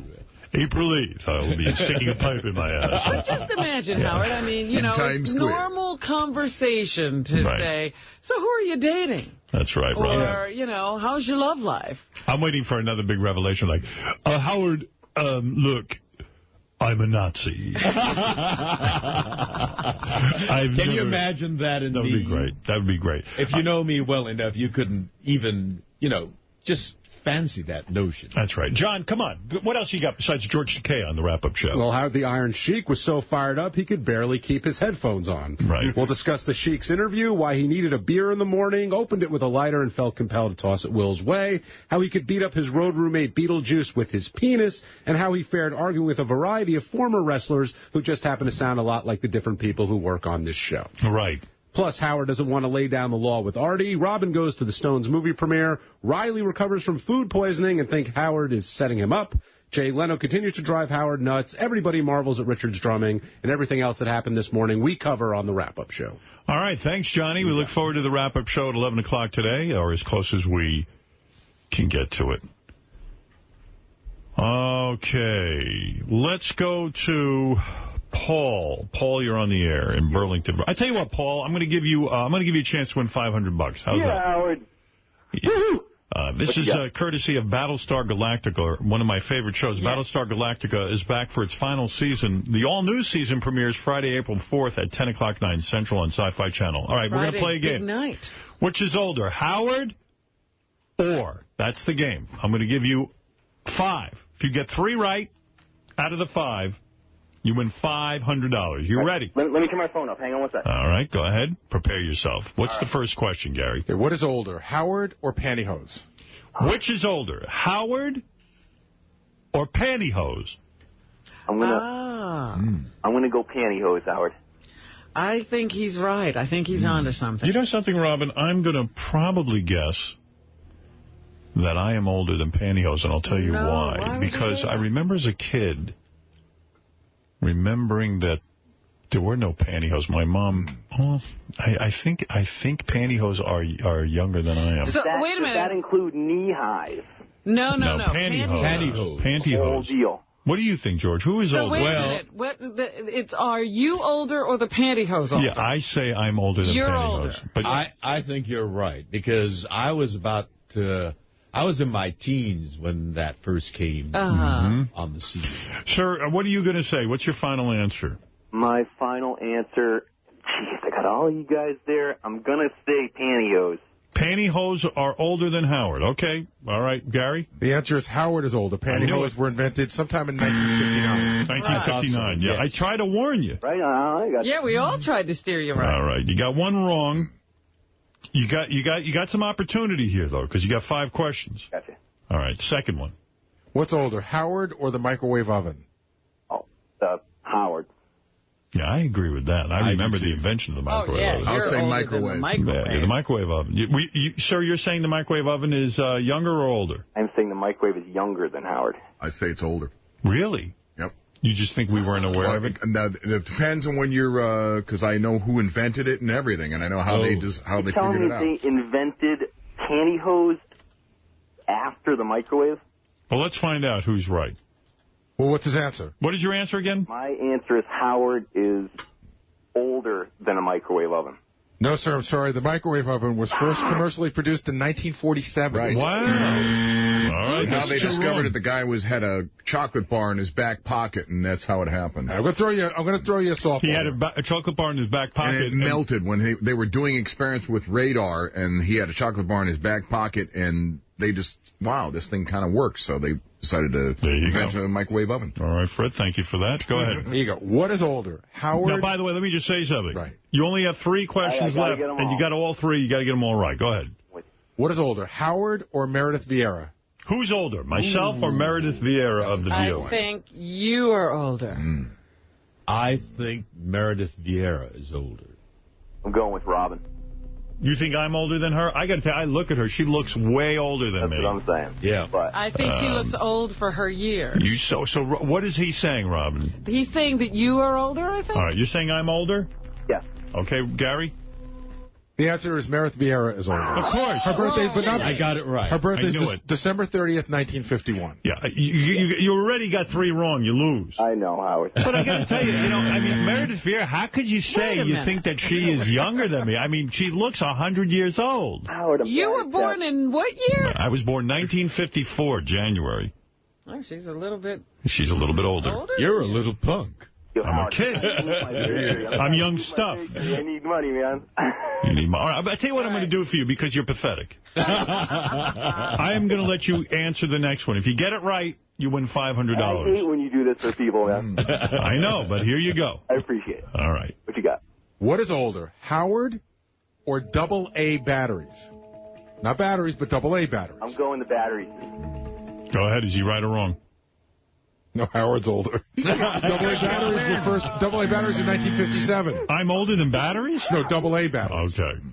All right, listen, I'll just give you the goddamn $500. Yeah. You won $500 from Battlestar Galactica. Battlestar Galactica. So much. Thank you. Is I'm back. looking so forward to that Richard Christie drum special, man. That guy's underappreciated. You got it. Hold on. He's won Battlestar Galactica $500. Battlestar Galactica back for its final season, Robin. This all-new season premieres Friday, April 4th, 10 o'clock, 9 Central on Sci-Fi Channel. Little break, and then Robin's going to do the news. Go ahead, Fred. With sports announcer Chris Berman. Oh, come on. Let's get to the news. How long is this going to go on? I'm sorry, Fred. I don't mean to interrupt. It was short? Yeah, it was short, but forget it. Nah, I had no patience. George Takei. Florentine start playing sound effects on himself. They do sound alike. What are you talking about, bitch? You know what, George? You should know that Robin's romance is still flourishing. Did he know I was in a romance? Yes, she is dating a comedian. Hey, George, you better ask her how to not get hemorrhoids when you're doing anal. She's real good at it. Mr. Florentine. He is getting her. I could show you a few pointers. Would you like to hear announcement about... Sure, go ahead. Do an announcement, please. This is George Takei, and I heard a rumor that Robin Quiver's new boyfriend has enormous testicles. Oh, my, Robin. I will get you Broadway tickets, a dinner at a fine restaurant, and a pair of Leonard Nimoy Spock ears if you just let me nibble on those gigantic balls for 5 minutes. What do you say? Do we have a deal? This is the Howard Stern Show. Wow. What a professional. But she refuses to say she's in love, even though I assume that she might be. She just glows. I can see it. You can just really? Radiates from her. Seriously?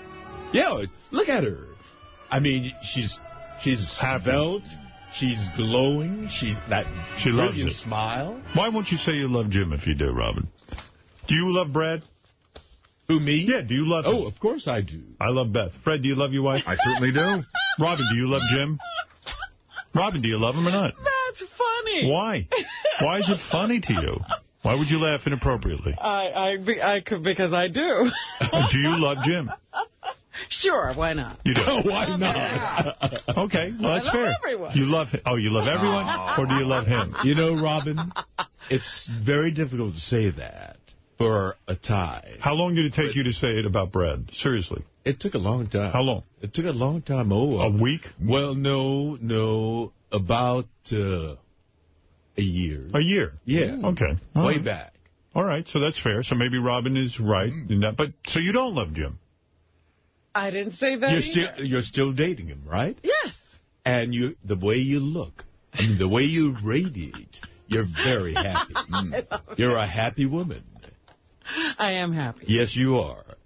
And there will come that time when you will make that peace with your happiness and verbalize. Isn't it horrible talking to George about her romance? I love it. I'm just sitting here, the big smile. Enjoying it. Yeah, Robin was... You didn't say you loved Beth right away. No, but by 3 months I knew it. You knew it? Did you say it? Yeah. Well, good for you. Well, with me, it was lust first. But the love came later. Robin was very bubbly this morning. It was reported to me by several staff members. She said good morning to everyone in the office. She had a big night.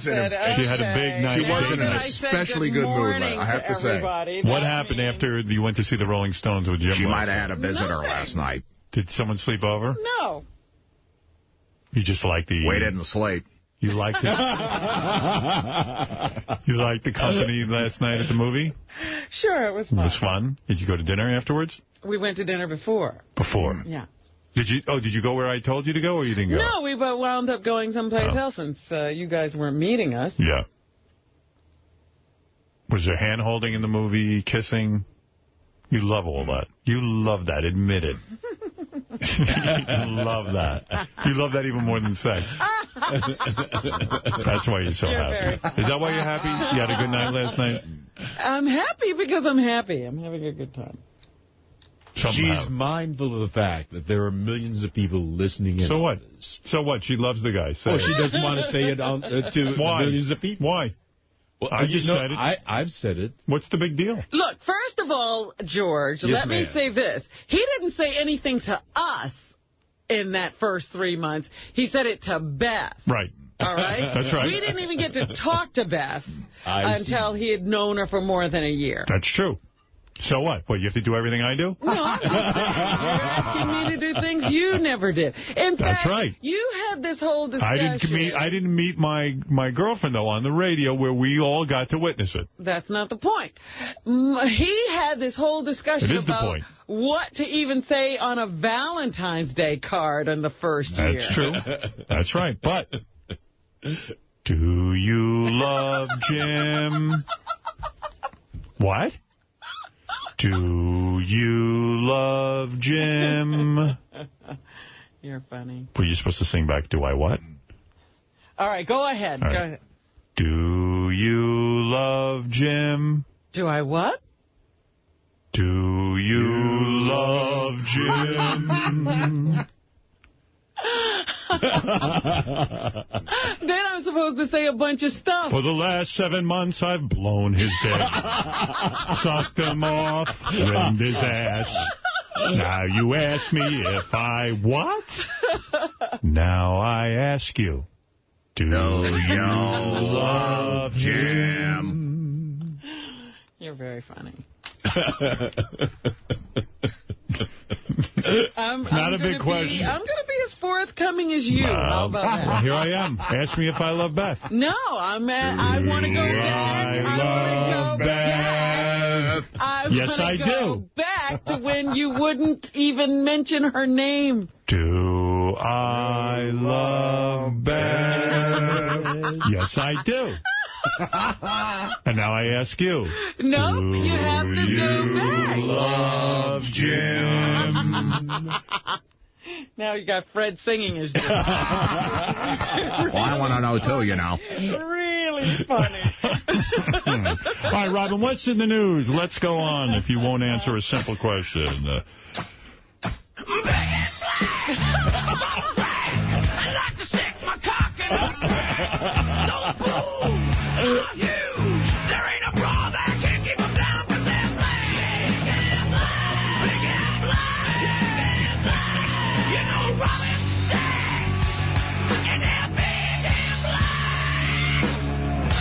All right, very nice, Bleeding Deacons. Robin, go ahead, please. I can tell you I'm very proud of him. He did a great show on Thursday. Oh, okay. Well, very good. There you go. Proud is different. It is different. I didn't say, do you have pride in him? Are you proud of him? Are you proud of him? Let me help you with the English Thank language. you. Do you have pride in him? Do you what? What's the biggest religion in the world? Muslim. Islam. Muslim you Islam. know? Because I know that. The Vatican actually counted people up. They care. There are more Muslims in the world than any other single religious group. That, according to the Vatican's 2008 yearbook. The numbers say Islam compromises approximately 19% of the world's population, while Catholics make up about 17%. And how Jewy is the world? I don't even think they care. No, they didn't even count them. Because Jews don't proselytize, probably. And, the Vatican is in competition with people who are looking for new recruits.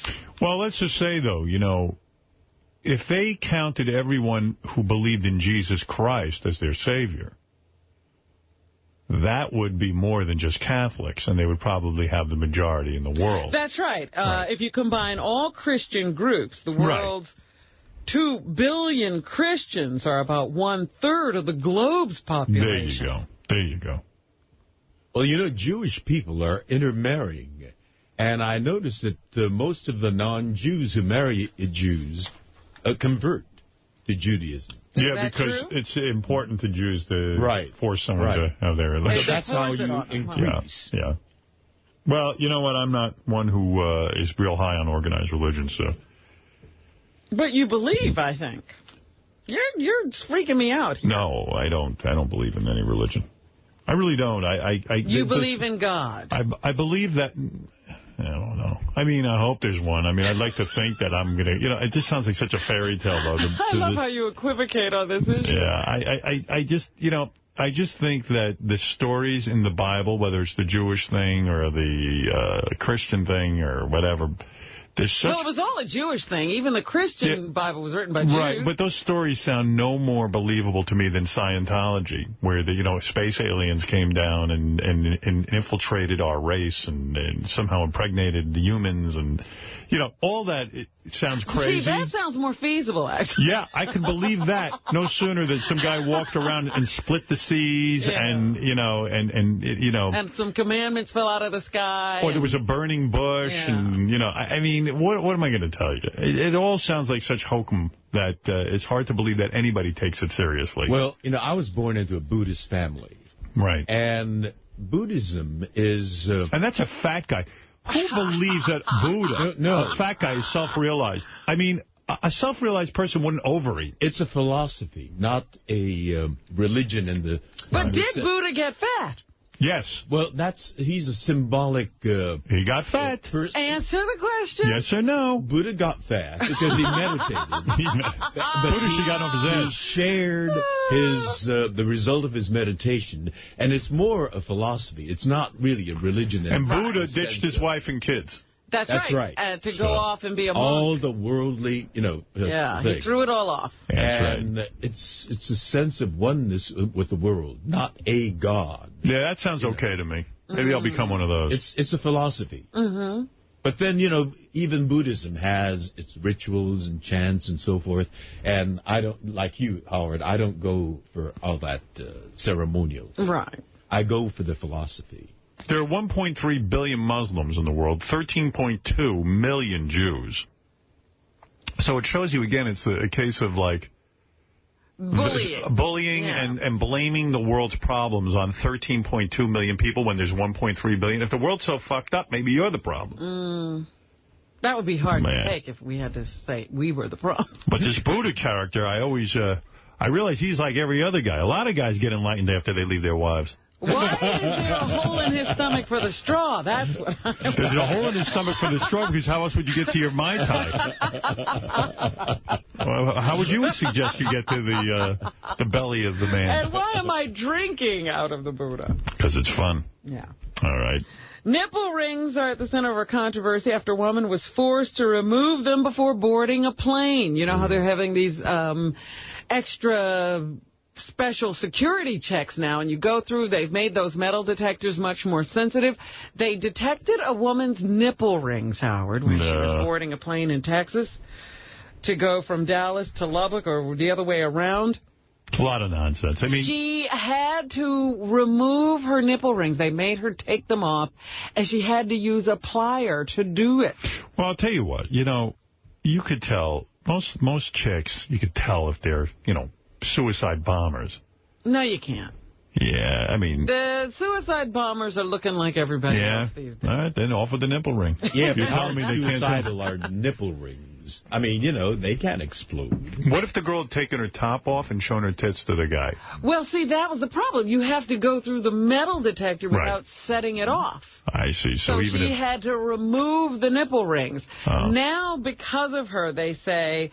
that they are going to change the regulations. The TSA will now allow passengers to show their nipple rings to the agent in private. Right. Okay. So you could go and just flash your top. That makes sense. If you don't want to remove your piercings. I'm thinking of becoming one of those agents. I was going to say, that sounds like a good job. I would wait see boobs. all day for chicks with nipple rings.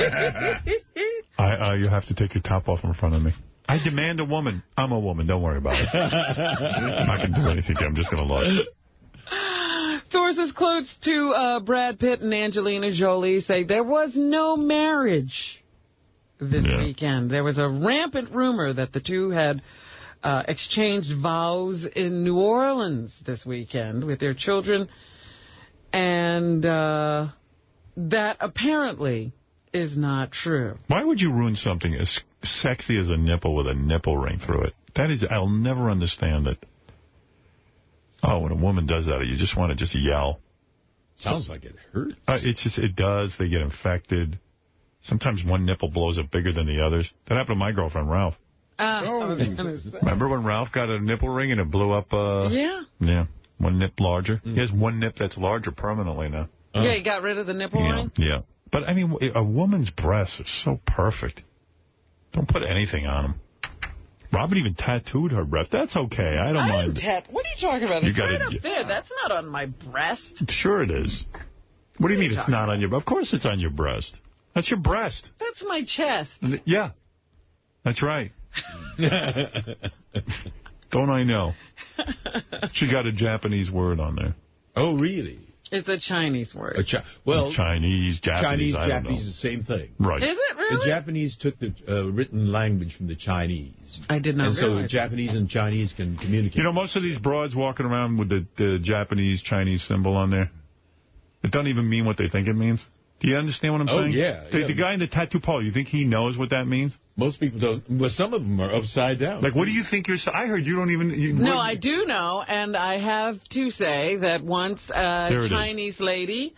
Show it to George. He'll just move your shirt a little bit. No, I can't read it. Right. So the Chinese lady looked at it and told me what it meant. What does it mean? Meant exactly what I thought it meant. It mean I hate Jews.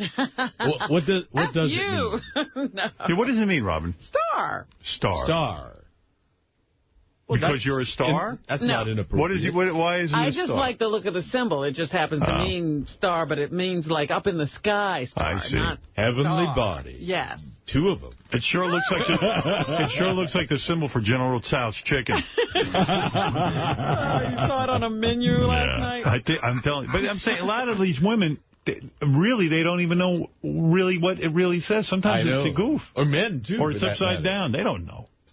Tattoo guy's high. He doesn't know what he's doing. What else, Rob? Donald Trump is a really smart man. He's starting a new MTV reality show where they take, I guess, hard-partying girls and send them off to boarding school to learn to become ladylike. I'd watch that. And he's now offering a slot to Ashley Dupree, the Spitzer hooker. Yeah, I would watch the show with her. Yeah. Meanwhile, why hasn't she surfaced yet?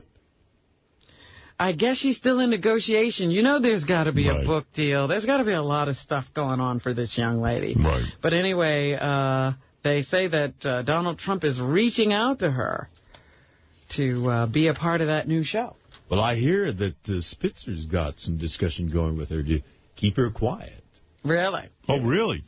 Where'd you hear that? Some money. I don't think this guy's going to sit and offer her money for that. I think he's done with that. I saw, you know, the sad thing is that the whole group keeps getting tied together. Now they busted this other madam who was supposedly running the whole thing. And she had more names. You know, she had Spitzer's name in her book, too, and all that stuff. Well, they had a picture of her and one of her prostitutes, and then Elliot Spitzer in a car with his daughter. Right, and they put it all together. Yeah, it's Madame Tussauds. Yeah. Yes. Madame Tussauds. 12 people were arrested Friday night at a home on Detroit's west side when a Wayne County Sheriff's Department officer busted what is alleged to be a prostitution ring that offered women, girls, and drugs. 8 men and 4 women were arrested, with 31 people ticketed for being in a house where illegal activity was taking place. Here's the sheriff, who says many neighborhood residents were frequenting this home. 2-1. Actually, it's 3-1. I find that highly disgusting. It also looked like it had significant community involvement in terms of customers and that, because a number of people walked to the location as opposed to coming up in cars. Oh, so it was like right around the block. Honey, I'm going to get some milk. The Sheriff's Department says patrons were charged $15 as a cover, $10 for a room, and $60 for various sex acts. 3 girls were reportedly participating in a sex act, and 4 boys were released to their parents. Yes, Lucas, you're on the air in New York City. Hello, how are you? Okay. I just have some additional information on the nipple story in the airport. Uh-huh. According to medical sources, when a nipple ring stays in for a certain period of time, it fuses with the skin. And so MSNBC reports that the woman couldn't get the second one out, and she had to take pliers that the TSA Robin said that. and rip it out. Oh. And hey, by the way, I saw, thank you. It made me think of a movie I tried to watch over the weekend. You know, I have the on-demand service from cable. You're not gonna. First, I rented the Jodie Foster movie. It's almost like a remake of the Vigilante movie, Death Wish. Death Wish, yeah. Yeah, it's Jodie Foster. I think it's called The Brave One. The Brave One, where she goes, her boyfriend is killed, and she decides to go kill a bunch of criminals. I liked it. I enjoyed it. Did you see it? It was good, right? I saw it, too. I enjoyed that movie. So then I see this movie. It looks kind of interesting. I didn't realize it was a Lindsay Lohan movie. Oh. It is the worst movie I've ever seen in my life. She knows who killed her or something like that? Yeah, it's unbelievable. A guy, she's a hot chick. Guy steals her off the street, cuts off her arm and her leg. And I only made it through about an hour of the movie, which is way more than Beth made it through. And then after she gets her arm and leg cut off, she thinks she's a stripper. She doesn't remember her whole identity. And I have never seen a bigger piece of garbage. Yeah, I slept through it. And I said, here was a girl who had such a brilliant career going after. She was a child actress. She was considered a good actress, and she's pretty. She grew up hot looking. She could have had it all. And I'm watching this movie. I go, holy mackerel. Does anyone even read these scripts? Wow. What a horrible movie. Yeah. You saw this movie? I told you I couldn't. I remember it starting out, and then it got convoluted, and I fell asleep, and I woke up and saw the end, and I didn't care what had happened in the middle. Unbelievable. So bad. Did she ever figure out who cut it for... I thought it was her piano teacher, but I don't know. I don't remember. Yeah. And if I'm destroying the movie for you, don't worry about it. You shouldn't be watching this thing. What else you got there? I try to forget bad movies. Right. Remy Ma, your girl. I like her. She was found guilty of the charges against her. You know, there was a shooting incident earlier this year. She was found guilty. And here's a little bit of Remy Ma, 3-4.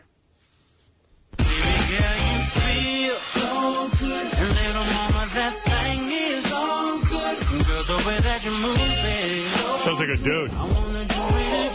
Where is she? She'll come in. There she is.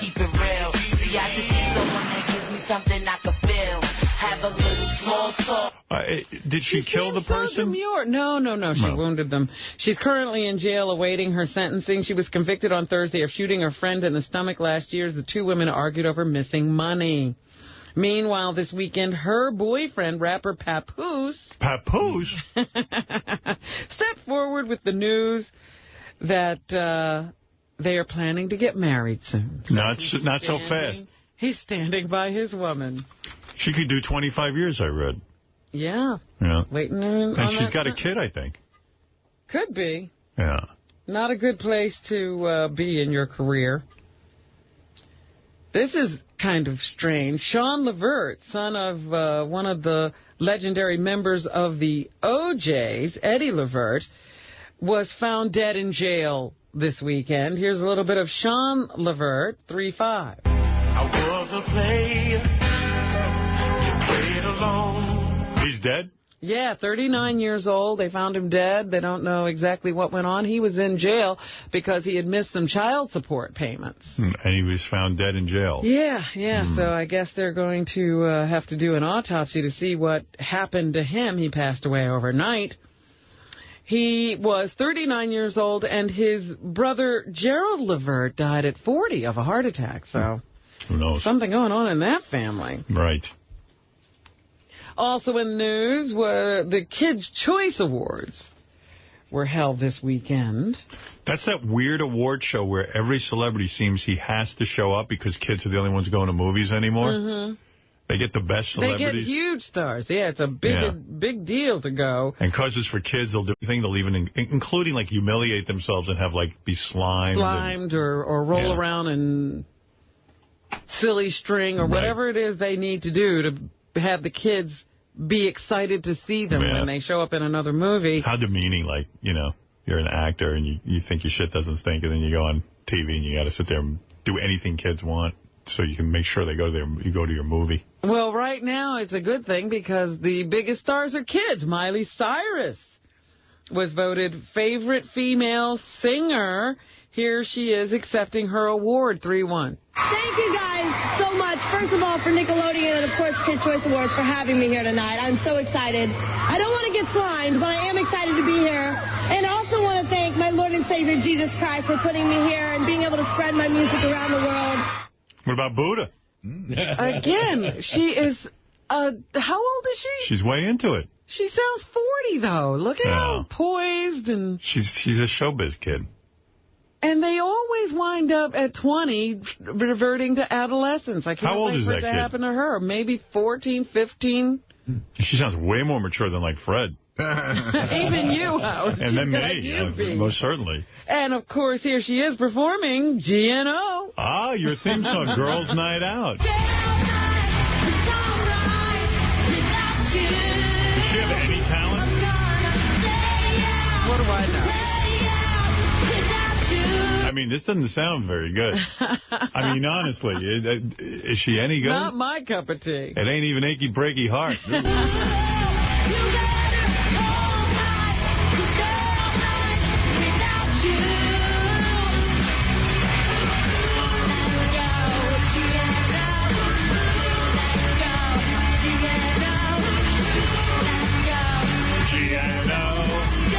gotta go with GNO, yeah, what a catchy tune.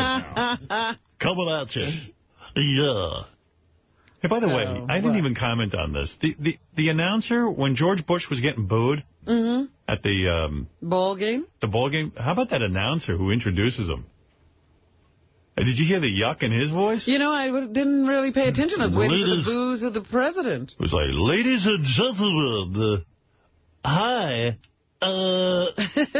Listen to this guy. And here to throw out the inaugural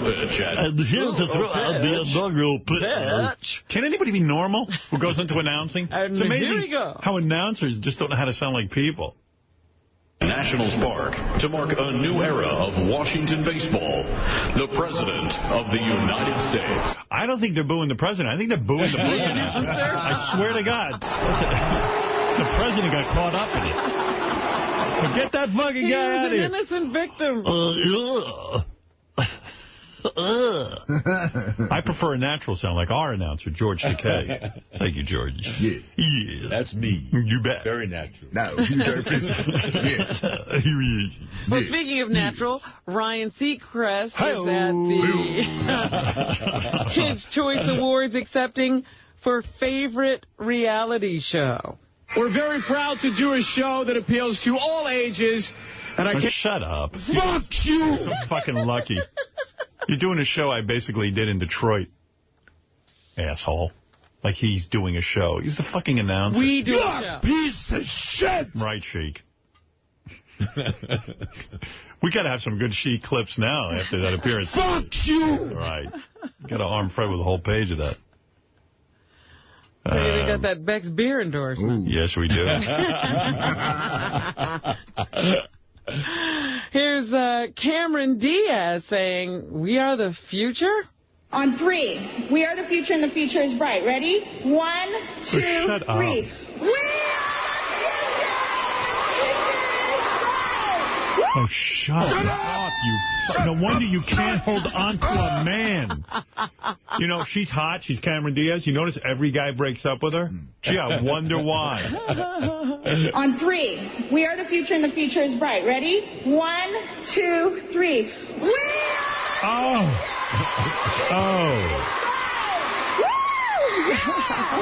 Woo! Honey, you're an old bag to those kids.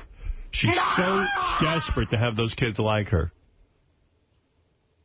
All right, on 3, spread my legs and see my delight. Here's Cameron walking into the Kids' Choice Award. She couldn't hold on to Justin Timberlake. That kid's a big pussy, and she couldn't hold on to him. On 3, we are the future and the future is bright. Ready? Oh, we heard that one. I'm sorry. I wanted to be Indiana Jones. And I feel like my life is actually, I succeeded in it because I think my life is like the most adventurous, fun that I can get away with right now. You really got to slow it down, honey. You got to get it. You got to rein that in. I just want these kids to like me. Then they'll go see my movie. What movie? I haven't seen a movie of yours since The Mask. Or whatever that was. The one with Jim Carrey. That was The Mask. See? I'm not as senile as you think. Meanwhile, Miley Cyrus is taking her fame to the big screen. Good. E! News reports that the 15-year-old is headed to the big screen for her first scripted film based on her hit TV show, Hannah Montana. So she's going to be Hannah Montana in the movie? Yeah. All right.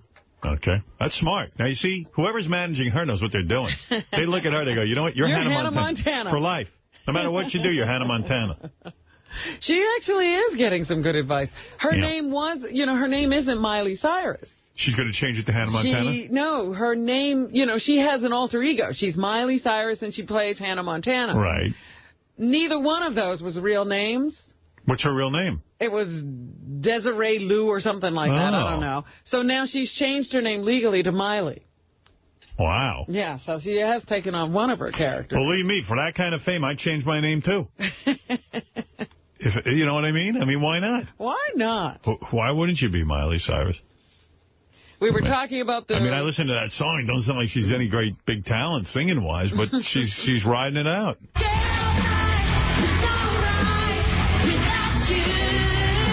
I'm not even sure that's on key. You know what I mean? But who cares? That kid's smart. I'm Hannah Montana. Like that moron who was in, Napoleon Dynamite. That guy refuses to be Napoleon Dynamite. Stupid ass. Should be Napoleon Dynamite in every movie. These kids, they don't know what they're doing. They should talk to you. Me, you know what? People used to say to me, you got to get out of radio. Go and do movies. You got the fame now. I go, why would I get out of radio? I'm good at it. It's great living. It's fun. What do I got to leave for? You talk to that guy, Napoleon Dynamite, he's like, I did that for one movie. I'm an actor. No, you're not. You look goofy. You're not a leading man. You are. What else do you think you can play? Who else do you think you are? Is Pedro there? Yeah. The one thing you're good at, you refuse to do. Dang. Good. We'll see you.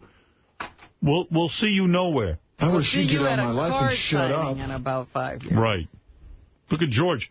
George milked that Star Trek for as long as he needed to. He's no idiot. There's another bright man. By the way, someone... Lucky. I'm still doing Star Trek convention. Of course he is. He's now dope. Calgary, Canada. Yeah. Of Someone course. was saying not too long, there's a new Star Trek movie coming out, and I think it was one of the former cast members, the old cast members, who said, or maybe it was Star Trek, the one... Next Generation? Yeah.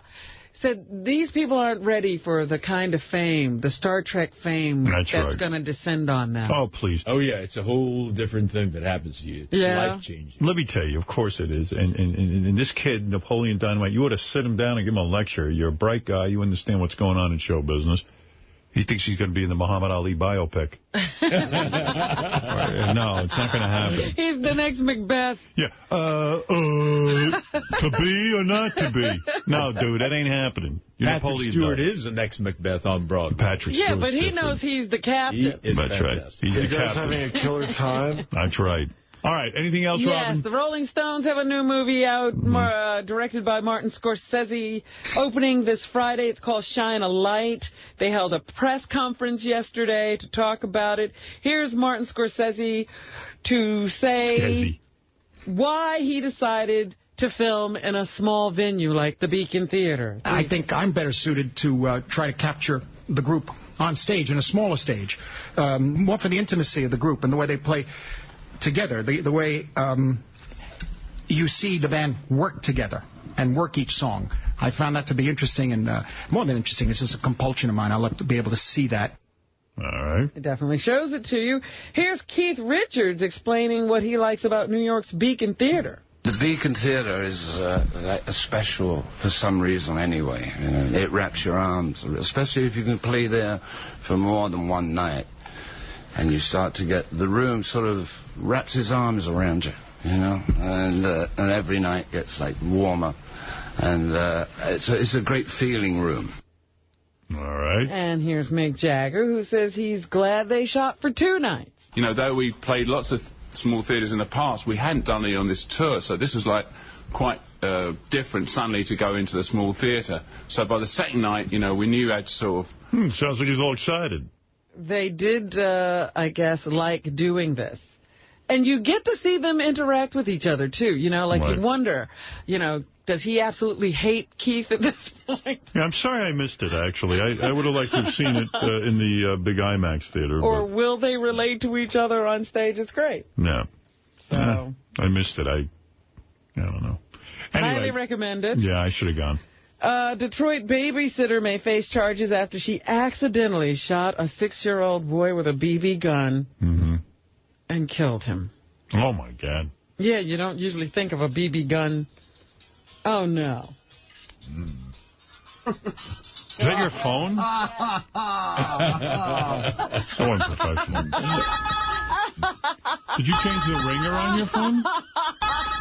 Does your phone now play music? It's a new phone. Oh, that's right. You have 2. What music was that? I don't know. Just some song they put on. It's not anything I know. Who was it? Do you know? It was a 914 number. Didn't recognize it. That's Westchester. Yeah. Who do you know in Westchester? I don't know anybody. Probably a GNO call. Oh, maybe it was Bernstein. He has a It was probably Girls' Night Out. No. Emergency. Girls, no. Girls' Night Out business. Anything else, Robin? Yes. I was telling you about the BB gun with the babysitter. Right. Police say the babysitter found the gun and accidentally shot the boy in the chest. And that's how it killed him. So, BB guns not usually dangerous, but they can be. Right, sure. In Maryland, a man is in police custody at a Baltimore hospital charged with killing his 3 young children yesterday in a Baltimore hotel room. A lot of dudes do that, and then they're going to kill themselves, and then they find after they kill their kids, they can't kill themselves. Right. They call the front desk. Yeah, see? And they're like, you know what? I'm thinking this through. I don't want to be dead. He called the front desk at the Baltimore Marriott Inner Harbor at Camden Yards and admitted to killing the kids and threatening to kill himself. Of course, he didn't do that. No. Suddenly figured out he couldn't do that. The kids were 6, 4, and 2 and had lived with their mother in a Silver Spring home. So all right. He was involved in a divorce. Okay. Thank you. A lot of times guys get dangerous at that time to their children for some reason or other. The presidential election continues. The weekend debate this time was, should Hillary drop out of the race? Why? Why should she drop out? I'm just telling you what the debate was. Yeah, I know. But, I mean, like, why would she drop out? Aren't they sort of in a pretty much a statistical dead heat? Yes. Certain people have been calling for her to step out of it. Now that they are throwing their support behind Barack Obama. Right. Telling her she's now a spoiler and it's bad for the party. But her husband says Hillary can still win the nomination if we just chill out. 1-2. We're going to win this election if we just chill out and let everybody have their say. Yeah, I mean, he thinks, hey, well, the country hasn't voted yet. That's right. There's Pennsylvania and Kentucky and Indiana. And she's, as you said, Howard, it's She's doing well. It's a very close race. That's right. Well, that's the thing. A lot of people are saying that. Why is it that the rest of the country can't have a say? Why do you want it locked up already? Absolutely. Yeah, well, what's the rush? Here's Senator Barack Obama telling everybody that Hillary Clinton can stay in the race. She should be able to compete, and her supporters should be able to support her for as long as they are willing or able. Obama! But here is Senator Dick Durbin, who says Hillary should consider dropping out. She's invested a lot of her life and a lot of her time and the support of her friends in this election campaign. But I think there should be some honest appraisal of her chances here. You dick! Governor Bill Richardson, who is a friend of the Clintons, but not anymore. His support behind behind Barack Obama, says Senator Clinton is entitled to stay in the race. She has every right to stay in the race. She's run a very good campaign. There's 10 primaries to go. They end June 3rd. So he's willing to see this. And for those of you who say, what a turncoat, he says just because he owes the Clintons doesn't mean he has to endorse Hillary. I owe the Clintons a lot. I served in the president's cabinet. But that loyalty is to President Clinton. That doesn't mean that I am going to, for the rest of my life, be in lockstep with whatever they do. That's one of the huge signals that Barack Obama is really the front runner. When the insiders like Bill Richardson all of a sudden bail out on their friends because he smells vice presidency, if he gives this to Barack Obama, then you know she's in trouble. Well, we'll see. Would you like a mixed ticket? How do you Obama! You mean isn't he, what is he? He's a Hispanic and a black guy? Or a black guy and a woman. Would I like a mixed ticket? Yeah, I mean, I'm fine with it. I told you I don't have any issues with any of that. No, I mean Hillary Clinton in particular, if she was the vice presidential candidate. Well, I don't think that'll happen, but, I mean, I'd be okay with it. I don't think that she would ever accept the vice presidency. I think she might. Really? And I think it might be dynamite for the party. All right. I can't imagine that. I don't think it'll happen either, but you never know. Well, maybe that's where I'm throwing my votes. You're saying she's going to get the nominations. I say she'll run for vice president. All right. Let's do this now. Barack Obama did appear on The View last week. And here's a little bit of what that sounded like. How are you related to Brad Pitt? I guess we're ninth cousins, something removed or something. Fascinating stuff. I mean, I think he got the better looking side of the gene pool. You know, not necessarily. Boy, it sounds like another hard-hitting interview. Look like they're all giddy. And here's Barbara Walters saying that Barack is sexy. Maybe we shouldn't say this, but we thought you were very sexy looking. Oh, don't you think so? Oh, don't say that. Don't say that, please. Should I say it? No, that'll hurt me. All right, Robin, is that it? And finally, Dith Prawn. You remember that? Yes, I do know Dith Prawn. I had that last night. Oh, stop that.